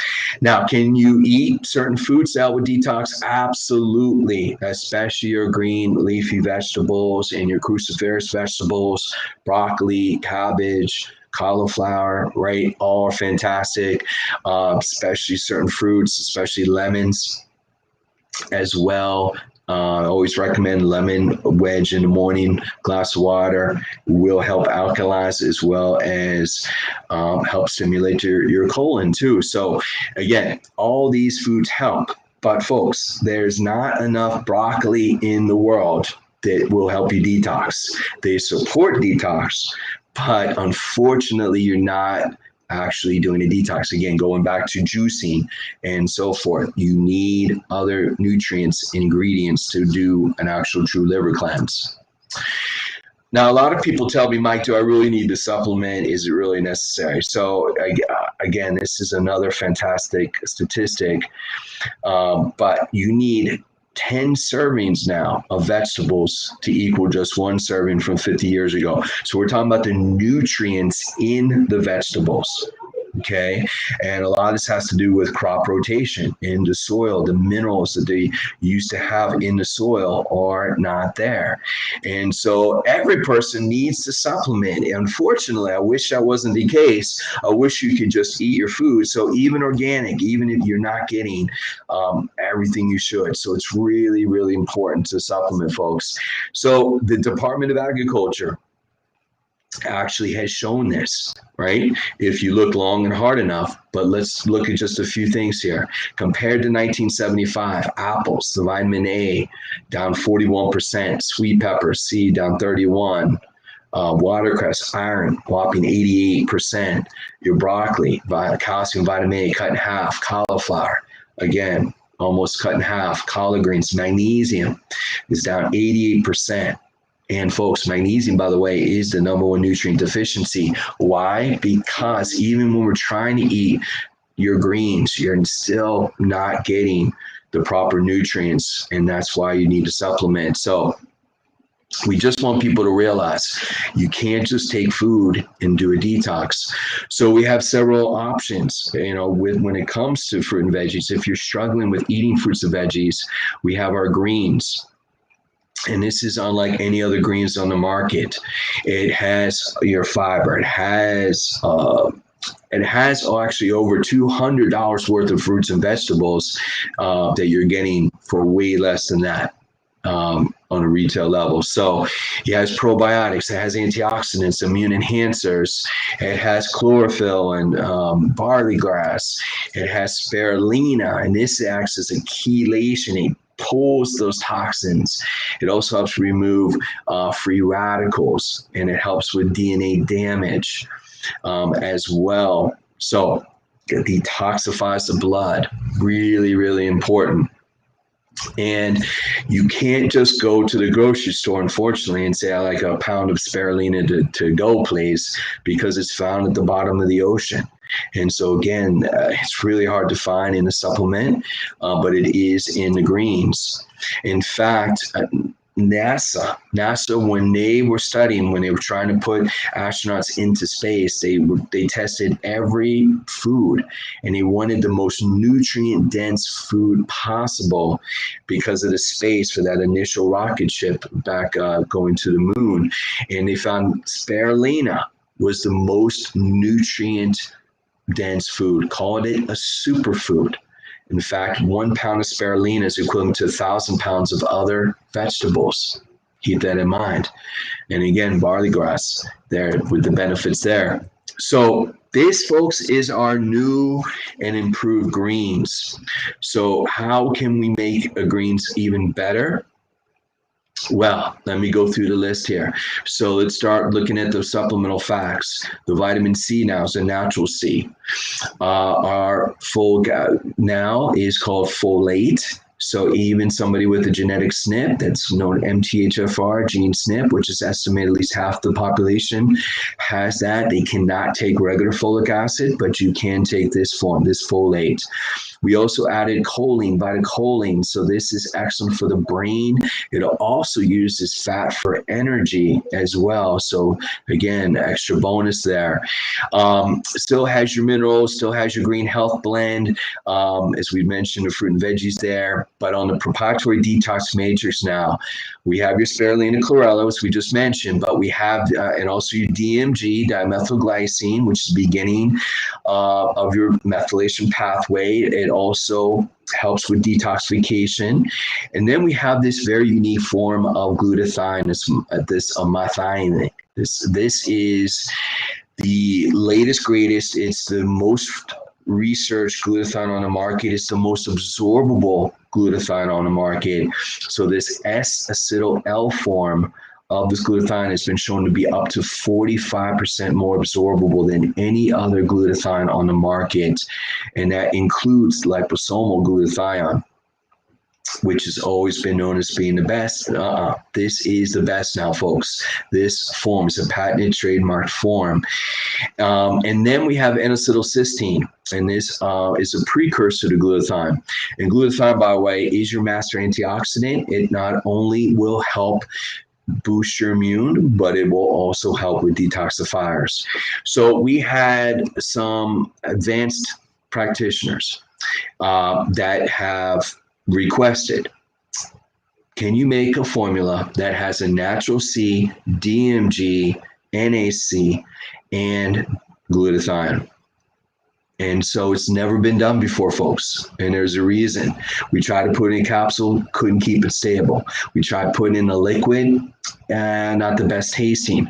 But when we put it in this greens, and then we have organic cassia bark, which is organic cinnamon flavor in here, you can actually hide those ingredients, which are typically sulfur-based. You can hide them really nice. And it's actually a very refreshing apple cinnamon flavor to it. In fact, for those who've tried this new greens, we get tremendous positive results. They say it tastes even better than the old greens. So, folks, there's no other greens on the market that has these ingredients in it. Why? Because we've looked, there isn't any. Plus, you have your energy blend, plus you have your alkalinity blend, plus your probiotics, plus your digestive enzymes. So this literally has everything in a kitchen sink. Okay, so you can use this as fruit and veggies, you can use this as detoxifying, but if you take this consistently, you will feel this, you will notice this. It's really amazing. And again, you can't even buy a lot of these things at the grocery market like we talked about with the spirulina and chlorella. So it's tremendous for what the price point is. And here's that trademarked ingredient. Here's a little bit more research on it as we show, look at comparing it to other forms of glutathione. Dramatic difference. And so this is huge in the nutritional industry. This is the best form of glutathione your body can absorb and take. The beta-choline I mentioned a minute ago, the brain, again, energy, right? It's tremendous. Again, that's it's in certain foods, but you're getting way greater amounts when we're putting it in this formula. Okay, so for those who prefer a pill, the Live Clear 2, this works on all three phases. And again, neutralizing, conjugating, eliminating. So we have the ingredients right here, and you can see the amazing things that we have that help with all three phases here, which is very unique in the industry. You see the trademark patent ingredients here on the right-hand side, and they're all excellent, but I want people to be aware of that second one there, that phytosome. That is, so you can't patent milk thistle because it's an herb, but you can patent a process on how they make it. And so the process that they're using is they're able to shrink the molecule size of the milk thistle, and therefore it's much greater absorbable than regular milk thistle. So again, it takes it on a different level. It actually is like milk thistle squared, right? Or next generation milk thistle that we're using in this formula. Plus also a patented trademark form of curcumin or curcumin, which is the the main extract from turmeric. So this trademarked ingredient, curcumin, has been shown to be up to 45% more absorbable than regular turmeric or curcumin on the market. And then you have your Craxel chlorella, also helps with heavy metals as well, toxins, everything that we're talking about here today. So in the past, our old original way we would recommend a detox would be recommending one of our shakes. And this serves with the Live Clear and the greens. And you can do it that way. And we've had great success with that. So is a shake by itself a detox product or formula? No. But when you combine it with the Live Clear and the greens, it is. So we have several different protein options. This is our vegetarian version, Super Shake. It also has fiber and MCTs, medium chain triglycerides, good fats as well for energy. Or if you prefer whey, whey is the most absorbable form, protein, very popular in the bodybuilding world, but not all whey is created equal. We are using grass-fed whey, and that is grass-fed cow. That's a really unique distinction from organic farms. So when the cows eat the grass, they actually get additional immune enhancers. And these are extremely, we call them immunoglobulins, very, very important. In fact, we have more than any other immunoglobulins that we've seen on any other whey protein. Plus, we don't use any artificial sweeteners, no artificial colors, things like that. So this is as clean as you can make it, and it's concentrate as well. It's not isolate. People have been deceived in the industry, in the muscle mags. They always promote whey isolate. Folks, there's a chemical process that needs to be used when they do that. The reason why isolate is so popular is cheaper. And that's the bottom line. We are using concentrate that's the closest to nature that you can use. So again, 2 flavors on this one, chocolate and vanilla. But now we put it all together in a kit. So we've simplified this even more now. So we have the Power Cleanse. It's basically like Live Clear and the Super Shake put together into one, along with our greens now. We also have a lymphatic tincture, but we recently converted this to the greens. But here is the Power Cleanse. And so we're just, again, trying to keep this simple. Instead of 2 things, we now have just 1 thing for you, the Power Cleanse. Again, this is vegetarian. We have now 2 amazing flavors in it. Vanilla was the original, but a brand new pineapple coconut. We've had fantastic results with this new flavor. It's very light, very refreshing. To me, it's the best tasting detox powder on the market.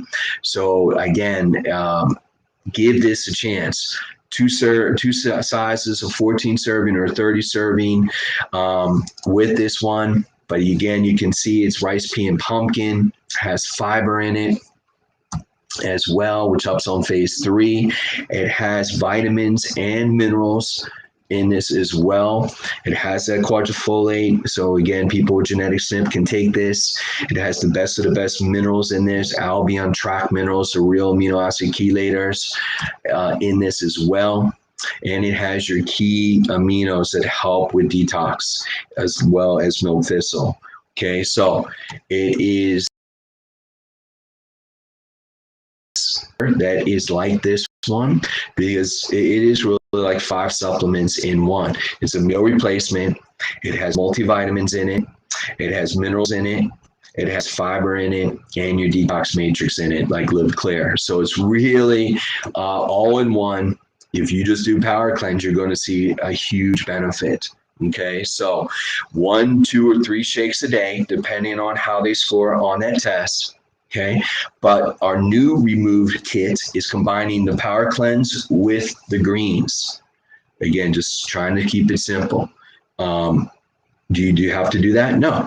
Will you get faster results? Yes. Right? So that's up to you. You can just do just the Power Cleanse. You can just do the greens. You can just do the Live Clear. You can do any of them or all of them.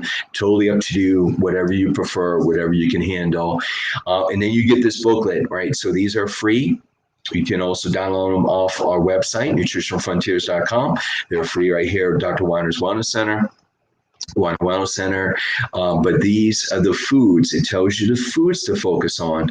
The yes foods are a lot of the foods we talked about. Again, know your sources. Always try to make it organic as much as possible, right? Local farmers. And then we have foods to avoid. All right, don't get hung up on those foods. Let's focus on the yes side. Let's not dwell on the no side. One thing that I do want to mention regarding the foods is caffeine. Now, again, caffeine, it puts a lot of stress on your liver.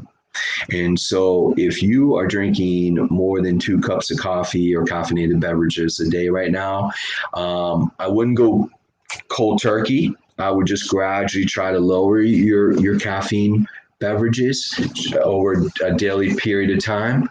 And then, to try to reduce that down to 0. Okay. If you still can go without coffee, you can try, decaf. But again, folks, a lot of people feel they're on caffeinated drinks when you really aren't supposed to be on any if you do this program. Is it a deal breaker? No. But will you get better results if we try to avoid the foods and the caffeine on the no side? Yes. So again, we just want you to get the best results from this. But if you go from 4 cups of coffee to 0, guess what? You're going to have caffeine withdrawal. And again, you want to try to blame the supplements. It's not the supplements, it's your body trying, it's used to that drug. Caffeine is a drug. So gradually, if you're going to do this, gradually over a week's period of time, that's what I always encourage if you're trying to avoid the caffeine. But again, that's totally up to you as far as that goes. But that's as simple as we can make the detox program.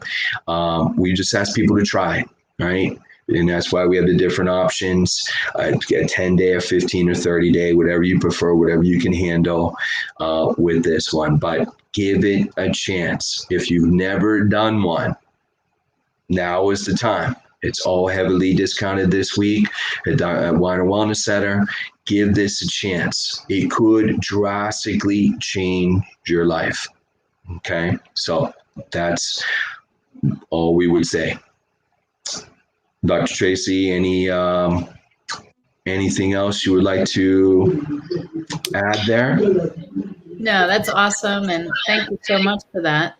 I love the Remove Complete kit. It's my favorite kit. So it's simple and easy. It is, right? And it really works. So I think that's the most important thing. That's right. It looks like Robert likes the best way. Okay. I like that a lot. So, well, thank you so much. Our next speaker is Dr. Joseph Honigman. And Mike, for practitioners in the area, can they contact you if they want to talk to you about any of these formulations? Absolutely. Absolutely. Anytime. Reach out to me. We can come to your practice. We can, go into more detail about these things. Any issue, we're there to help. And that's all about the education. So absolutely. Yeah, great job. All right, thanks so much, Mike. I'm going to black out, and we're going to wait for Dr. Honigman.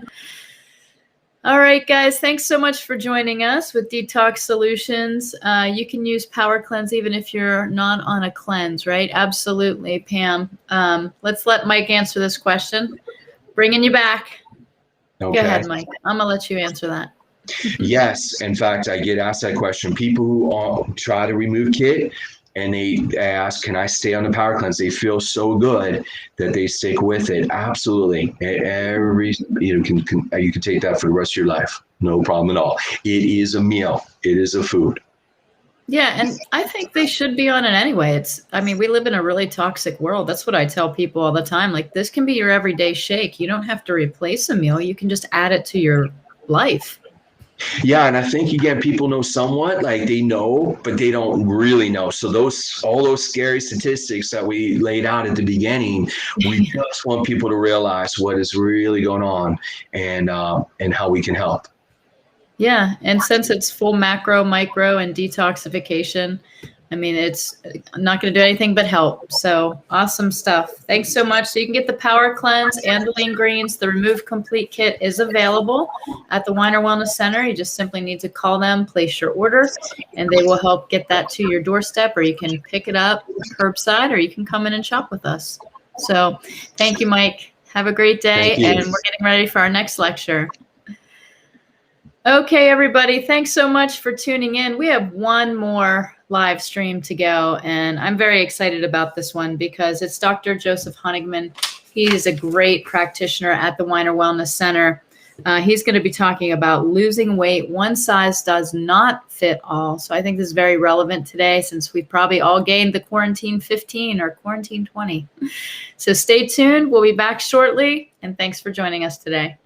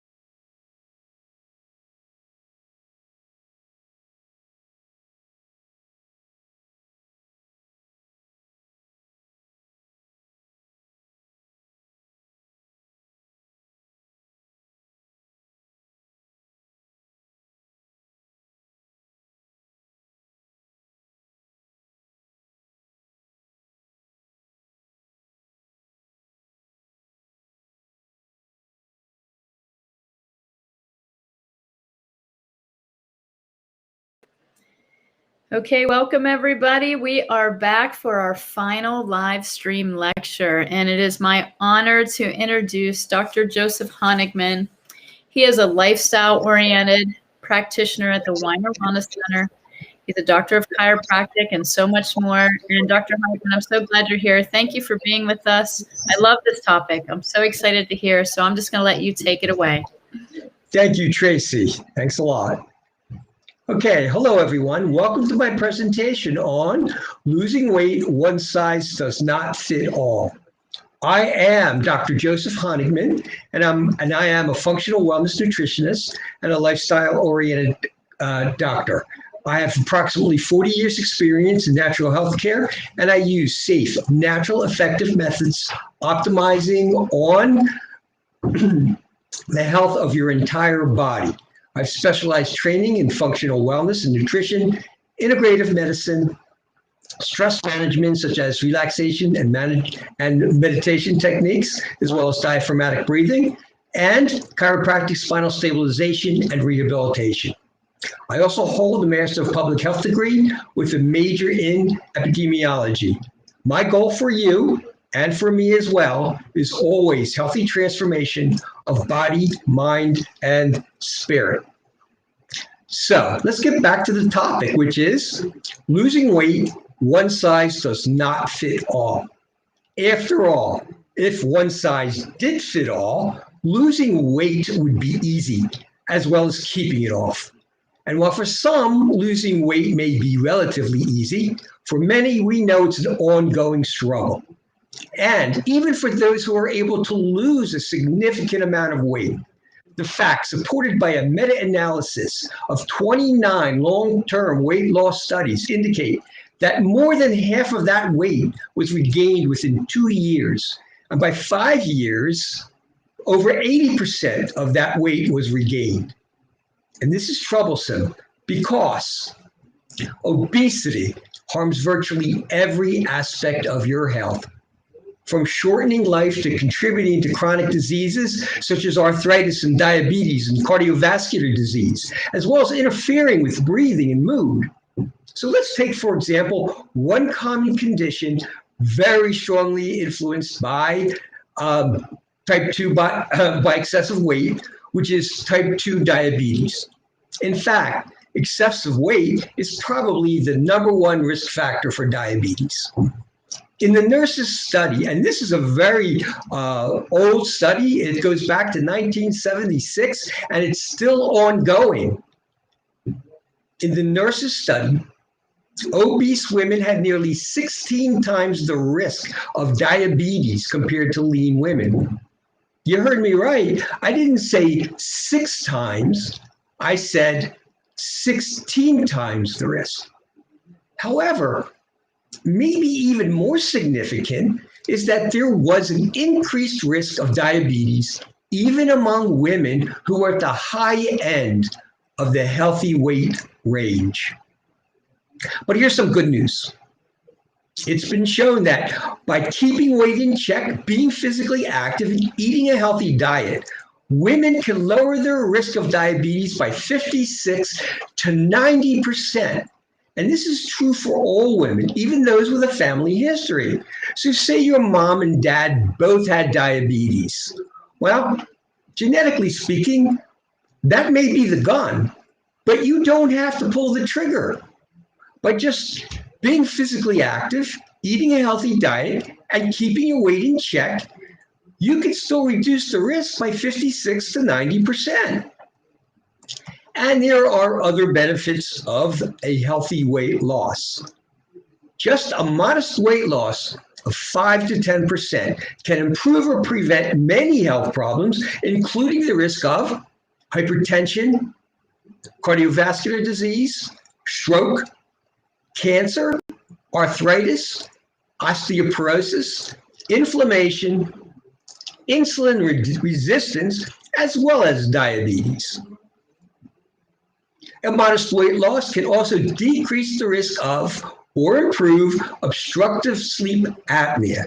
This is a disorder caused by gaps in breathing during sleep, which results in insufficient oxygenation. In other words, you stop breathing while you're sleeping when you don't want to. So simply put,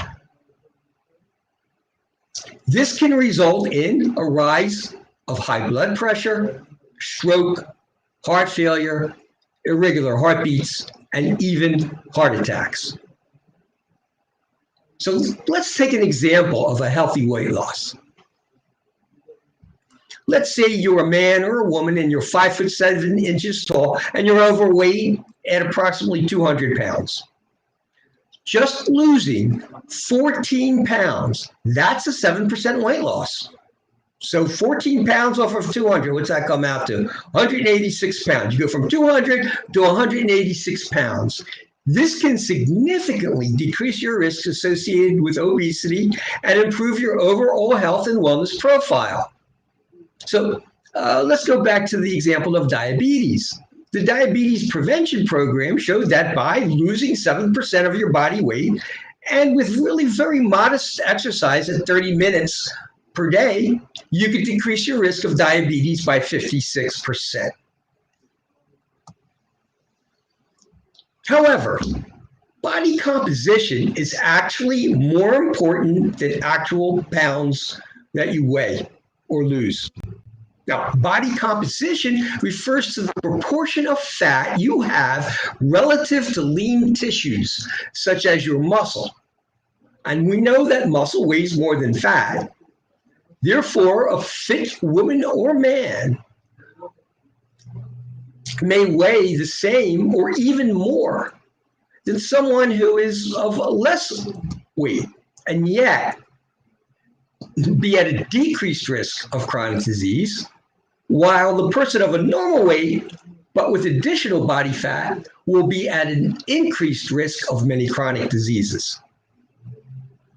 So I actually worked with a fit muscular man who was 5'8" and weighed about 185 pounds, and he would have been considered at the high end of being overweight according to statistics. But actually, he was at a decreased risk for many chronic conditions compared to others with a normal weight, but who were unfit with an excess of body fat. So how can you tell what your body composition is? Well, look, there's lots of fancy ways of being able to figure that out. There's something called hydrostatic underwater weighing, where you sit on this on scales. I actually did this. You sit on these scales and it dumps you over water and you get a weight underwater. And that's because muscle is denser than water, so it records a weight and fat doesn't. And so if you have more muscle, you're going to weigh more underwater, and then that's put into some fancy calculation with your land weight, and you get a very accurate assessment of your lean tissue, of your body composition and percent body weight. Do I think you need to do that or even do body impedance? No, I don't.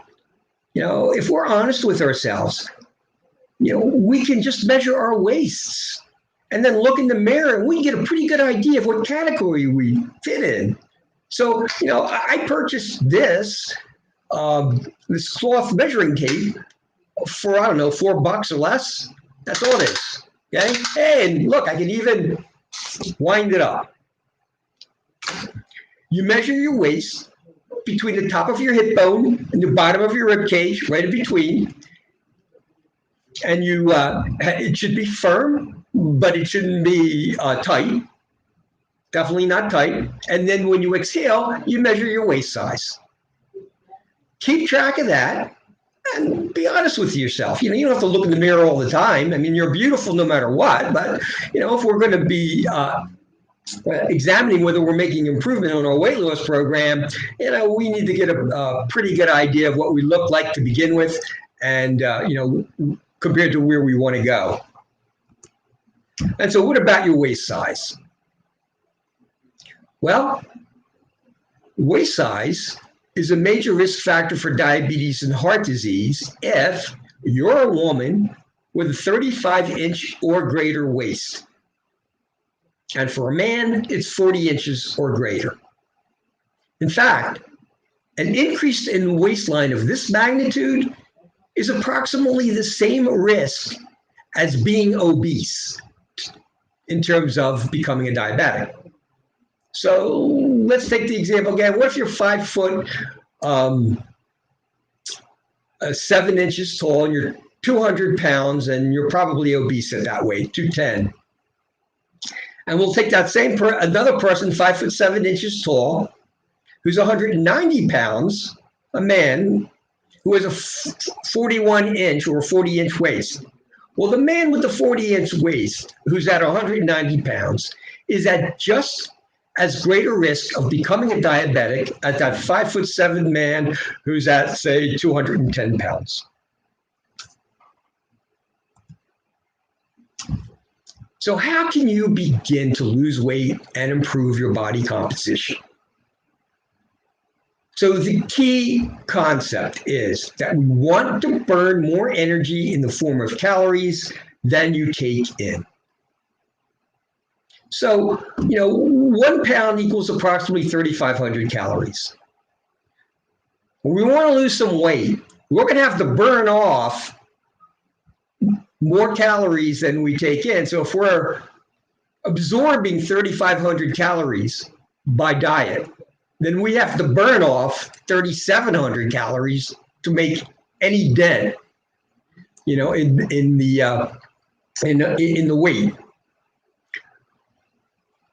But in reality, one size does not fit all. It's not even that easy as burning more energy in the form of calories than you take in.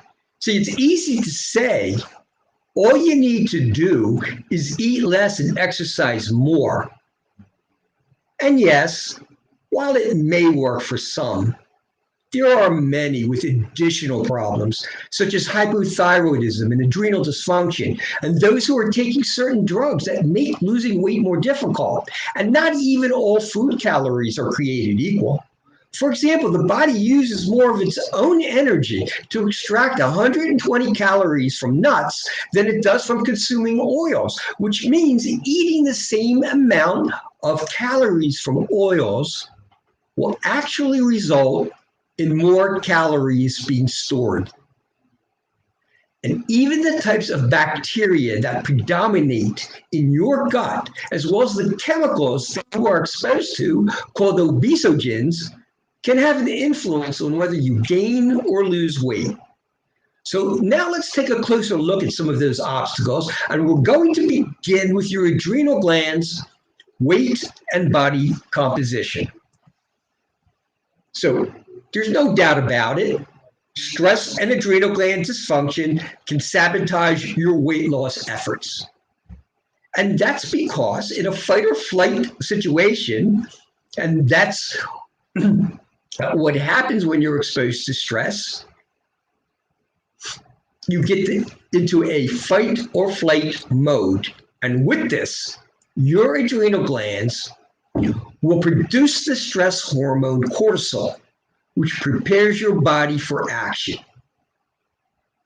And it does so by supplying glucose, which is an immediate energy source to your large muscles, right? If you're going to run or you're going to fight, you're going to need to use your shoulder muscles. You're going to need to use your leg muscles, and they're going to need some quick energy. So we're going to supply it by adding extra glucose, and cortisol is going to help do that. However, continued emotional stress can produce sustained cortisol release with insulin, but there's no physical activity involved. You're not running and you're not fighting. So as a result, you're going to get an increase in both cortisol and insulin in your blood. And that extra glucose, instead of being used for some type of activity, is now going to be stored as unwanted fat. And guess where it's going to go? In your abdomen and your thighs, in your gut. In addition, the sustained increase in your fight or flight response can increase sugar cravings, appetite, and binge eating, along with a decrease in sensitivity to leptin. That's not good, Because see, leptin is the hormone that lets your brain know that you are full. And if you lose the ability to sense that you've had enough to eat, you're probably going to eat more than is necessary. And another reason why one size does not fit all could be a problem with your thyroid gland. Your thyroid gland and its hormones regulate your metabolic rate, which is the amount of energy used per unit of time of every cell in your body. In other words, how much energy are you burning up every, let's say, 10 minutes or 20 minutes? That's your metabolic rate. And if you have hypothyroidism, your overall metabolic gas pedal slows down, decreasing the activity of almost every organ, system, and cell in your body. So you're simply not burning as much energy over the same time period. Without sufficient thyroid hormone, some of the calories you eat simply aren't burned off, and the excess gets converted to fat. And guess where that gets stored? That's right, in your abdomen, in your gut. So the take-home message, both stress and adrenal function, as well as hypothyroidism, can result in weight gain, especially in your belly.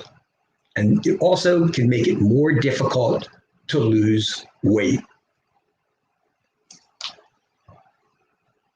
So you can think of it this way. When your metabolic gas pedal slows down from a hypothyroid condition, you're now burning up fuel like you're a Prius. Now, I love Priuses. I own one. But they simply don't burn as much energy as a race car. So we want our metabolic gas pedal to be more like a race car than we do a Prius. If you do have a thyroid or adrenal dysfunction, or suspect you do, conventional labs may not provide sufficient detail or be unable to confirm it.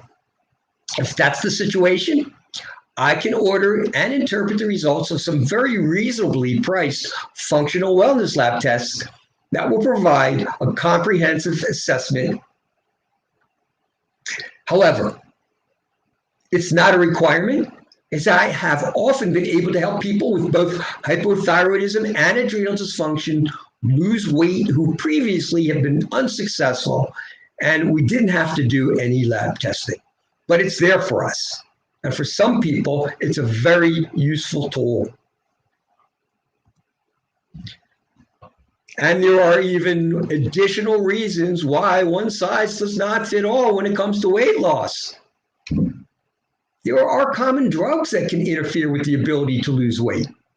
Drugs such as antihistamines, including Benadryl and Zyrtec, blood pressure medications such as metoprolol and atenolol, antidepressant and anti-anxiety medications such as Paxil and Zoloft and Xanax and Valium, and steroids are notorious for that, such as prednisone. Oh, by the way, do you know steroid use, such as prednisone for an extended period of time, I believe is 6 months or longer, is the #1 cause of drug-related osteoporosis as well.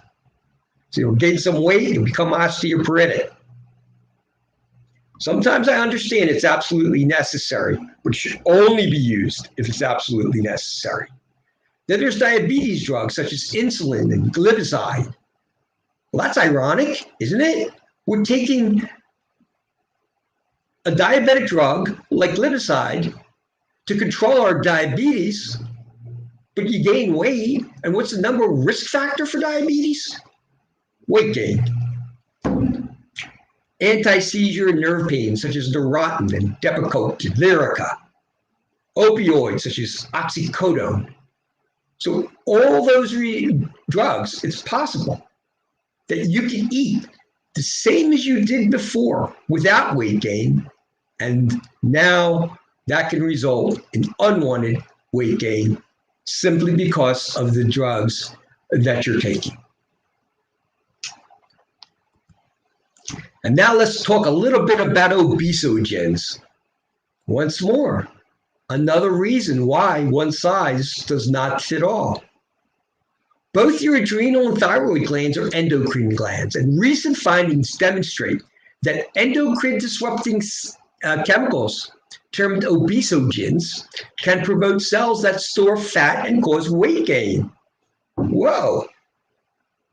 This includes compounds in which many of you are often exposed to in daily life through your use of pesticides and herbicides, industrial and household products, plastics, detergents, flame retardants, and as ingredients in personal care products as well. So let's look at a few common examples.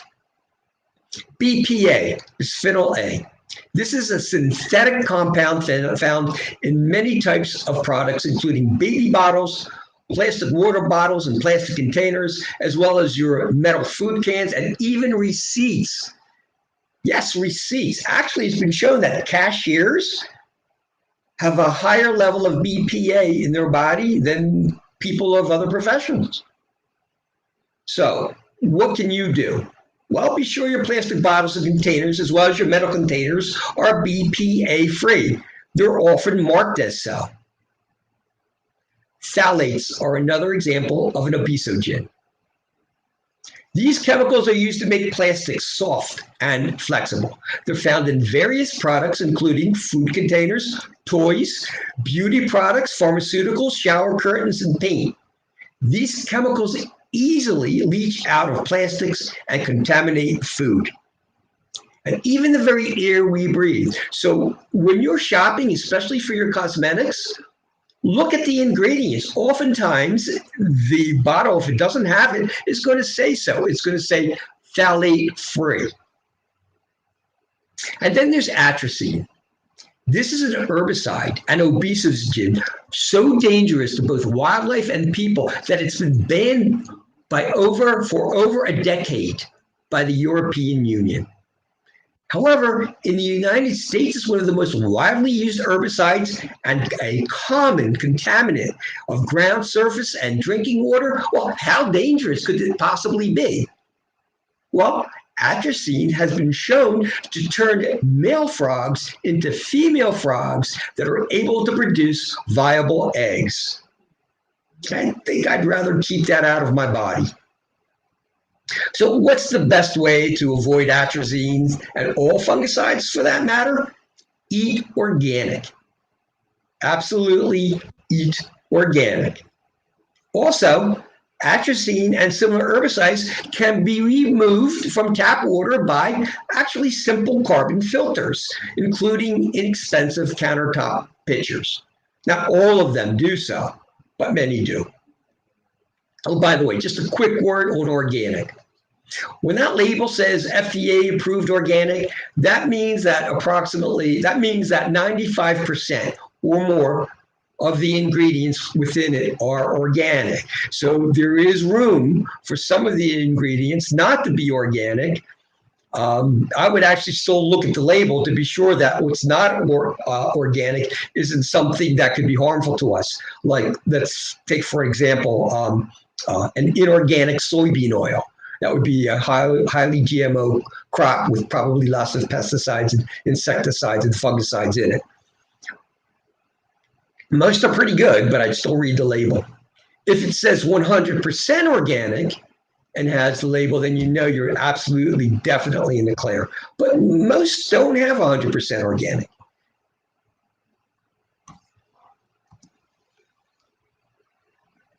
So, again, we want to avoid these nasty obesogens. So be sure your plastic containers and bottles are free of chemicals, or use glass, stainless steel, or high-quality aluminum water bottles. Instead of non-stick cookware, use cast iron or stainless steel.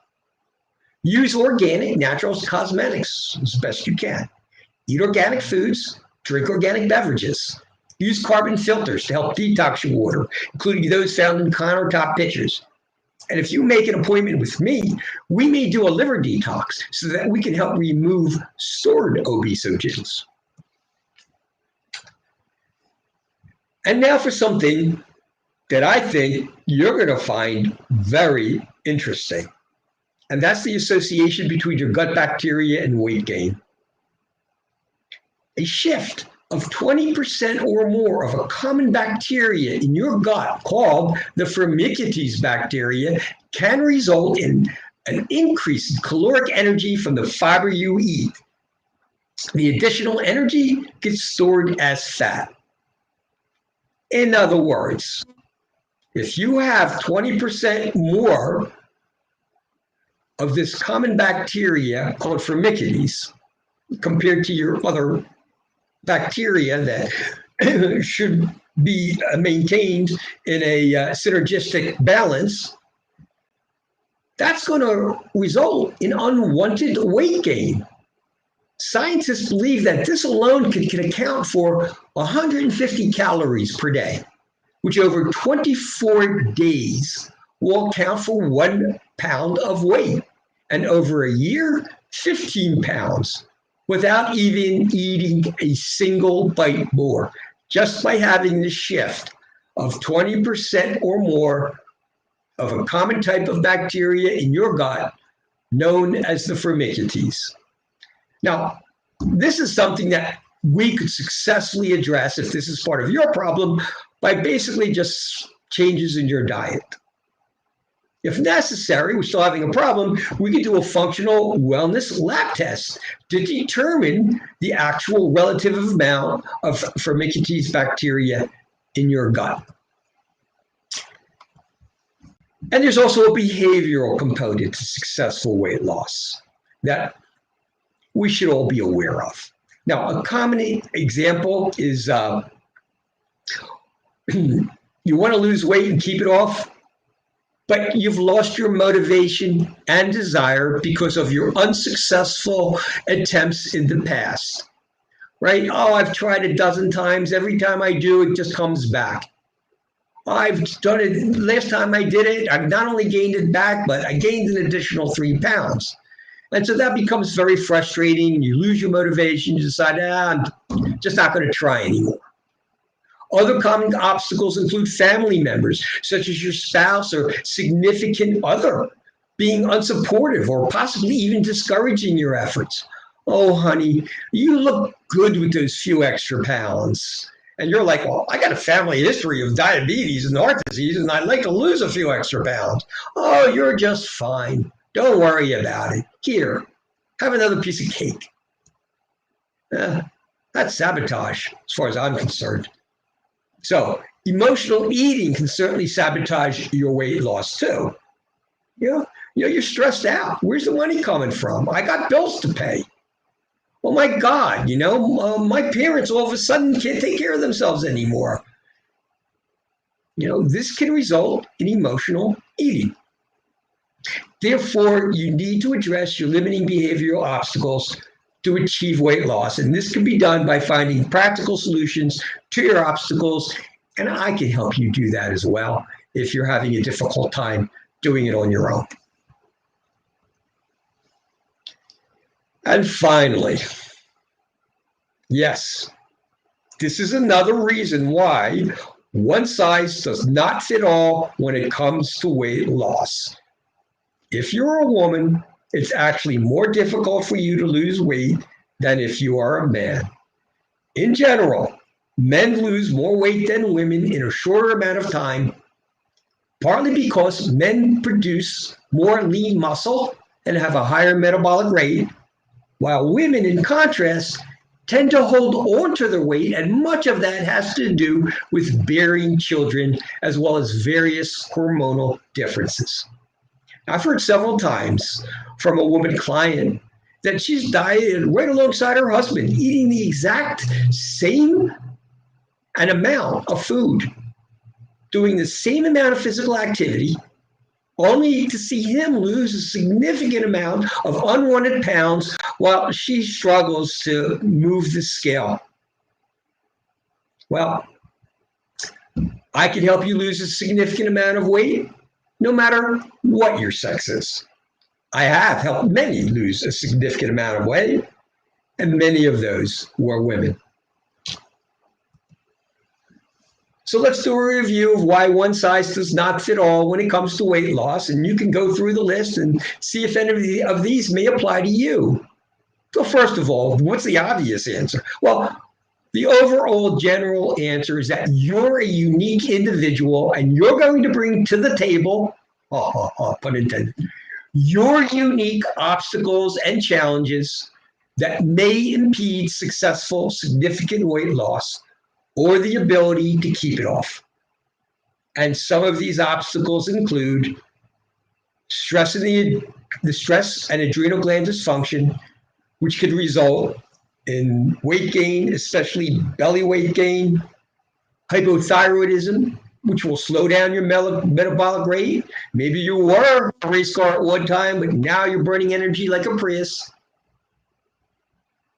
Common drugs, such as steroids and certain diabetes and hypertension drugs, can sabotage your efforts to lose weight.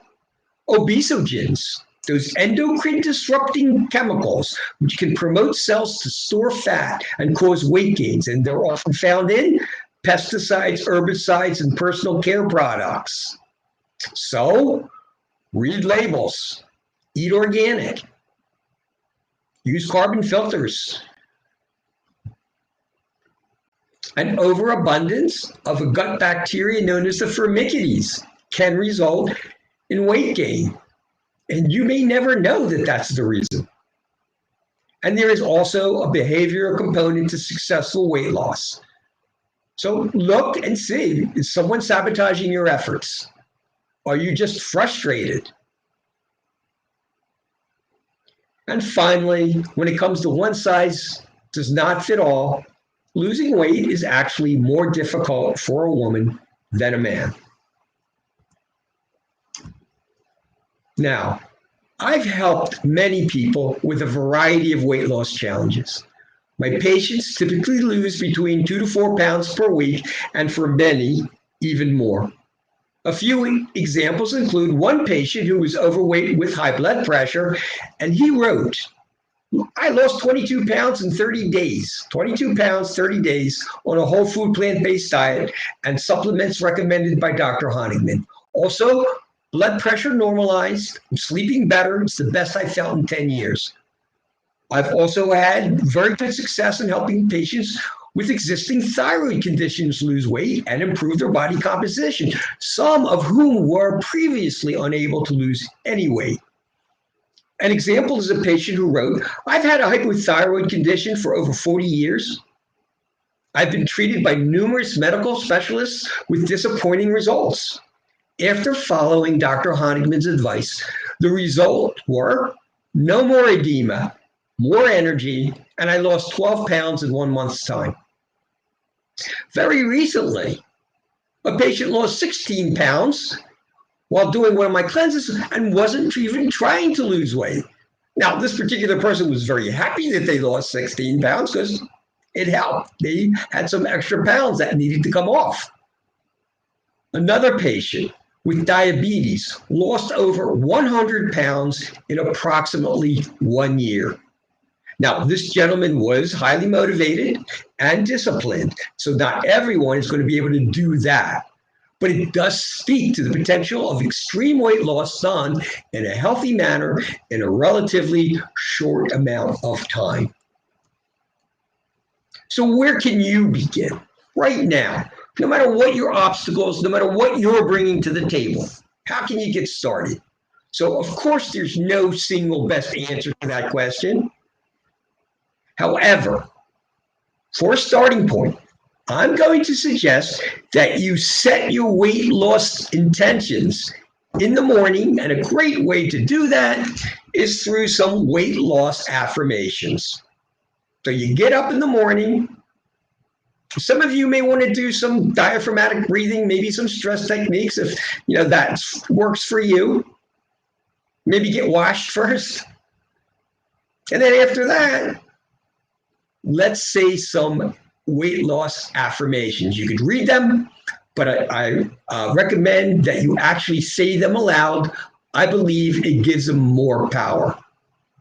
So let's try these few. I'm attaining my desired weight and improving my health. I'm losing weight, and I will not let anything or anybody get in my way. I like that, right? You get up in the morning before you eat. Maybe you do some diaphragmatic breathing, a few deep breaths.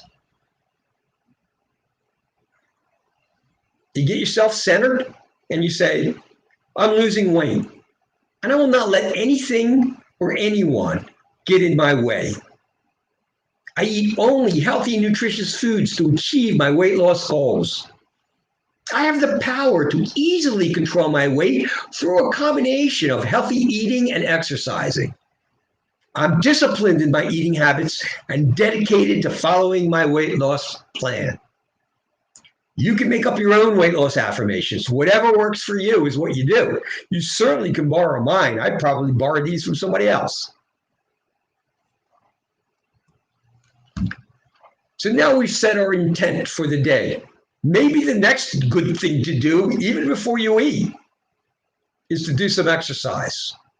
Increase your physical activity and exercise. And the good news is any type of aerobic or resistant exercise can increase your metabolism. Most health professionals recommend approximately 30 minutes of moderate physical activity, 5 to 7 days per week, for general health and to prevent weight gain. Right? That's for general health and for prevention. For weight loss, many scientists say more physical activity may actually be needed. Practically speaking, that means for most of you to lose weight, it's going to require 45 to 60 minutes of activity if your caloric intake is not sufficiently reduced. So these are my thoughts on the matter. It's not always easy to get in 45 to 60 minutes a day of increased physical activity. So what I actually recommend is reduce your caloric intake and stick with the 30 minutes a day of physical activity, right? Just choose healthy, low-calorie foods, exercise for 30 minutes of moderate physical activity, 5 to 7 days per week. So, for example, what if you're a 200-pound man? Let's see how this goes. A 185-pound person burns approximately 200 calories with 30 minutes of brisk walking. And that's approximately 4 miles per hour. 185 pounds, 30 minutes of brisk walking, and you get 200 calories. 1 tablespoon of olive oil equals 120 calories. 2 tablespoons of olive oil equals 240 calories.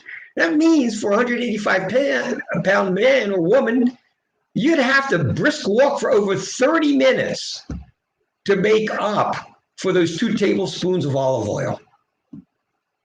So, I suggest maybe just come back on the caloric intake a little bit there and exercise for the 30 minutes a day. However, I want to make something very, very clear.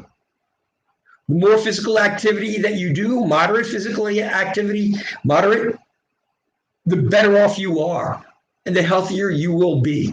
Because physical activity, whether or not you lose 1 pound of weight, is extremely good for your health and well-being.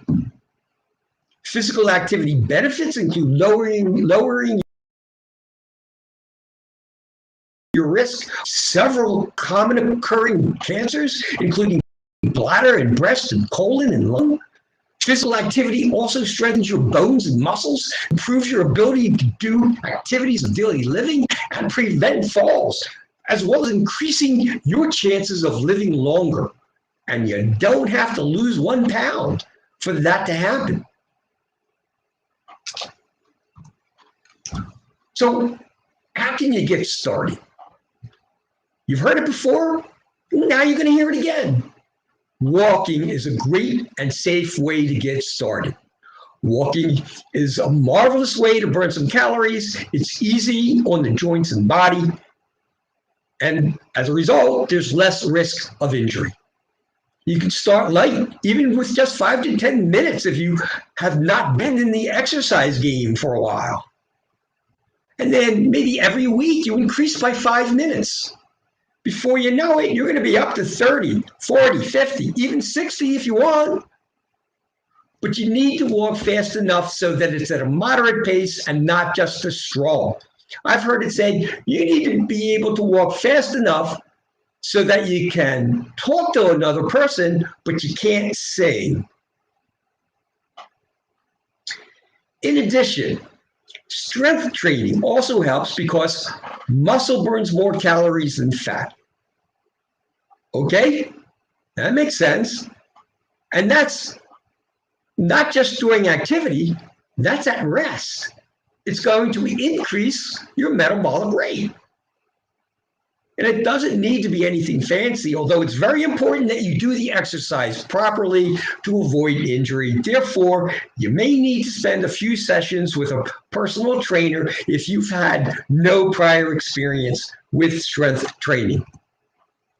And now here's just some tips on eating and drinking to improve your body composition and lose weight, keep it off, and again, with whatever additional problems that you bring to the table.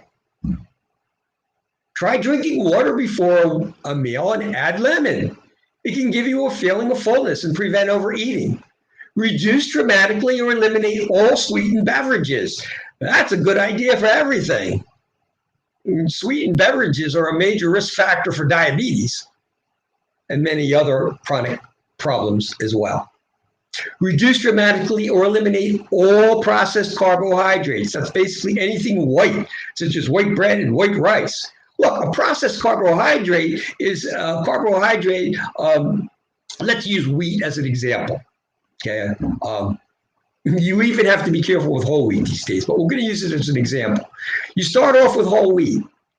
We take the fiber out of it, which is probably the best part of the wheat, or one of the best parts. You take the bran out, which is filled with fiber and vitamins and phytonutrients. And what are you left with? That's a processed carbohydrate. It's just not good for you. So you're going to reduce that, and that's going to include also most cookies, pies, and cakes, although there are some healthy alternatives. And there are some probably healthy cookies, pies, and cakes as well. Read labels, stay away from trans fats, animal fats, as well as sugar, artificial sweeteners, and once again, processed carbohydrates, which will increase your risk of insulin resistance, diabetes, and heart disease. So insulin resistance is basically the cause of diabetes. So, and insulin resistance, whether or not you ever become a diabetic, just having insulin resistance can increase your risk of heart disease, stroke, and a premature death. Load up on vegetables. I don't think I need to go into detail. I don't know anybody who says, no, stop eating vegetables. You know, vegetables, the vast majority of vegetables are a low-calorie food. And the truth is, the more of these low-calorie vegetables you eat, the more you eat of them, the more weight you're going to lose, and the healthier you're going to be. Increase fiber-rich foods in your diet. Fiber intake predicts weight loss. So the more fiber you eat, the higher the likelihood you're going to lose weight. Fiber is going to be things like beans and legumes, which are extremely high in fiber, whole grains, nuts and seeds, and fruits and vegetables. Certain vegetables are going to be higher in fiber than others. Really, what's going to shine are those whole grains and your legumes, your beans, if you can tolerate them. Most people can. If you can't, try digestive enzymes. Start off light and small and build your way up. And avoid obesogen. So read labels, eat organic, filter your water, use carbon filters. And now again, for something special. Okay, let's talk a little bit about intermittent fasting. I know many of you have heard of intermittent fasting, but you may not know what it is or how to get started. So first, what is fasting? Well, fasting is the voluntary withholding of food for spiritual health or other reasons. In other words, you choose not to eat for whatever reason you choose not to eat for. Intermittent fasting is scheduling time periods between fasting and non-fasting over a given period, so it limits when you eat. Again, that simply means you choose your time. Oh, I think I'm going to eat between 8 and 6, and then I won't eat for the rest of the day. Or it can be achieved by alternate day fasting.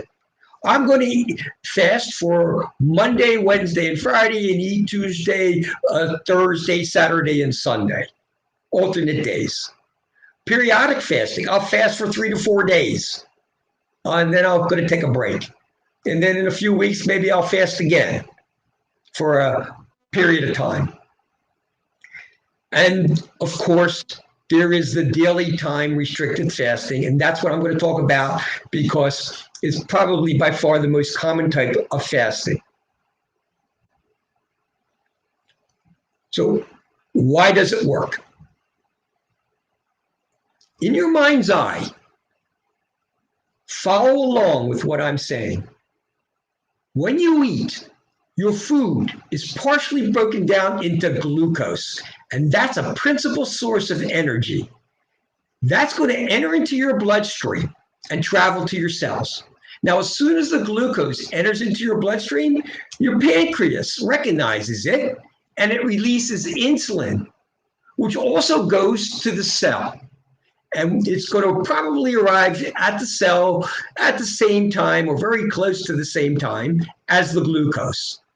The insulin is going to act like a key. It's going to tell the cell, hey, we got some great energy for you. Open up and allow the glucose in. The cell says, great, I can use some extra energy.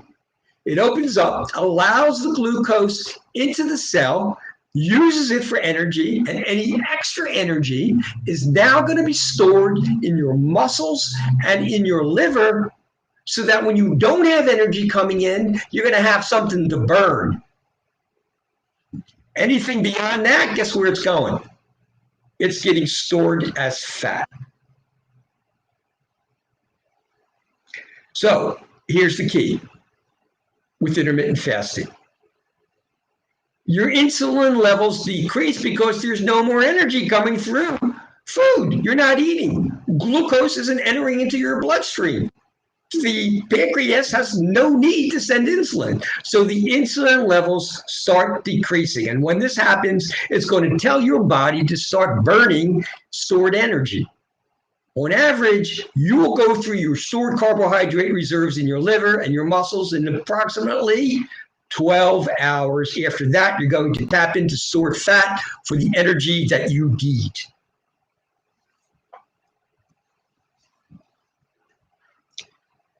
And the process initiated is called ketosis. And this happens when your body doesn't have enough carbohydrates to burn for energy. Instead, it burns fat and it makes things called ketones, which it uses for fuel. So in a nutshell, time-restricted intermittent fasting works because a prolonged period of your choosing of non-eating gives the body a chance to rest and store those burned calories. It takes approximately 12 hours of fasting to run out of the stored carbohydrate and energy in your muscles and liver. You only have one liver. And then you begin burning stored fat. Intermittent fasting will not put the body in a starvation mode or decrease your metabolic rate. So the fact that you're not eating isn't going to tell your body, oh, I'm starving, I have to keep the calories. That's not going to happen. It does not put the body in a starvation mode. Nor will it decrease your metabolic rate. You're still going to burn the same amount of energy in the same amount of time as if you were not fasting.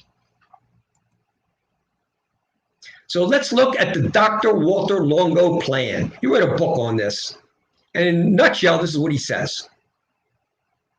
In this variation, you eat a whole food plant-based diet twice a day plus a light snack. Dr. Longo recommends eating breakfast and one other meal plus a nourishing, low-calorie, low-sugar daily snack. This diet limits all meals and snacks to within 12 hours or less a day. You should also not eat within 3 to 4 hours of going to sleep. So an example would be eating breakfast at 8 a.m., then having a snack at 12 or 1, sitting down for dinner, say at 5 o'clock, and finishing by 6. This allows for 14 hours of fasting before your next meal. So, if your body goes through the stored carbohydrates in 12, that gives you a couple of hours to burn some stored fat. However, there are other variations to intermittent fasting, and one of them, breakfast is skipped. And often this can be a convenient meal to leave out. My personal recommendations is that you eat within an 8 to 10 hour period of time, no more, no less, right? We want to keep it within that 8 to 10 because I think you should allow for 14 to 16 hours of fasting. That's going to allow for more fat being burned, especially if you're following a calorie-restricted diet. So I'm recommending a 14 to 16 hour fast, the time that a time that you decide not to eat, and then eating either for the 8 hours or 10 hour period within that time period. There's certain people that shouldn't do intermittent fasting. Pregnant women, children, people at risk for hypoglycemia. Your blood sugar is already low. You don't want to make it worse. If you're underweight, not a good idea. And people with certain diseases such as hyperthyroidism definitely should not do intermittent fasting. Now, can you exercise during fasting? I think that's a commonly asked question. And the answer is absolutely yes. You can continue all your activities of daily living, including exercise. You do not need to eat before exercising to provide energy. In fact, your body will burn stored energy. So if you're going through your carbohydrate reserves, you're going to go through them quicker. And if you've already burned through them, maybe you'll get a little extra fat burned. However, it's important to stay hydrated. One more thing. If you're a long distance runner or you're doing a marathon, don't do intermittent fasting. Use some common sense.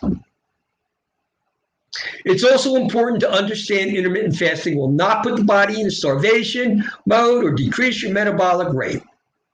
It's twice that I said it, but it's important so that you don't worry about it. Do not overeat during the time you choose to eat. That's a self-sabotage. You didn't eat for 14 hours, and now you just keep eating, putting on lots and lots of calories. You can only store so many calories. Where's the rest going? Fat. So when you do your intermittent fasting, maybe you're burning the fat that you just put on. Also, there are no set rules to intermittent fasting. You can choose the days that work for you. You can choose to make it a 7-day-a-week program, a 3-day-a-week program of intermittent fasting.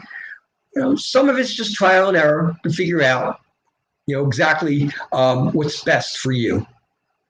Now, in addition to losing weight, intermittent fasting can also help lower cholesterol, improve glucose control, reduce liver fat, prevent fatty liver, improve blood pressure, and more. I'm going to go over just 2 supplements. There are others that can help you lose weight. But for time's sake, I'm going to go over 2 of my favorite. The first, I don't even consider to be a supplement. I actually consider it to be a meal replacement, a healthy meal replacement. And that's Nutritional Frontiers Super Shake. I think it's a great option for both a breakfast or lunch.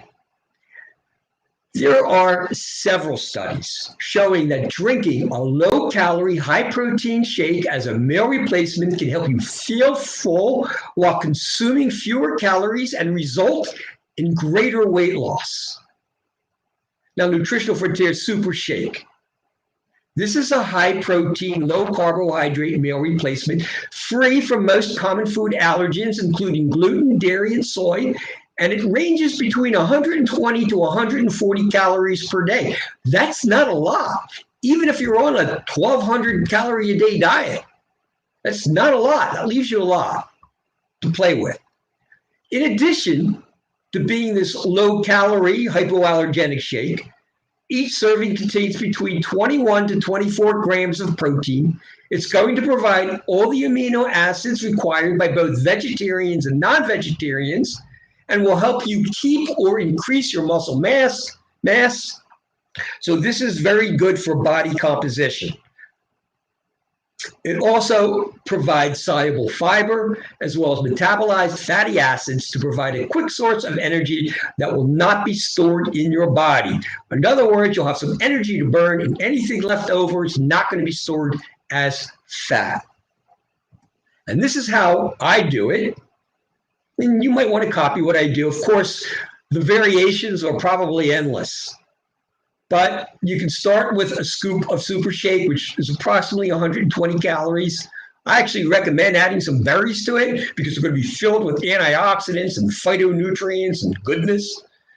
And they're not high calorie. They're also like low glycemic index, which means it's definitely not going to raise your blood glucose. I like to add half of a banana. It gives it like a creamy feeling, and that's approximately 53 calories. And then a cup of unsweetened organic almond or cashew milk. You can use other non-dairy milks as well. And altogether, that's only 283 calories. If you have some extra calories that you can use, then I recommend adding some ground flax for their omega-3 fatty acids, or maybe hemp seeds, or ground hemp, or chia, which altogether is still only approximately 330 calories. And what's more, if you don't eat the banana or the flax seeds, it's going to be under 300 calories, approximately 280. So for that 280 to 330 calories, you can have a quick and easy, highly nutritious meal that's going to be packed with protein, whole foods, fiber, vitamins, phytonutrients, and antioxidants. That's also gluten, dairy, and soy-free, and suitable for just about everyone, no matter what their special needs to be. And what's more, I want to remind you, whether you use the shake or you don't use the shake, studies have shown that having a low-calorie, high-protein shake as a meal replacement is an effective way to lose weight, no matter, again, what type of additional conditions or problems you bring to the table. I think it's a great way to start the day, replace lunch for those who want to lose weight and keep or improve their muscle mass. And I want to point out that during our March Mayhem event, which is taking place right now, you can get it at a 30% discount, along with the vast majority of our other high-quality supplements. And the number to call is 412-922-9355. The number is on the screen. And now the next supplement, the last one that I'm recommending for today, is Nutritional Frontiers Tone and Lean CLA, which is conjugated linoleic acid. I'm going to call it CLA. So Tone and Lean CLA is designed to be effective in increasing lean muscle mass and decreasing fat. So once more, I'm kind of emphasizing body composition, in addition to losing the weight. CLA is a fatty acid that increases the burning of fats and reduces the storing of fats in your body. To get the most benefit from CLA, most experts agree that it should be taken about 30 minutes before you eat or during your meals 3 times a day. As a dietary supplement, take 1 soft gel with a meal 3 times a day. And again, during our March Mayhem event, which is taking place right now, it's available at that 30% discount.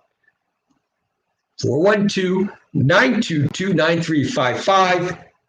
And one more suggestion For those of you who are finding that one size does not fit all and that you're having difficulty in losing weight, call, make an appointment with me. I know that it may be overwhelming for the average person to figure out the best weight loss plan for them. So it may significantly benefit you to make that appointment. I am Dr. Honigman, and we will work together as a team, designing a plan that you can follow. And remember, there's lots of flexibility in the design. We will make it work, but I understand that the only plan that will work is one that you will follow. So call the office at 412-922-9355. You can make an in-office or a telehealth office, and we can get started on how you can achieve your weight loss goals and improve your body composition. My approach is not dogmatic. In other words, I can work with you no matter what your food preferences are. My goal is always to help you make the healthiest choices with whatever weight loss plan you choose to follow. I've helped many, many people with multiple obstacles lose a substantial amount of weight and improve their health by eating a wide variety of healthy food choices. And finally, the disclaimer. This information is provided for educational purposes only. It has not been designed to diagnose, treat, or cure any health conditions. The United States Food and Drug Administration have not evaluated my statements about this health topic or any suggested supplement or recommendations. So thank you all for tuning in. It's been my pleasure. Have a great weekend. God bless. Well, that was fabulous, Dr. Honigman. Thank you so much. Wonderful. So I have put the number up on the screen for them to call you, and we appreciate your time and your knowledge. Thank you for sharing today. Thank you, Tracy, and bearing with me for the overtime. No, you did great. That was awesome. Excellent. All right, guys. Thank you, Dr. Honigman.